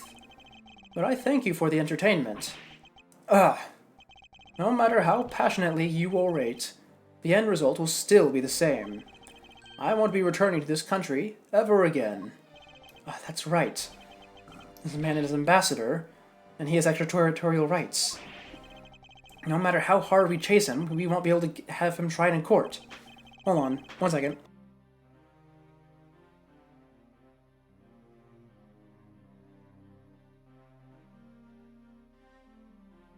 Okay, sorry, my allergies are starting to act up, so if I sound a bit stuffy from now on, that's why. Yes, that's exactly the face you should be making. The face of a worthless cur. No! Now then, ladies and gentlemen, I must bid you farewell. The courts, is there no one who can lay a finger on this man? Is this really the end? Oh, Lang, wonderful. Agent Lang! Sorry to keep you waiting, Mr. Prosecutor. Get out of my way. My plane is scheduled to take off soon. Sorry, but you're not going anywhere, Mr. Alba. I'm through playing games with you people. You can't touch me. If you do, it would spark an international incident, Agent Lang. Sorry, but no, it wouldn't. What? Hey, Mr. Prosecutor. Good job holding the fort down here until I got back. So, Mr. Alba, your diplomatic immunity has just been revoked. What did you mean, revoked? Spare me this nonsense and let me through. You imagine he has a private plane? He probably does, but considering he is trying to get out of here as fast as possible, it is not too hard to imagine that he simply bought a ticket off of the first available person. Also, he might just be completely lying, and he's just trying to use the plane as an excuse to leave, because he knows he's screwed at this point. Lang Ji says, before aiming for the throat, chew the neck shield off first. Interpol headquarters in the Imperial household of the Kingdom of Alabast took a while to get things rolling, but they finally moved on it. The Imperial household? What have you done? You have been relieved of your duties as ambassador, Mr. Alba. What? What? What? What? Effective today. Effective right now. And you have Mr. Prosecutor's videotape to thank for that. The video of the video of the Yadigarasi protected? You can't be arrested simply because you're an ambassador. In that case, I thought I'd strip you of that title. You underestimated me, a descendant of the founder of detainment philosophy, Lang Ji.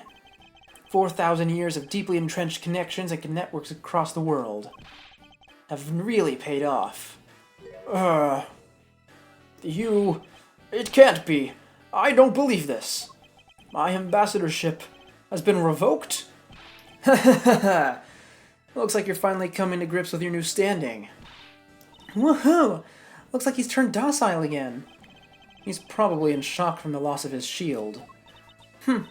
What a shame. His teeth did change, you're right. I had so wanted to use my whip on him. Why is this happening to me? I'm just a hard-working, honest ambassador. I really have no clue what's up with it. Maybe 2 different people did the sprites for the hostile and docile versions or something. Do you really think you can still pull that on us now? We've already ripped away the mask and seen you for who you really are, Mr. Alba.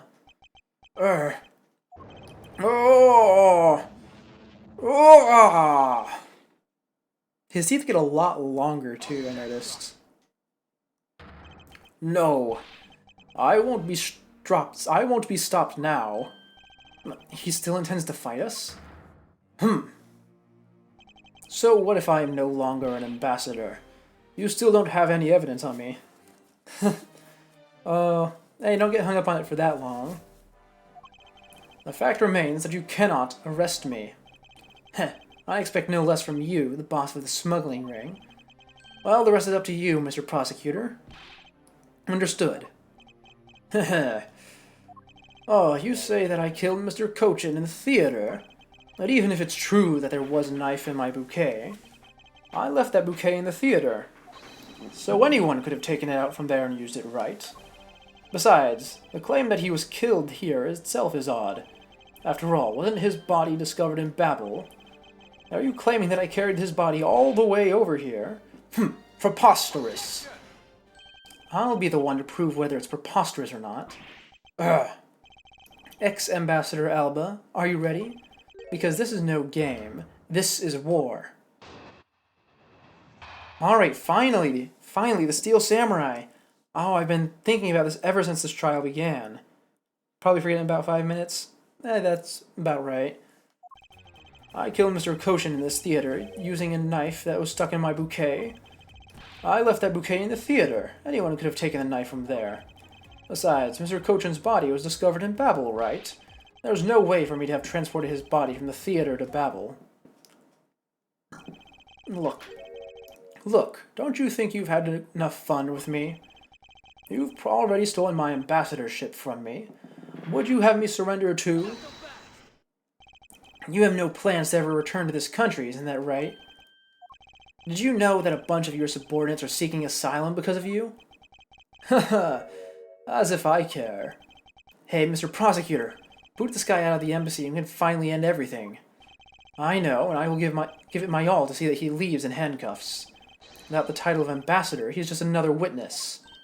Yes, just another witness. Alright, what are we waiting for? Let's get this guy. And get him good. I wonder if they'll understand that... If they understand that all I can do is present evidence to the testimony. That's all you need, Edgeworth. Albus Alibi Part 3. Okay, you left the bouquet in the theater, that's fine. Mr. Cochin's body was discovered in Babel.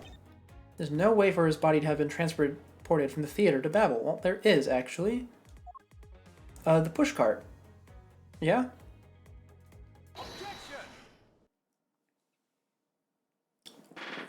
Oh, video games can... Thanks, Papers, Please. You know what asylum means? Oh, well, I suppose it's not a term that most people would know about.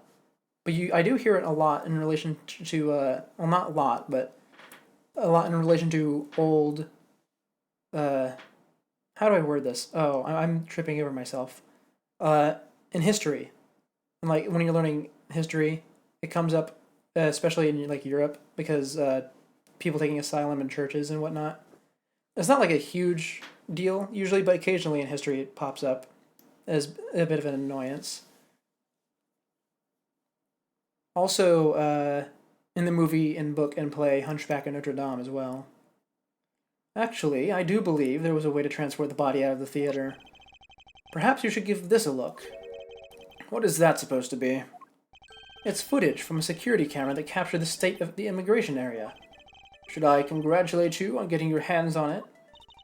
Just letting you know that we're not the only ones watching your every move. Thank you for the warning. Now, if you could take a good look at this section here. This lump here inside the pushcart. Do you know what's causing it? Should I? Because I don't. In that case, allow me to enlighten you. This is the cause of the unnatural lump under the cloth in this pushcart. What is the meaning of showing me that? It's to say that the unnatural bulge in the pushcart is Mr. Cochin's body. You had the Steel Samurai wheel his body away from the real crime scene. Oh, what a guess. But I wonder if you have any evidence to support it. I admit that for now it's but a hypothesis, however. If you can't prove it, then I'm afraid I must be on my way. I don't have any more time to play with you people. Oh, hold it! Sorry I took so long, Mr. Edgeworth, sir. I was wondering what you were, Gumshoe. Gummy? Detective Gumshoe. Is that the Steel Samurai's pushcart? Yes, sir. I found it in the open-air stage area. So, that's where you went. The detective spirit that Pops left me with? I thought I'd follow my gut and go with it, sir. So, Mr. Edgeworth, is this worth anything to the case? Yes. It might just play a major role in solving the case, Detective. Oh yeah, Gumshoe. Gumshoe is, at least in my experience, a bit hard to forget about, because not only is he present in just about all the mainline games, but he also just has a very big presence. Not because he's commanding or anything, but because he's so goofy. But something isn't right.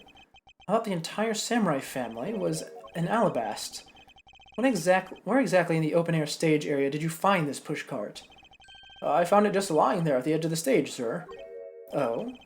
Well, let's leave that at that for now and examine the inside, Detective. Yes, sir. Well, and there's blood in the bottom. It's, blood. This must be Mr. Cochin's blood, which only goes to prove that Mr. Cochin's body was indeed transported by this pushcart. I believe you understand what this means, correct? You killed Mr. Cochin at this theater, and then placed his body inside this pushcart. And then... You forced the Steel Samurai to unwittingly move the body for you. I forced him to move the body into Alabast? No. What nonsense. Why would I bother to do such a thing? You were scheduled to make a speech in Alabast, meaning it was difficult for you to make a stop in Babel. However, what if you moved the body to Alabast? Because it was your embassy, you could keep an eye on it and tamper with the evidence. That's a lot of blood considering Master Kuten was stabbed in the neck. Well, neck wounds tend to bleed a lot, yeah? Head and neck wounds, specifically, are the ones that bleed the most. Oh, head wounds first, then neck wounds, at least to my knowledge. And then you smuggled it out of Alabast. No!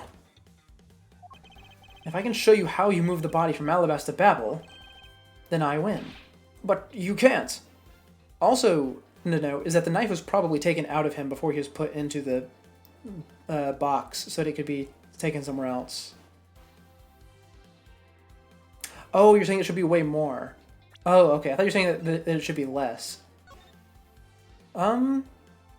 Well, that certainly is true, but I also don't. So here's the thing. I'm going to assume the way they put him into the box is in an intuitive manner, that being with his butt and feet down, head up. So most of the blood probably either soaked into the cloth or into his clothes. What do his clothes look like in the picture? Oh yeah, it looks like a lot of it went to his suit. Wait, then how did it get into the... You know what? Let's just not worry about the blood amount, okay? I think that might have been an oversight. But you can't! The security between the two countries is incredibly tight. I'll be the one to judge whether I can or cannot prove it. And so I ask you to provide us with testimony regarding your movements after you returned to Alabast. Miles Edgeworth, have you figured it out? Do you know how the body was moved? To be honest, I have nothing to support my hypothesis at this time. However, I don't believe I've made a mistake in my logic up to this point. Which means... there is no question that can't be answered, right? Yeah, we can safely blame cartoon logic, for sure. The Primedu statue was smuggled successfully through a brief flight through the air. So why shouldn't there be an answer to as how the body was moved? Which means there must be a logic flaw somewhere I can exploit. Well, it has something to do with the pond, yeah? After I returned to Alabast, I had my picture taken with the Steel Samurai, shaking hands. Then, just as I was about to start my speech, the Yatagarasu appeared. I feared for the national treasures, so I raced back to my office. It is fun to find those. Is that all? Yes, that's all. And it looks like you've left out a few things, such as the murder of Damask II. Furthermore, you left out the part about meeting with me in your office. Ah, those trifling matters. I don't believe I need to speak of those things again. I do so hate to waste time. What? You. Is not every life precious?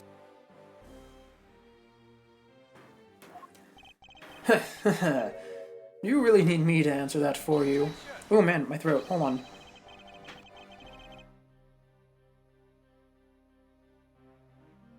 Okay, I'm good. I just had to cough a bit. People like you cannot be allowed to wander free through society. Then you'd better try hard, because I doubt you'll find a single contradiction. He's really full of himself, isn't he? Yes, he is. How can he be so confident? Haha, don't be shy. Go ahead and ask whatever you'd like. Okay, sounds like we're gonna have to press a lot. Where do we want to start with? Take your hands... you shook hands with the Steel Samurai. We know that because we saw it earlier. When you're about to start your speech, the Yatagarasu, or at least its shadow, appeared. You feared for the national treasures, so you raced back to your office. Okay, let's press... Oh, that's the wrong button. Let's press on the Yatagarasu, because I think that's our best bet at finding information on the, what's it called? That's a really long looping dialogue, but yeah, information on the pool. Because the pool seems to be the key to this. I don't know how, though. The Yatagarasu was just a trick that you had set up. Haha, a most amusing joke. How do you propose that I set it up? If you really want to know, I can explain in detail for you. You arranged the spotlights in the rose garden such that when you were to take the stage, the audience would see the Yatagarasu's shadow. Oh, that is an interesting tale. Sadly, it has nothing to do with me. You! What is it going to take for you to fess up to anything? Very well, let's move on to a different question. After the Yatagarasu appeared, what was the state of the rose garden? Everyone took refuge inside the embassy. I even helped with the effort. And then, once everyone was inside, well... Okay. This is interesting. Can I take a look at the evidence that's relevant here? The fountain spouts. Auto refill when the water level gets too low. And the Jammin' Ninja guitar pick. Also, the samurai dog has not been used. And I guess the samurai spear is not going to get used at all. I was expecting that to come into play earlier. But everything that's relevant seems to be from this second page, plus the wound, I guess. Let's try pressing the first statement. So why is it only with the Steel Samurai? I thought the Pink Princess was also around. The Pink Princess was suffering from a bad hip at the time, and the doctors recommended that she rest. Wow, so you do have a soft side after all. The pain of a bad hip. I suppose none of you can really understand how it feels. Oh, so you tend to strain your back as well, huh? But isn't that just because you're normally all hunched over? He did need to keep up the act no matter what, I suppose. The point is not to discuss my back problems. For about 15 minutes after our handshake, I was in my office preparing for the speech. Okay, well, I suppose we'll just press the final statement then. And what happened after you returned to your office? I don't want to keep on repeating this. However, upon my return, I had a stroke of bad luck and bumped into Mask Man. And I don't want to keep on repeating this either, but his name was Damask II. Who cares what he was called? By the time he got to the primitive statue that he was supposed to steal, it had already been swapped for the fake. Talk about an unlucky man. Being bludgeoned to death with a fake statue. Haha. Oh yeah, it is a really stupid health decision. Miss Von Karma is really letting her whip flying right now. I think the scary part is her silence while she's doing it. She must be at the limit of her patience as well. But physical attacks are meaningless here. Only evidence will suffice. I can't find a single flaw in his argument. At this rate, I won't be able to prove that he actually is guilty of anything.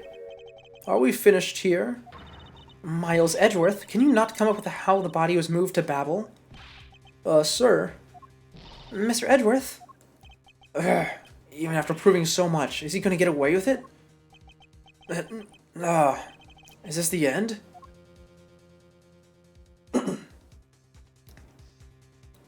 Oh. Who's going to come out now? It appears that we made it just in time. Who is this? Oh, it's the Steel Samurai. Oh, actually, it's not Steel Samurai, it's Larry. I'm going to do Larry's voice. It would be a great honor if you would allow us to be your allies in battle. Evil magistrate, it's time for you to pay. It's the Steel Samurai? No, you are mistaken, for I am Steel Samurai Daddy, married man of Neo Old Tokyo. And this is Pink Princess Mommy. Oh, Edgy Poo! The two people I wanted to see the least. Larry, what are you two doing here? Way to show your gratitude, Edgy. We just wanted to help. Yeesh. I'm gonna get the bad guy with a single thrust of my samurai spear. Go away. Oh, how can you be so mean to us, Edgy Poo? All three of us came to lend a hand, and this is how you treat us? Well, isn't this grand? And I see they managed to find the Iron Infant. Oh, don't worry, it's not just you.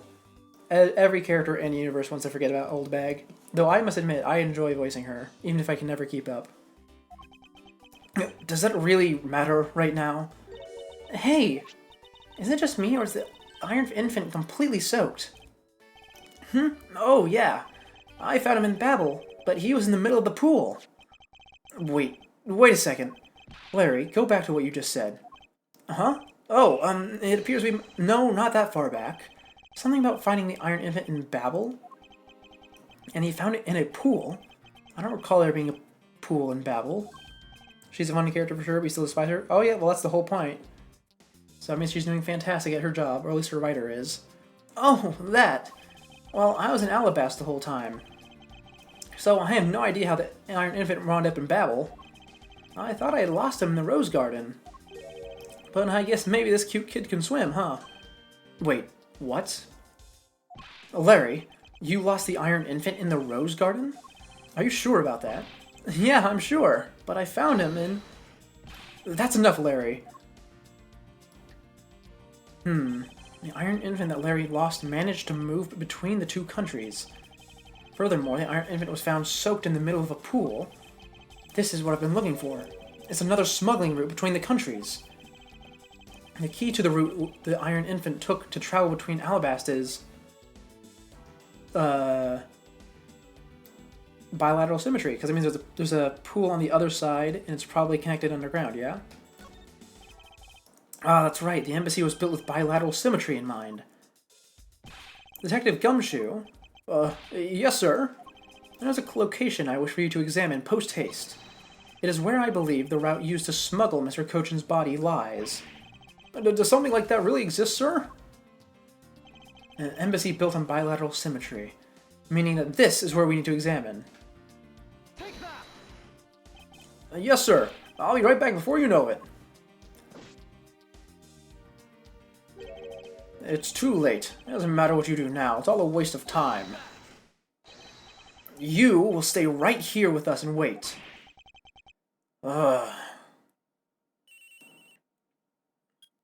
This is Edgeworth. Oh, Mr. Edgeworth! It's here, sir!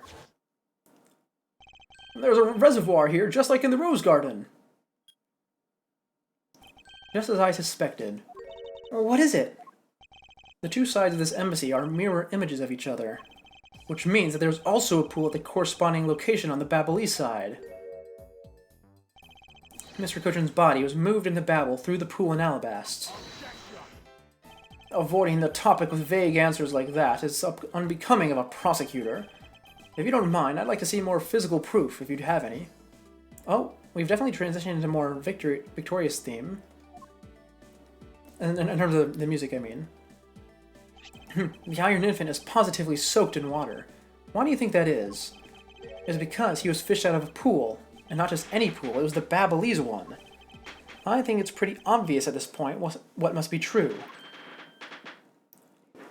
The water reservoirs in the two courtyards are connected. And where is your proof that the two sides are connected? Huh. The proof is right there before your eyes. The half-drowned Iron Infant. What? The blasted doll? Oh, Gumshoe's back. Oh, Mr. Edgeworth, I'm back. Hey. Don't tell me. You guys figured everything out without me? We did, thanks to this hero of justice's son. Even if he is just a doll, he managed to help foil the villain. Hey, Mr. Prosecutor. Look, I don't want to say this, but it's kind of unlikely that the body just happened to pass on through the Babel. This guy's a doll and he's small, so I can believe it made it, but... he has a point. Heh. That's right. I'm glad someone here understands. Mr. Edgeworth, are you going to next propose that the dead body can swim through a pipe? You see, Mr. Prosecutor, our chase after this man is far from over. Agent Lang. Why is he helping Mr. Alba out now? He's not. He realized the flaw in my argument and is helping me to move the logic along. How's the guitar pick playing to play all this? Did I say that right? I don't know. In which case, I should return the favor and find an answer. And another thing, Mr. Kojin's body was found in the office in Babel. So what happened to his body after it was transported to the open-air stage? Mr. Alba had an accomplice in Babel, remember? You mean Sheena, right? With her there, you can see how it was possible to move the body up to the office. Are you seriously claiming that she swam through the connecting pipe with the body? He's right. Sheena would drown if she did that. It's hard to imagine that she swam through the connecting pipe. It looks like your hypothesis about how the body was moved is still only half-baked. In the end, it's all just the befuddled musings of an accusatory man. Now then, I believe you should give up and allow me passage. Because from the start, there was no feasible method of transporting the body. What? Mr. Prosecutor, recall Sheena's movements. Huh? What was happening in the embassy around the time Miss Sheena was in Babel?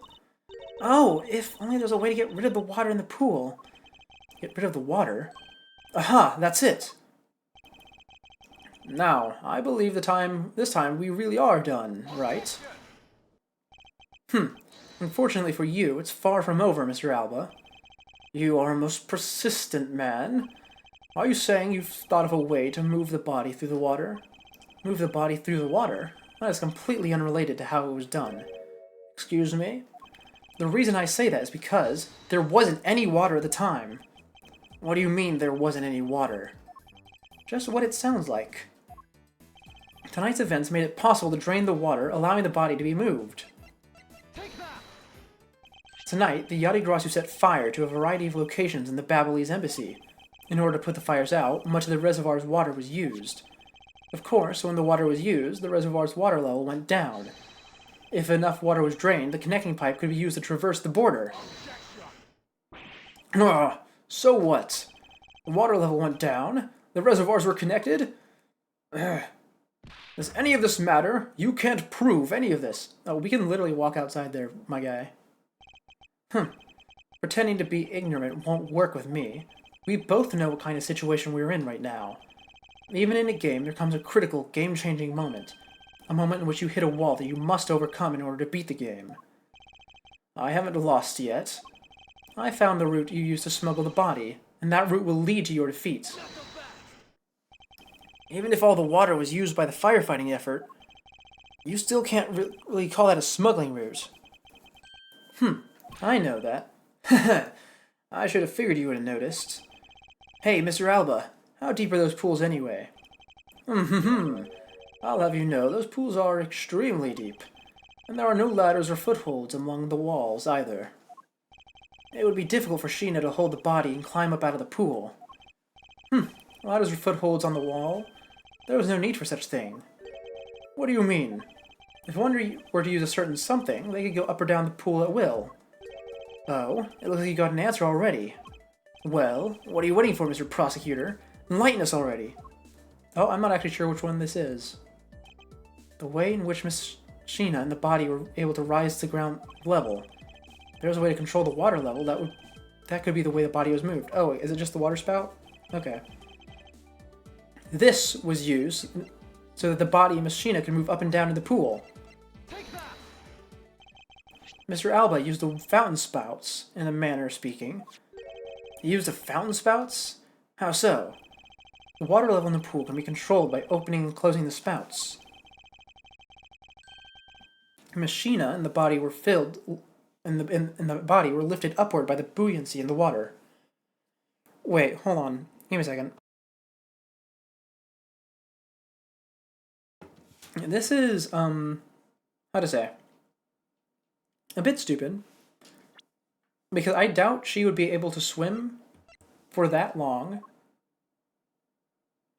I mean, I guess if she has the body facing upwards, so it can't fill with water, it could be used as a flotation device, but I don't know, it seems like these fountains should take a while to fill it up. So corpses in water will float, and then they will sink, and then will float back up after a while. So during this period of time, it would still most likely float. Yeah, I think it takes a few hours before it starts sinking, actually. Unless you're, like lungs are filled with water. Machina, but this is still unrealistic because those fountain spouts shouldn't fill us up fast enough, so I don't think she would be able to swim for that long, like tread water that long, even if it's a still body of water. Of course, assuming the corpse does float, then yeah, flotation device, easy solution. It should still take a while, though.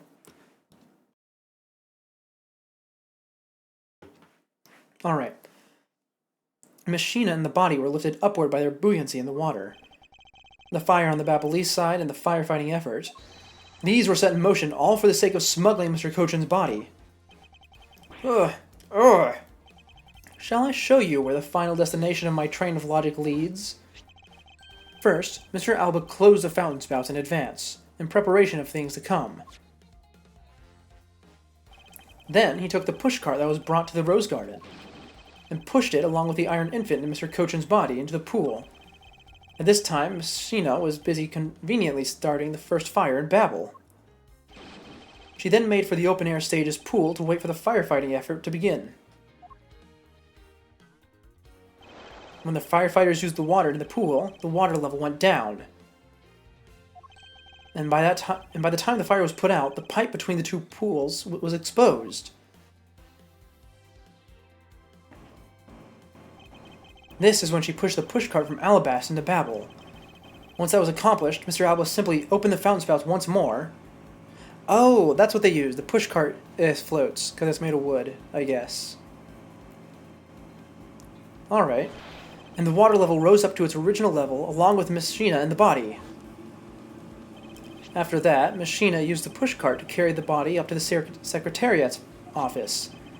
There's an elevator in the embassy, after all, so if you see, even with her small frame, she could have easily transported Mr. Kochen's body. After that, and that wraps up my thorough explanation on how the body was moved. Ugh. No! Well, ex-Ambassador Alba, what do you think? Not so untouchable without your precious extraterritorial rights to protect you, are you? I knew you could do it, Mr. Edgeworth. Way to fight back. You accuse me of moving the body across country lines. But when you get down to the nitty-gritty, you don't have what it takes to indict me. The nitty-gritty? What does that old man want now?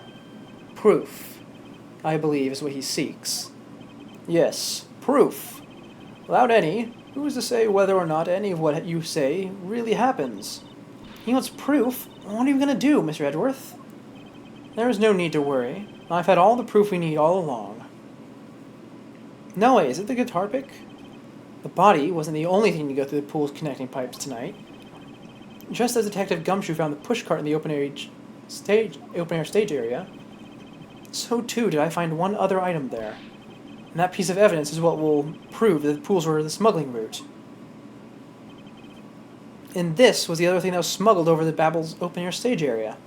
What? There's no way it's this little pick thing, right? Can I see this guy's profile? Is he wearing these things? Like, is this like a cufflink or something? I don't know why we have the samurai dog still. But yeah, the little pick is the only thing here. What is it actually? Because I thought it was the Jammin' Ninja's guitar pick. And what exactly is this? You have no idea, do you? This little piece that I found on the Babyliss side will be our undoing. It does say it's wet. Yeah, that does seem. That's why I submitted it. The guitar pick. Why would you care to explain how that it is going to do me in, as it were? Much to your chagrin, perhaps, but this is not a guitar pick. Yeah, what is it? Tell me, Edgeworth. I can't tell. What? This is something I found at the open-air stage, which was transported with the body. I naturally assumed that you would recognize it, since you took a photo with it after all. But since you don't, allow me to show you what this fragment from the stage area belongs to. What? Using a photo with it? Is it in here? I don't see it in this. Oh, it's the missing pedal from the dagger. That's what it is. Oh, I thought that was a stylistic choice. This is what the fragment belongs. Oh wait, I had to present. Yeah, it's flowers. I have to present the knife, not the picture. Okay, my bad. I made a mistake. Let's present the dagger this time, as I'm supposed to. Let us take a good look at the murder weapon that was used to kill Manny Kochin. On the handle of this knife is a beautifully blooming flower. However, it would appear that it's missing a single petal. Ugh. Ugh. Now let's see what happens when we try to fit this pick into that open slot. It's a perfect fit! I assume that the petal must have fallen off of the flower during Mr. Kochin's murder. And then it was accidentally placed into the pushcart along with Mr. Kochin's body. You did think it looks weird. Yeah. Water spout having a weird pool. Mm-hmm. That's an interesting theory, nothing more. Oh, I assure you it's more than just a story. Because for some odd reason, this flower petal was wet when I found it. It was wet, you say? Yes, and the only place it could have gotten wet is from the open-air stage's air pool. Now I ask you, how did a part of the weapon which was smuggled into the theater wind up in the open-air stage area on the Babyliss side of the embassy? I don't think I need to waste any words explaining this, as this petal explains it all for me. It proves that someone went to the Rose Gardens pool on... from the Rose Gardens pool into the Babel. Oh, my tongue. Impossible! The people at Zhang 5 have been waiting to see you face to face, Mr. Alba. I'll tell everyone back home we'll be there soon. You should be happy. Why? Why? It's a little late to be asking that question. You should have known from the very beginning. When you took your first life, no matter how you may plot, or how you may try to cover it all up, you can never hide your crime for what you've done. Because we're here to see to it that justice is served to people like you.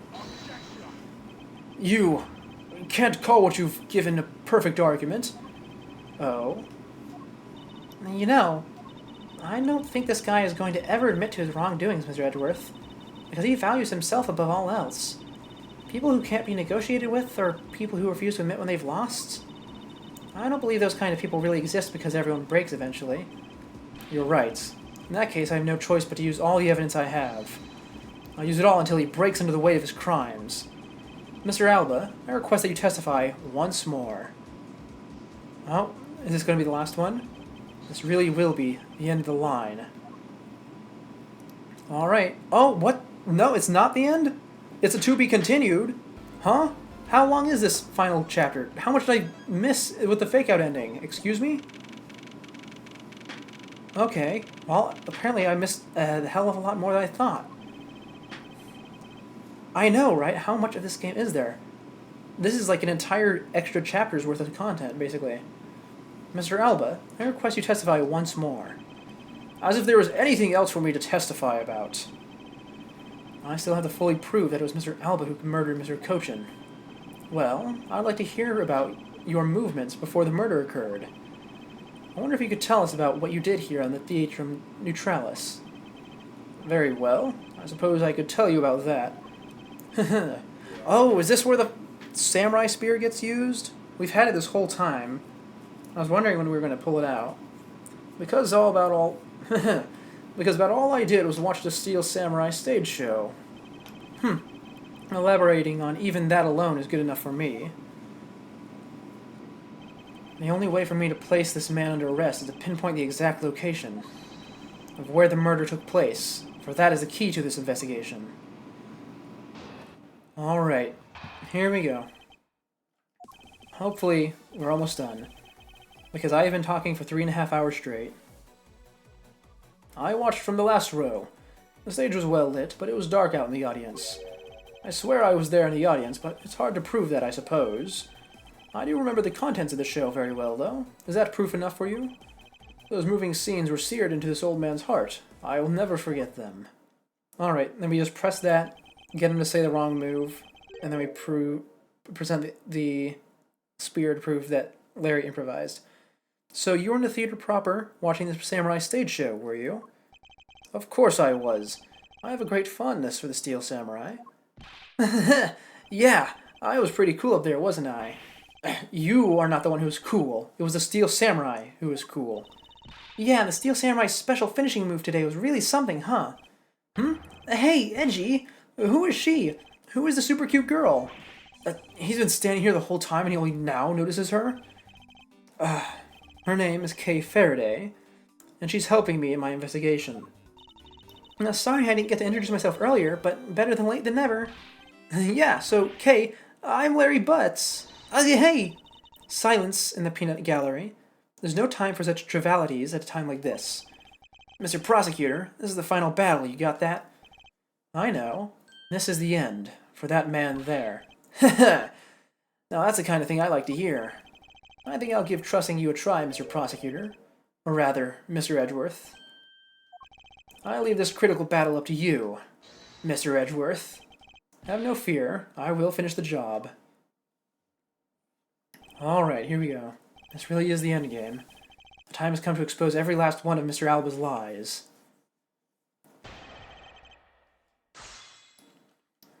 So, let's see, we start by pressing... we'll press the last one first. I agree. Today will be a day to remember. Especially when we finally make you pay for all the wrongings you've committed. What? Hey, that's what the Steel Samurai says when he defeats the evil magistrate. Actually, that line was just something I ad-libbed. You may all act surprised, but naturally, you remember this line, don't you? Of course I do. I just now understand how the evil magistrate felt, that's all. Then allow me to make you identify with the evil magistrate some more. Hey, then that makes you the Steel Samurai, huh? Well, if you had to complete that analogy, I suppose, then yes. And I do believe it's about time to bring curtains down on this with a bang. I wonder if Mr. Alba was really there watching this show. I don't think so, because the only time he had to commit the murder was during the show. And the only time he could have placed the body into the pushcart was during the scenes when the Iron Infant was not on stage. And that means that by the end of the stage show... Are you saying that the body was already in the pushcart by then? No way! You mean I was pushing a dead body around? That you used me in such a foul manner is unforgivable, evil magistrate. Well put, Steel Samurai. And now I'll show to all those present just who is the evil magistrate that the Steel Samurai must defeat. Alright, that was the looping dialogue, but it's fine. In that case, press the third statement. That should be it. Well, I remember the contents of the show as well myself. That's nice. That's nice. Miles Edgeworth, don't allow yourself to be riled up by him at this important juncture. I wasn't planning to let him. Well, if you ask me, I think I'm the biggest Steel Samurai expert around here. And didn't you think that the climactic scene of today's show was just totally awesome? Yes, I remember that well. And that's a spectacular special move. The way you deliver the final blow against the evil magistrate. Early summer rain jab. Oh, that scene will live on in my heart forever. Is that how it went? I totally forgot about that. How can you forget your own special moves?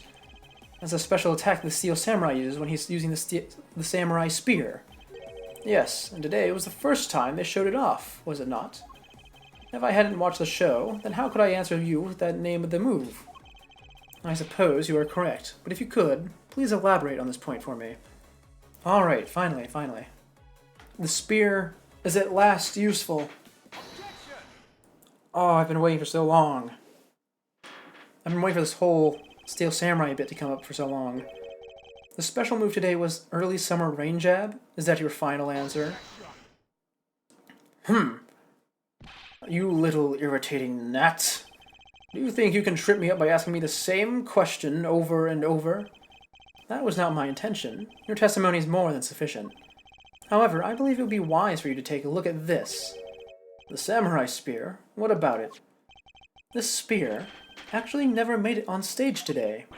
Excuse me? I know, it's been so patient. It's survived through every inventory clearing. All so it can be used for this moment. Excuse me? Unfortunately for you, tonight's Steel Samurai happened to be a goof of a young man with an abundance of useless hot-bloodedness. Huh? Having said that, said useless man bent the spear during his rehearsal this evening. Kay, do you remember what the Steel Samurai's special move was tonight? It was the Steel Samurai Sushi Slash! Correct. Because he couldn't use the spear, a last-minute change was made. Had you really been watching the show, you would have known the move that was used. Cursus Alba, you didn't watch even a single minute of the Steel Samurai stage show tonight, did you? Haha. So if he wasn't watching the show tonight, then it opens up the possibility that he was busy killing Mr. Kochin instead. So, where were you during the show? Edgeworth is absolutely enjoying this, insulting Larry. Oh, he always is. Everyone enjoys insulting Larry. So, where were you during the show? I demand an answer now.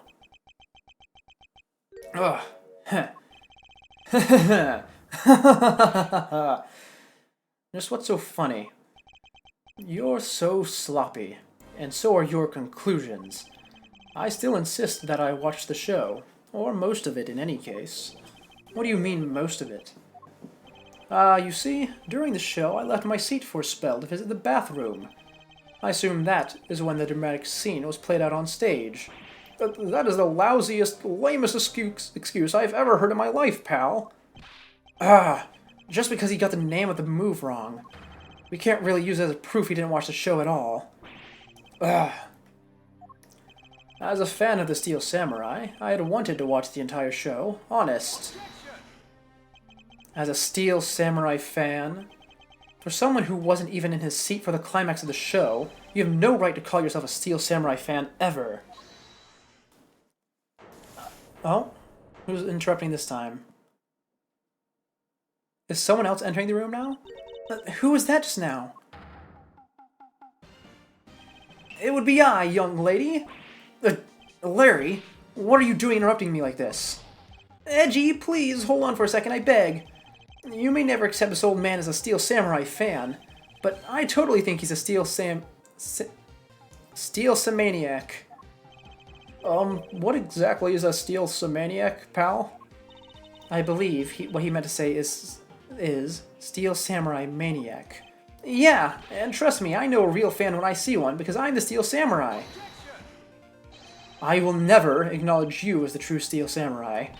What are you two getting so worked up over, Mr. Edgeworth? It appears the real Steel Samurai recognizes me as a fan. As well as he should, for I am a fan. It's not as though I missed the entire show. It was a most amazing show, filled with the spirit of young and the young at heart. That's the sarcasm dripping from his long wooden nose couldn't run any thicker. Getting the name of the move wrong only proves that he didn't watch the last scene. What I really need here is something more definitive.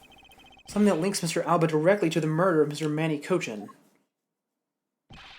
You know what, Gramps? You're really something else. I'm honored to receive such praise from the Steel Samurai, but what is it for? Well, I was just wondering how you found out about the early summer rain jab. That move is a bit of a secret that only a small portion of the staff know about. Wait, it was a secret? Larry, wait, what did you just say? Did I say something stupid again? Did you say that the early summer rain jab was actually a secret? Well, maybe I shouldn't have said secret. It's more like we only decided on the name of the move right before the start of the show. Right before? Yeah, the stage director was going nuts because we were supposed to debut the move. About 5 minutes before the show, we threw it up on the dressing room whiteboard. Early summer rain jab. That's kind of how we decided the name on the move. But by the time, I had already bent the spear, so I guess the whole thing was kind of pointless. All of you Steel Samurai actors are the same. The director has my complete sympathy. Long story short, because we changed the move to the Sushi Slash, we kind of pretended that the early summer rain jab didn't exist at all. I mean, it'd be bad if someone found out we changed the move, so we kept it a secret. So basically, a gag order was issued for publicity's sake. It almost makes the early summer rain jab sound like a lost art. Yeah, which is why I think most of the staff haven't even heard of the move. Hold those lips of yours still. What the heck, old man? I've done nothing but listen, and from what I can tell, it's all very unrelated to the case. It's also very tedious and a pointless exercise in wasting time, much like a kid's show. Mr. Alba, I believe the one who should be quiet now is you. How dare you? I suspect that you've already noticed exactly what the very severe implications are in this man's testimony. Huh. So now you're trying to bully me, huh? There are no implications to be read into behind the scenes of into a behind-the-scenes story of a kids show. Man, this is dragging on forever, eh? Don't even think about trying to slither your way out of this, Cursus Alba. Yeah, I did notice that earlier. When his teeth are closed, they're more normal. It's only whenever he has like that mouth open expression that they get weird. You were the one who said yourself that the name of the move was Early Summer Rain Jab. But that name was only decided upon right before the show was about to start. So, just what are you driving at? That the name of the move you told us was never used in the show or said aloud. Now then, would you care to tell us about how you found out the name of that move? Because I can only think of one way you could have known. Cursus Alba, this is the only way you could have known the name of the special move. You knew the name because you saw it. You saw it on the dressing room's whiteboard. Ugh. The staff members who knew the staff members who knew were keeping it a secret. So you couldn't have simply gone up to a staff member and asked. Which means the only other option left is that you saw it on the whiteboard. So that means that Mr. Alba was in there at some point, right? But what's the big deal, sir? I don't see what that means. There is another piece of evidence that has a great deal to do with the dressing room. So we can't afford to let this slide. This is related to both the dressing room and Mr. Kojin's murder. Oh, I stopped. Is it the... It's not the samurai dog, is it? Right? There's another piece of evidence that has a great deal to do with the dressing room.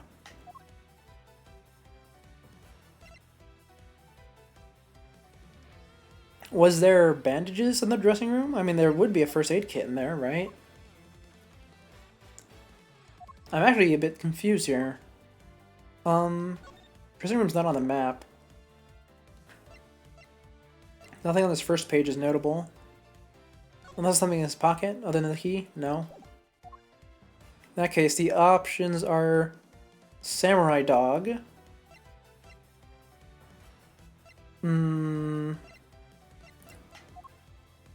Or bandage. I'm going to assume it's samurai dog. Okay, that's not it. I don't know why it would be that, but we haven't used it yet. It's related to both the dressing room and Mr. Kojin's murder. Why don't we have this related to both?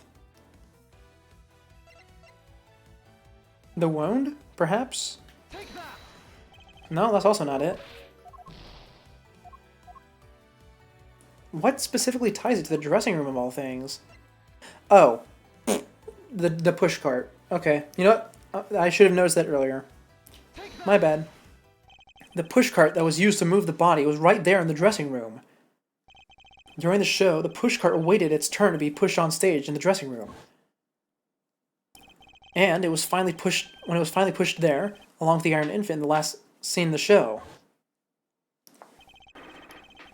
Oh yeah, the music is really good. I think the main games do it a bit better. Specifically, they do better at using their music. Because the music all has very similar vibes in the main series. But there's very, very rarely times, like right now on screen, where there is just nothing at all. But yeah, no, you are right. It's definitely not something you'd listen to on your own. They're all short looping themes. I think the only theme in the whole series that I would actually go out of my way to listen to at any point would be Gado's theme. Do I have a button for that? I might have a button for that from when I was working on a project. Let's see. No, unfortunately I do not. But it is a good one. It makes a good ringtone. Actually, it makes such a good ringtone that someone in-universe has it as a ringtone. And then, right after the show ended, it went into Alabasta, right along with the Steel Samurai. which means that the only time the killer could have placed the body inside the pushcart was when the pushcart was in the dressing room backstage. So basically, the killer has to be someone who visited the dressing room during the show. Precisely. Ah! Oh, but wait! What if, and this is just a what if the murder took place right in the dressing room? What do you mean, Kay? I have to admit, she brings up a valid possibility. During the show, the dressing room was supposed to be devoid of people. Slipping undetected into a private dressing room, then, would be as simple as pie. The killer must have come up with the idea to move the body with the pushcart then, too. Correct. Thus, making the theater's dressing room the ideal location for the murder of Manny Kochin. Ugh. Cursus Alba, during the show, you went down to the dressing room, and I want to know why. Yes. Yes, I was there. I went into the dressing room. I knew it! I'm placing you under arrest right now, pal. You got that? Arrest! No. Not so fast. What is it now?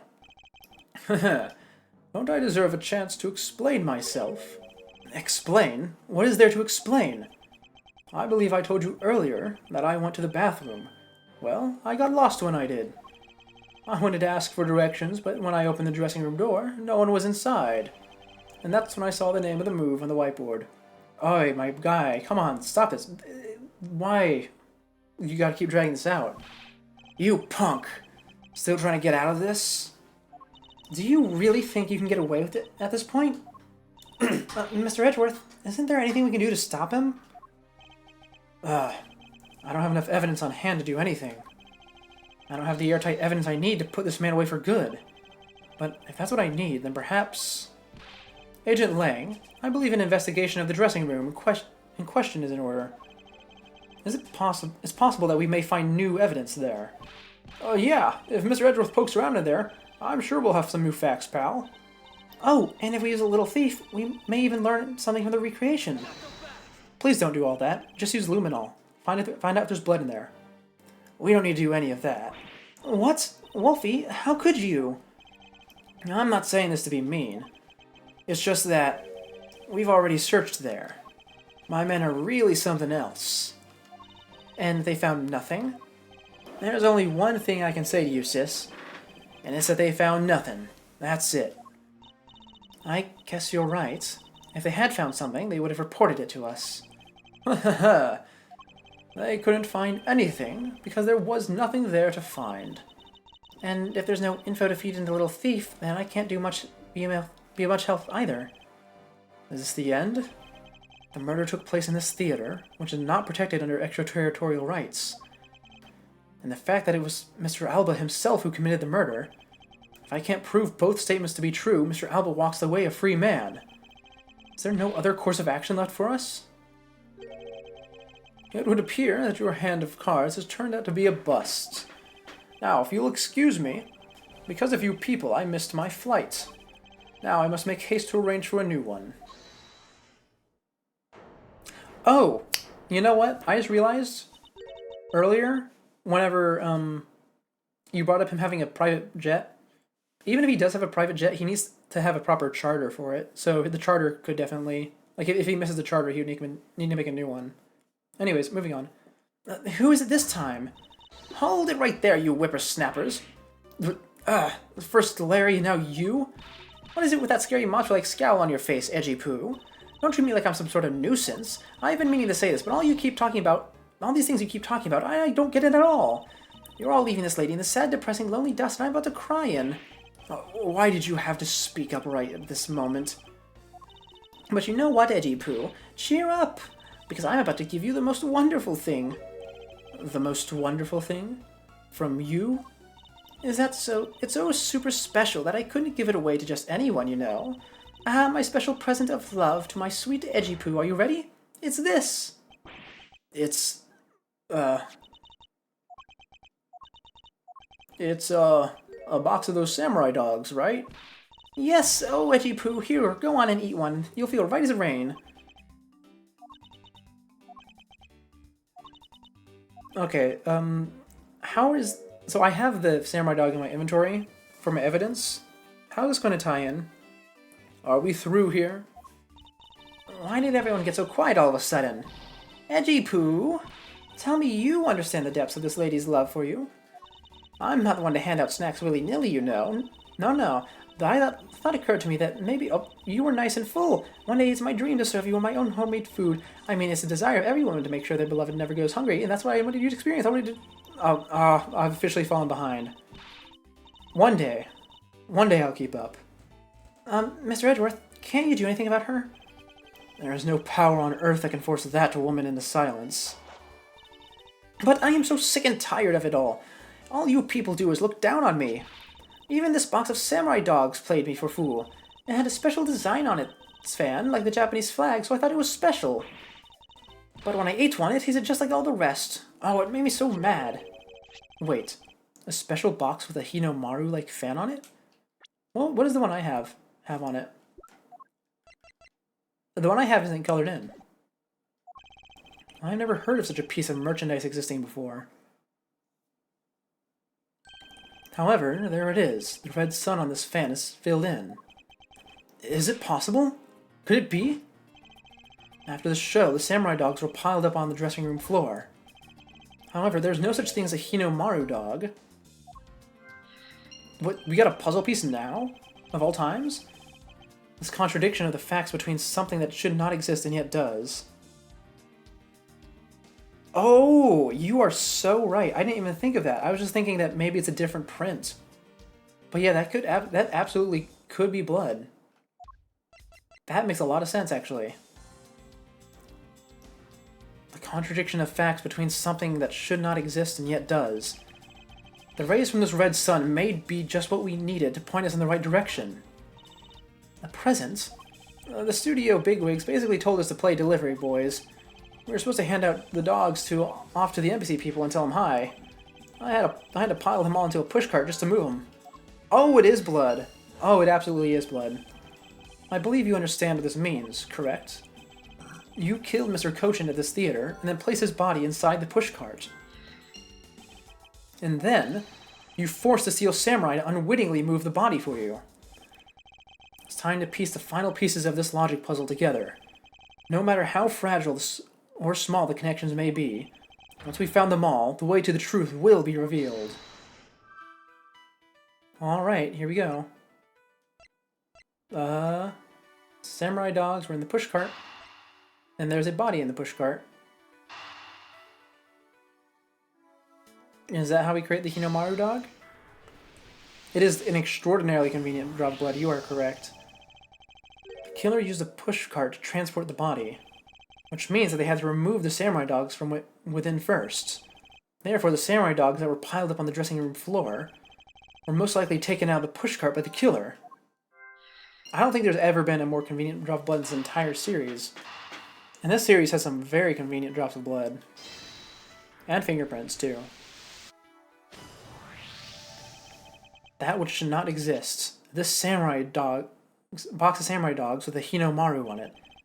If this red sun was filled in when the killer was busy removing samurai dogs from the pushcart, then it's proof that the murder took place in the dressing room. As long as this red substance turns out to be what I believe it is, Wendy Oldbag, I thank you. Oh, what you have given to me is truly something very special. The Edgy Poo! Mr. Edgeworth, are you sure you're feeling okay, sir? Mr. Alba, as I suspected, you killed Mr. Kochin in the dressing room. How many times must I listen to you repeat yourself? Haven't you figured it out yet? Your words are meaningless, worthless, and powerless. The only way I'm going to continue to cooperate is with some definitive evidence. That arrogance, that self-confidence. You believe that you have erased every piece of evidence that could incriminate you. However, there remains one piece here, and it is what will put you away for good. Ha! You're bluffing. Oh? Hey, Mr. Prosecutor. Sounds like you finally found them. You finally found the fangs that we needed to go after this guy's jugular. So tell us, what about that box of samurai dogs is going to put the old man away? The trace evidence that will bring him down? Why, it's here, of course. Of extraordinarily convenient and well-shaped drop of blood. This box is samurai dogs with a Hinomaru fan on it. This should never have existed. So I want you all to take a good look at this red spot. It's a single drop of blood. You only said it was blood as a joke? Hey, you know what? That works in these games. This series is definitely not a stranger to having, how to say, silly or extremely unlikely pieces of evidence be the linchpin that we need to solve a case. I think the first game, the final case of the original first game, is the best example of that. So a little bit of a spoiler is that you need to figure out proof that the bad guy is in fact the bad guy for a crime that was committed 20 odd years ago. Or maybe it was 10, who knows. And the solution is you have a metal detector. You just have one underneath your desk that you received earlier and never returned. And you metal detect his shoulder to detect a bullet that he has left in his arm for 10 years. And it is that's not even the dumbest thing that happens in that case, but it's so fantastic when it happens. I love that scene so much. Huh? What? Blood, you say? Agent Lang, I'd like this blood analyzed post-haste. I've got to admit I'm a bit surprised. I can't believe we found blood in a place like this. Hey you, get this down to the lab, pronto. But why is there blood on that box to begin with? If we think about the flow of the crime, I think the reason will become obvious. Larry, you said you transported the samurai dogs with a pushcart, correct? Oh, yeah, you have a great memory, Edgy. That pushcart was a bit too big for my son, you know what I mean? So, to make sure everyone could see him, I had to pile some stuff in. I figured the samurai dogs were there, so I used them to fill up the cart. If what Larry says is true, then what were the boxes doing on the floor? Ah, I see. The killer took them out in order to place the body on the pushcart. It's just absurd. Oh, well, yeah, so the reason the bullet was still in there was because having surgery to remove a bullet that shouldn't be in your arm, you know, it's going to cause people to investigate why there's a bullet in your arm, and that would have connected him to the crime. But yeah, no, the metal detector is absolutely insane. Even in universe, the guy who you're trying to use it on is absolutely shocked that you are just able to do that. But when my men investigated that room, not a single box of samurai dogs was in there. Because embassy staff members had already confiscated them. Yes, no doubt to hide the evidence of the murder. It's a good thing Miss Oldbag managed to steal that one box before they got to them, huh? Looks like Miss Oldbag also managed to put this great thief to shame. Huh? Oh, wait, what a scandalous way of putting that. I didn't steal, I received it for myself. Cursus Alba, I'd say this was one very fatal oversight on your part. Sorry to rain on your little love fest. However, how can he be so self-confident in a no-win situation for him like this? Even if that blood turns out to belong to Mr. Cochin, then what? Heh! So, Mr. Edgeworth, it sounds like he's not ready to call it quits yet, huh? The sole piece of evidence that was left at the scene of the crime. That alone has shed light on a new fact. At the very least, we now have proof that the murder occurred in the dressing room. And? You say that like it means something. Huh? Excuse me, sirs. Oh, that was really fast. Report. What was the result of the analysis? Sir, the analysis came back and confirmed that the red substance is blood. I knew it. With this, cursus Alba. Mr. Edgeworth, I wonder if you might humor my question. Your question? The one from before, or have you forgotten? Even if that is Mr. Cochin's blood, what difference would it make? Okay. Here's a thought. First of all, they can arrest him right now, because there's blood here. Now, the blood itself is not going to incriminate them. The reason they can arrest him is because they don't know whose blood it is. If it is Cochin's blood, like he keeps insisting, then yeah, he's safe. But it's not, is it? It's his blood, which puts him in the dressing room.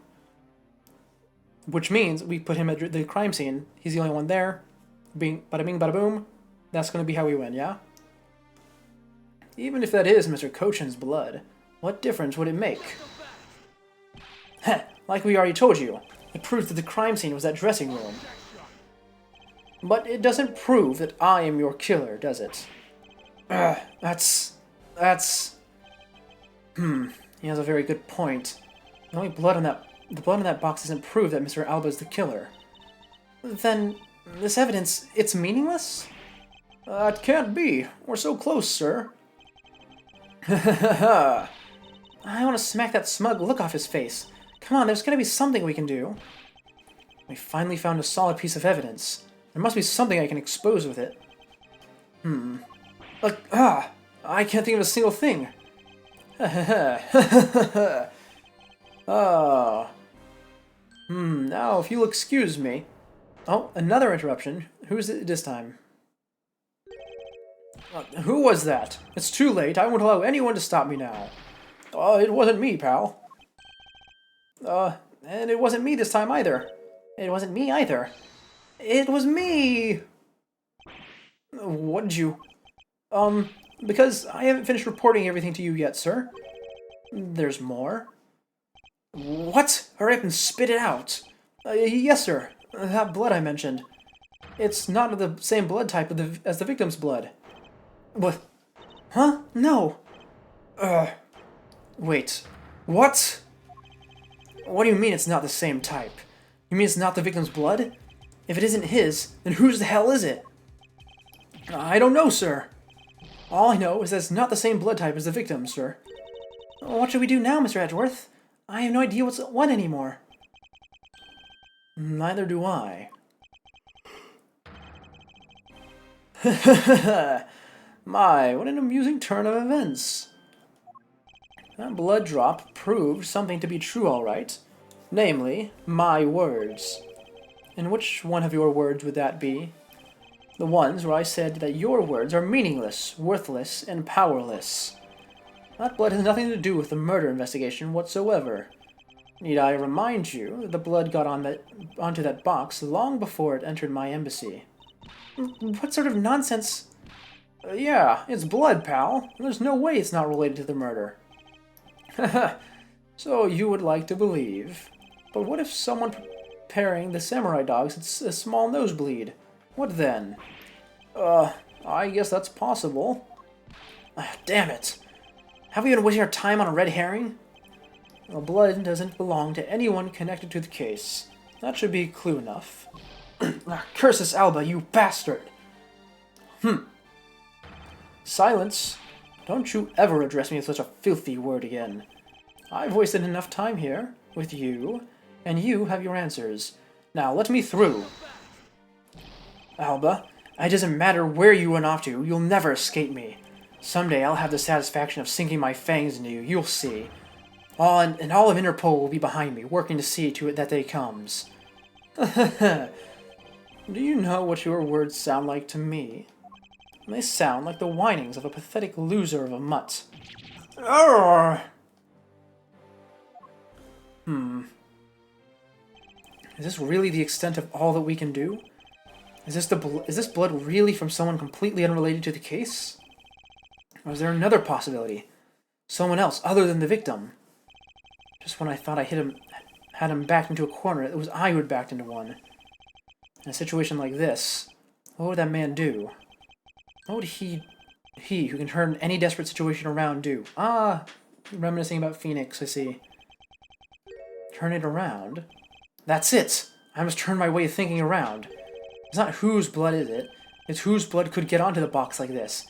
Now if I think about it that way, if the blood got onto the box when the body was being placed in the pushcart, then the owner of said blood must have been in the dressing room at the time. And there's only one person that could be. Well, I must praise you for trying so hard. It's because of you kids that I was removed from the center stage, and will be forced to live out the rest of my life in the shadows, unfortunately. But it's not a total loss, as the underworld will allow me more freedom than you'll ever know. Freedom like what the raven feels as it flies to the dark night sky. You can't lay a finger on me, not now or ever. The arm of the law is powerless before me. Huh, not so fast. Powerless, is it? I wouldn't be so sure about that if I were you. What do you mean? Allow me to describe you in one word. Pitiful. Pitiful? How so? Cursus Alba, your wings were clipped long ago. And for someone who's trying to fly away on them without noticing that fact, pitiful is the perfect word to describe you. Ha! Mere words. What do you mean by his wings are clipped, Mr. Edgeworth? Just what do you think it means, Kay? We already had caught him in our trap a while back, with an incredibly powerful, definitive piece of evidence. Hey, Miss Earth and Mr. Prosecutor, care to speak in English? What are you talking about? What piece of evidence? The piece I speak of is, of course, this drop of blood. But we know that it's not from the victim. I don't see how it remains relevant to this case at all. Miss Von Karma, I believe that is exactly why it's important to this case. And the part that is most important is the fact that it's not the victim's blood. Huh? You're looking a little pale. Good. I believe you are already aware of what I mean. Then, you know who the blood belongs to? Of course, I do. This piece of evidence is the irrefutable proof that will stop the killer in his tracks. The blood that soiled the box of samurai dogs belongs to this person. Where is he in here? There he is. The blood of the red sun on this box belongs to you, Cursus Alba. Ugh! What? Why is his blood on the box of samurai dogs? He's not even the victim. The blood fell onto the box when Mr. Cochin's body was being loaded into the pushcart. At the time, the only two people in the dressing room were the victim and his killer. So that's what you mean. If this blood doesn't belong to the victim, then there was only one other person it could belong to. Yes, and that person is the murderer himself. That's the only logical conclusion. But Mr. Cochin was the one who was stabbed, sir. Why would Mr. Alba have been the one who was bleeding? What if during the murder Mr. Cochin had fought back? You mean if before Mr. Alba could kill him, Mr. Cochin managed to wound Mr. Alba? Yes, and I believe we have a piece of evidence that proves that he was bleeding then. Yeah, that would be the bandages. I think this is the last piece of evidence we need to use. Is that it? Is that the end? Mr. Alba, you bear on your body a great wound. Oh, that was from when Damas II attacked me with a pair of scissors. Yeah, that happened way after he was in the dressing room. But is that what really happened? You can manufacture a weapon by smearing blood on it, so I can't just accept that as a fact. And noise, you have the character swap sides every 3 seconds? Oh yeah, I've noticed that. The only character they've really kept consistent is Edgeworth. But they do a lot better of that in the mainline game, but even then it's still an issue. Particularly with the witness stand. Even though the people in the prosecution and defense bench and the judge will always be in the same spot, anyone who's on the witness stand will just teleport around. I mean, it's not too big of an issue because in most games only one person's on the stand at a time. But it definitely does stand out sometimes in later entries. Shall we try test Mr. Alba and see if the shape of your wound matches the scissors? You really are something else, Mr. Edgeworth. You don't let a single thing slip you by, no matter how insignificant the possibility. You're one to talk, Mr. Alba. You've managed to give the law slip for 10 years as the smuggling ring's leader. No matter the danger, you can hide every last ounce of fear and anxiety from everyone. You truly are a one-of-a-kind criminal. I am the master of my fear. However, to think that a person such as you could miss such a large thing. You believe I have overlooked something? You said that my wound was caused by Mr. Cochin, and that it was caused here in one of the theater's dressing rooms, right? Yes, that is correct. I'd like to point out that it's simply not possible. My wound is a stab wound, and one that could only have come from a blade. I wonder where you will propose that such a weapon came from. This theater was packed with security guards.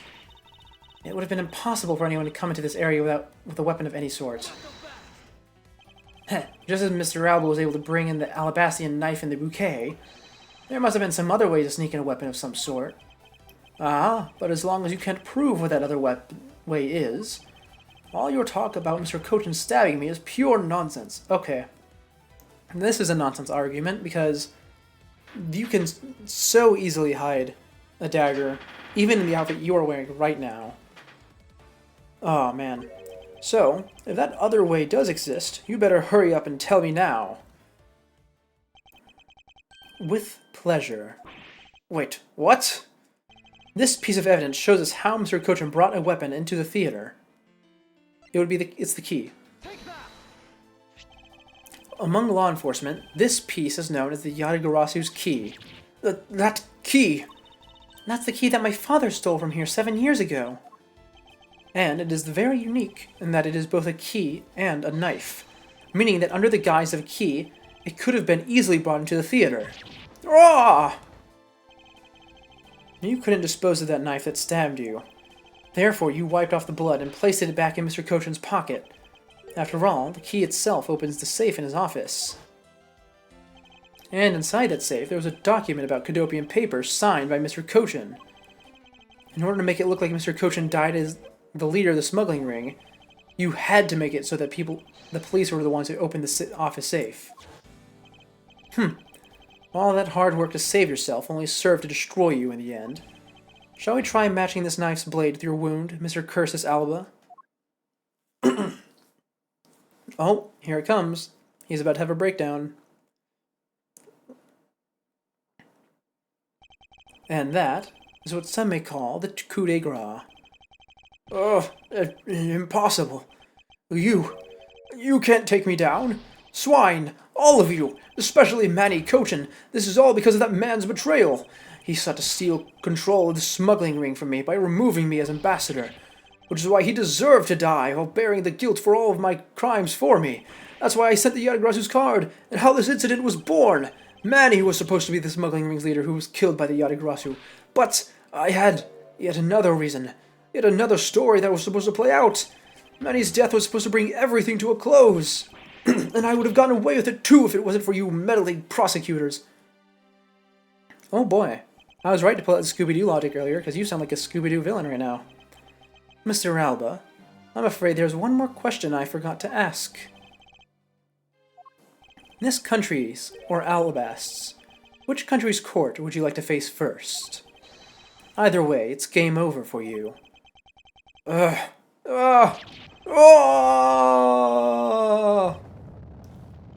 there it is. The famous Ace Attorney mental breakdown.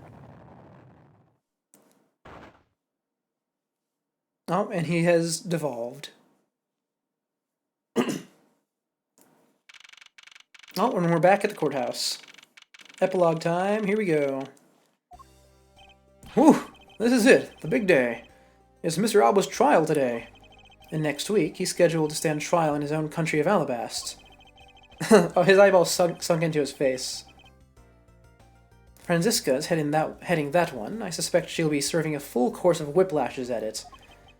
Having to face Miss Von Karma in court right after facing you, sir. Yeah, so in case you're wondering, that is one of the tropes of this series, is that the villain will always have a breakdown that is extremely comedic, at least from a slapstick perspective, no matter how serious the case is, as a sort of way to unwind. Ugh, I don't even want to think of that, what that would be like. I caught a glimpse of Mr. Alba as he was being escorted to the courthouse.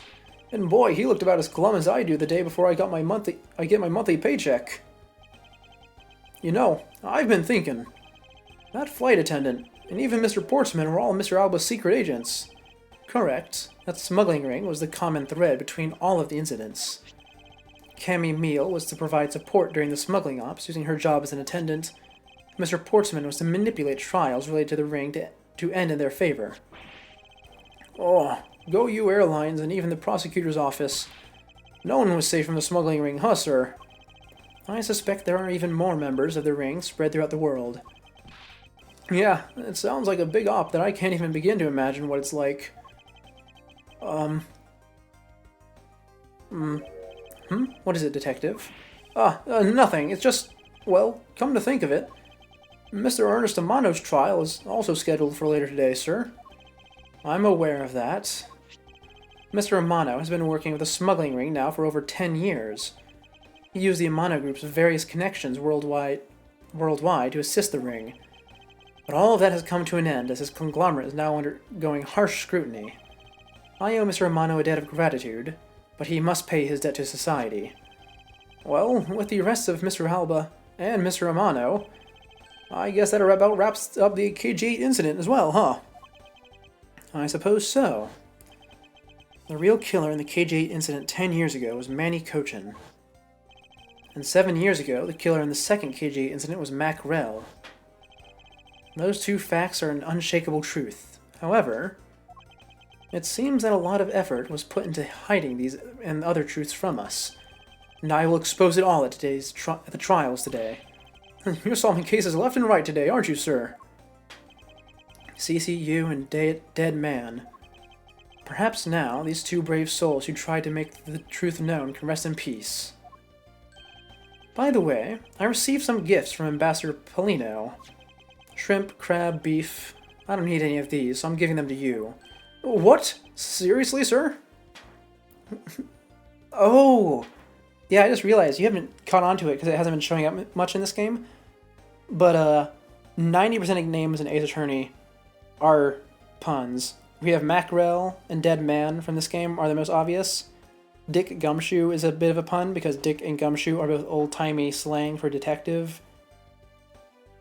And then, let's see, who are some good ones from the main games? You have Ted Tonate, who is a bomber, and Mr. Red White of Blue Corporation, who is a extremely arrogant capitalist man. And there's a lot of them. It's really great. Oh, wait, actually, I don't think I want them anymore. The way you're holding them, don't tell me they're just coupons, sir. Detective Gumshoe, have you not read the paper recently? Ever since the two countries became Cadopia again, its economy has changed. Oh, really? And it seems that Ambassador Polino has reaped a few benefits of his own from it. He's been announced as the official ambassador of the newly reunified Cadopia. Pun names are great. Trying to think of one for yourself, but Livia doesn't go with much. Let me think. Yeah, no, I can't. I don't think of any. Alright, I can't think of any that go with Livia. Let me think.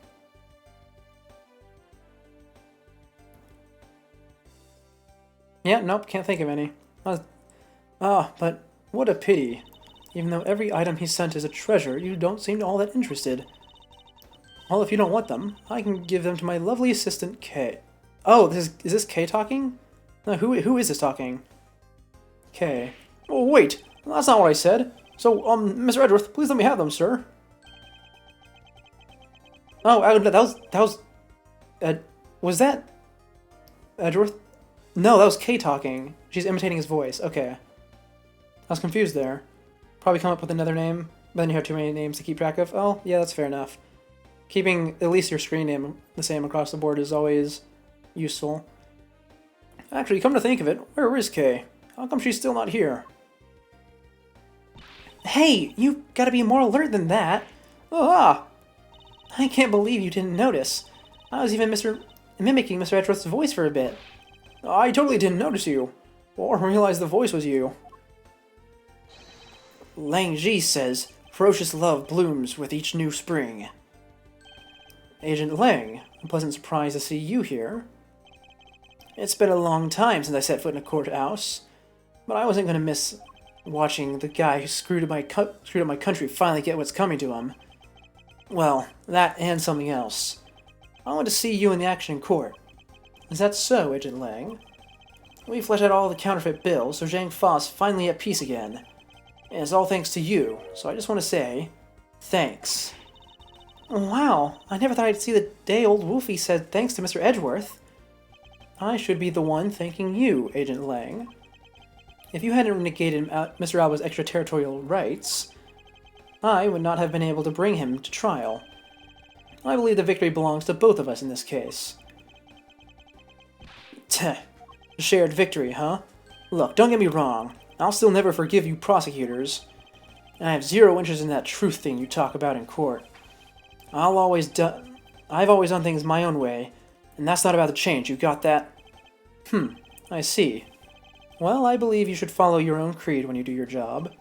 Yeah, and if there's ever someone your precious truth can't catch, feel free to sit around and cry about it all you want. But as for me, I'm going to get that person no matter what. Heh, alright. It's about time for the trial to start. I'll see you later. I'll be watching your performance from the gallery.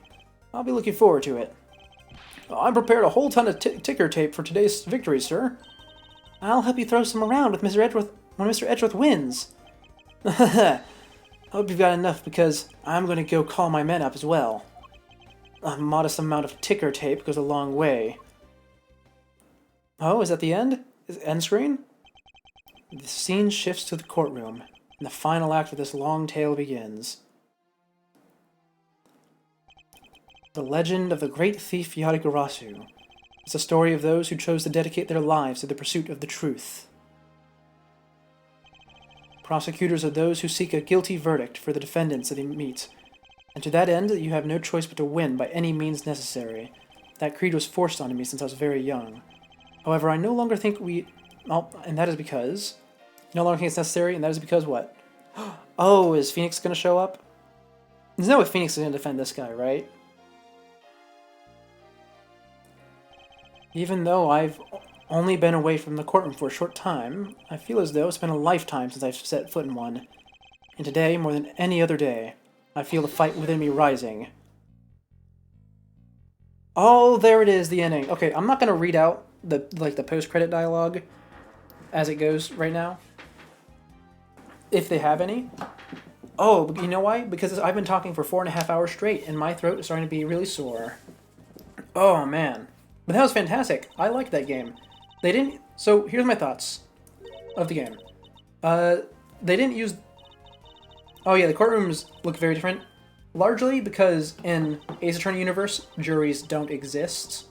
So those, like, sidebars are for the audience. It's very strange. But anyways, good game. The investigations were a bit more complex than in the base game, like mechanically speaking, and I don't think it added that much to them. I think it's equal, really. And the music was not used as great, but everything else was done quite well. And also sets up its sequel quite well as well, which is not something that the other games usually do. They're usually quite self-contained. Now, with that being said, I'm probably going to end before these credits finish, because I really need to rest my throat. If I still have my voice tomorrow, or today, depending on your time zone, I suppose, I will be doing probably Silksong, because that's a game that I don't have to talk that much doing. And then after that, I'm going to start preparing a Nier Automata playthrough. And I had to prepare some stuff for that, because there's some stuff I want to share when we're doing that. And then once we finished either Silksong or Nier will probably be first, we'll hop into the second investigation and last investigations game. So we can expect that probably around the end of the month, or the beginning of the next. But with that being said, thank you all for coming. Thank you all for watching. This has been Seek the Scuffed, and I am signing off with a throat so sore that I can feel that it is swollen. Goodbye! Oh, actually, yeah, we can sit through the credits, never mind. Yeah, thank you for... Yeah, wish you a good day to you too. I'm just gonna be sitting here in silence through the credits, drinking water.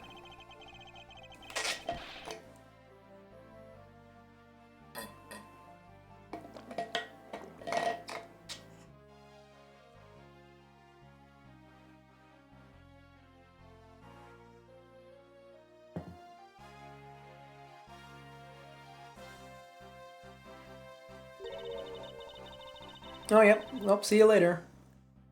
And then you don't ever have to worry about staying all the way to the very end. We don't like raid very often or anything like that. You gotta go figure out how to set up with that up with a friend. Now, Steam can be a pain. Oh, hey, here's a character from the main series. I looked away, and she appeared. That was fantastic. You just prefer staying to the end? Oh, that makes sense. I do the same whenever I occasionally catch someone's stream. Not that I do that too often. Oh, I completely forgot about this character. Yeah, have a good day, have a good day. Oh, I forgot, she has the stupid ring pop.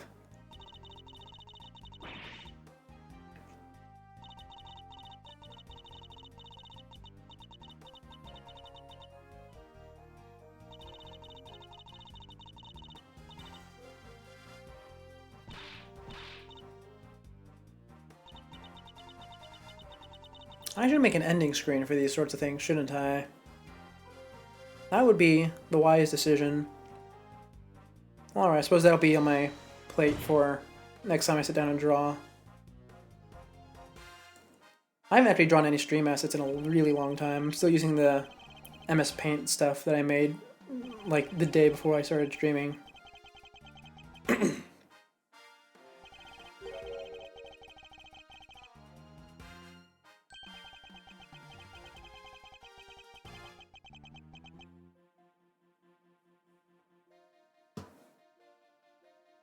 Judge, I don't think you'd be a great lawyer. You are already pretty terrible at your job.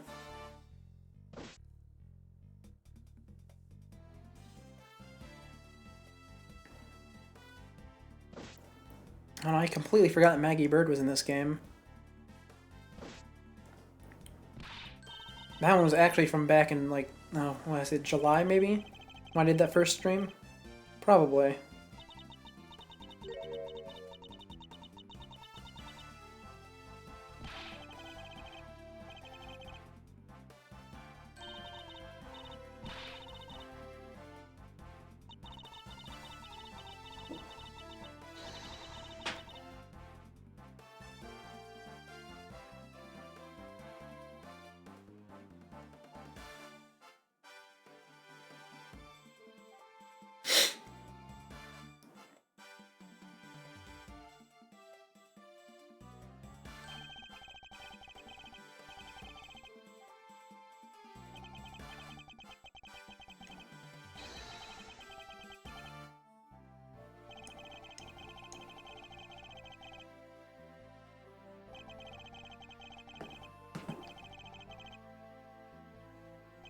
Hey, dude, you don't want to mess with the fire marshals. They're pretty serious about their job, eh?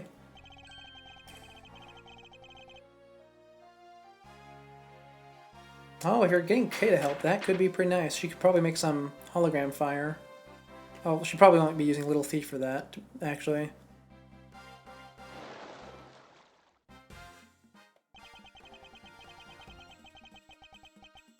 Oh, okay. Now Mindy's gone. Okay. And you met Mihari. Okay. Oh, the reason Mindy seems so familiar to me is because your first girlfriend was Cindy. Right. That makes a lot of sense. What's her name? Cindy Stone, I think?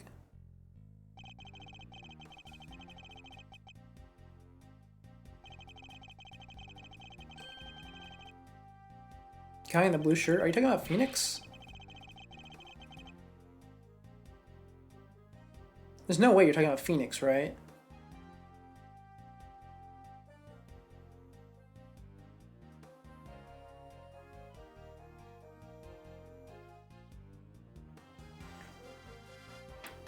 Oh, hey, Bad. I don't have much to say about you two.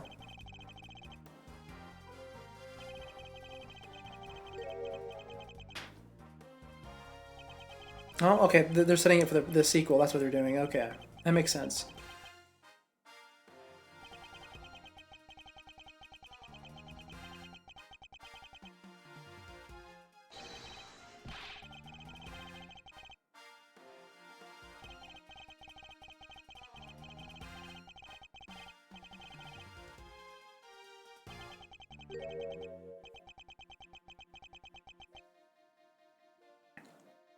You became old a while ago, considering you looked the exact same 10 years ago. Though then again, I suppose most characters in this series look the exact same 10 years ago. At the very least, Gumshoe does. Oh, we're gonna get Old Bag next? Okay.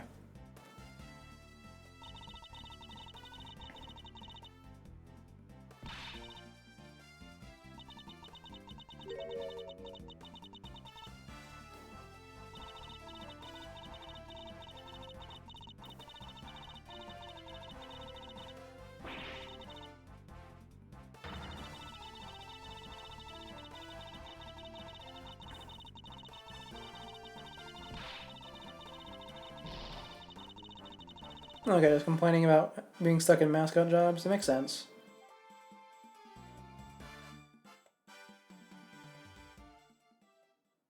Oh, is that the end? Oh, there is actually an epilogue. Okay. Well, I might as well do it. Woohoo! I feel so much better now that trial's over. And as always, your legal prowess was top-notch, sir. Yeah, nothing beat the look on Mr. Alba's face when he revealed the ring's secrets. I was amazed. You're like a totally different person when you step into the courtroom. Mr. Gum Edgeworth is always 10 times fiercer in court. Based on the information Mr. Alba offered up, they've begun a large-scale operations to clean up the rest of the ring, which I'm happy to leave to Franziska and Agent Lang. So, what are your plans now, Kay? Oh, well, we've taken care of the creep who killed my father, so I'm not sure. Hey, I know. Maybe I'll just keep on being Mr. Edgeworth's assistant. Are you trying to steal my job, pal? Just kidding, just kidding. I can't steal something so important to you, Gummy. Whew, what a relief. Kay. Yes? Even after all that's happened, are you still planning to become a great thief? Of course! But I don't want to tarnish the legend of the noble Yatagarasu, so I'm going to hold off on doing anything until I make a tight 3-person team of my own. A 3-person team? Oh, did my controller just die? No, I didn't. A 3-person team of young beauties the same age as me, if possible. With those criteria, I highly doubt you'll find the 2 other people you need. My father chose to fight for the truth. I think that's what was so noble about him. So you see, Mr. Edgeworth? The only things I will ever steal are the truths that have been hidden away. I'm going to work extra hard to make a world where the Yatagarasu isn't needed. Let's both strive for such a future. Well, I guess it's time for me to get going. I see. Okay, keep your chin up and stay strong, okay? And don't be a stranger. Don't worry, I'll be back. I'll be sure to break the lock on the window and sneak in. If you could, I'd appreciate it if you came in through the building's front door. It's okay, Mr. Edgeworth. The lock on my window at the home has been broken forever. Oh, one last thing before I go.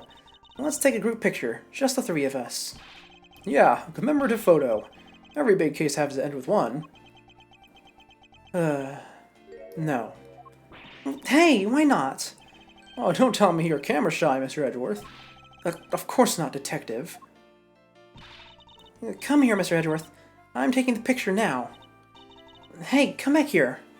Oh, Mr. Edgeworth, you can't run away from this, sir. Hey, Detective Gumshoe. Stop that. I can't be seen doing that. Okay, I'm totally taking it now. Say cheese.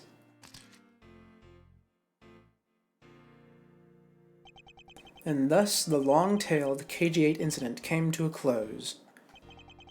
It saw the demise of a smuggling ring and the birth of a little great thief. But there was little time to rest and relax, for I am eager to tackle the investigation into a new case. The reason for my eagerness is my want to pursue the truth, and my want to believe in the strength of those who use the power of the law for good. As someone who has chosen to live my life as a prosecutor, that is my new creed. Oh, that's a cute little photo.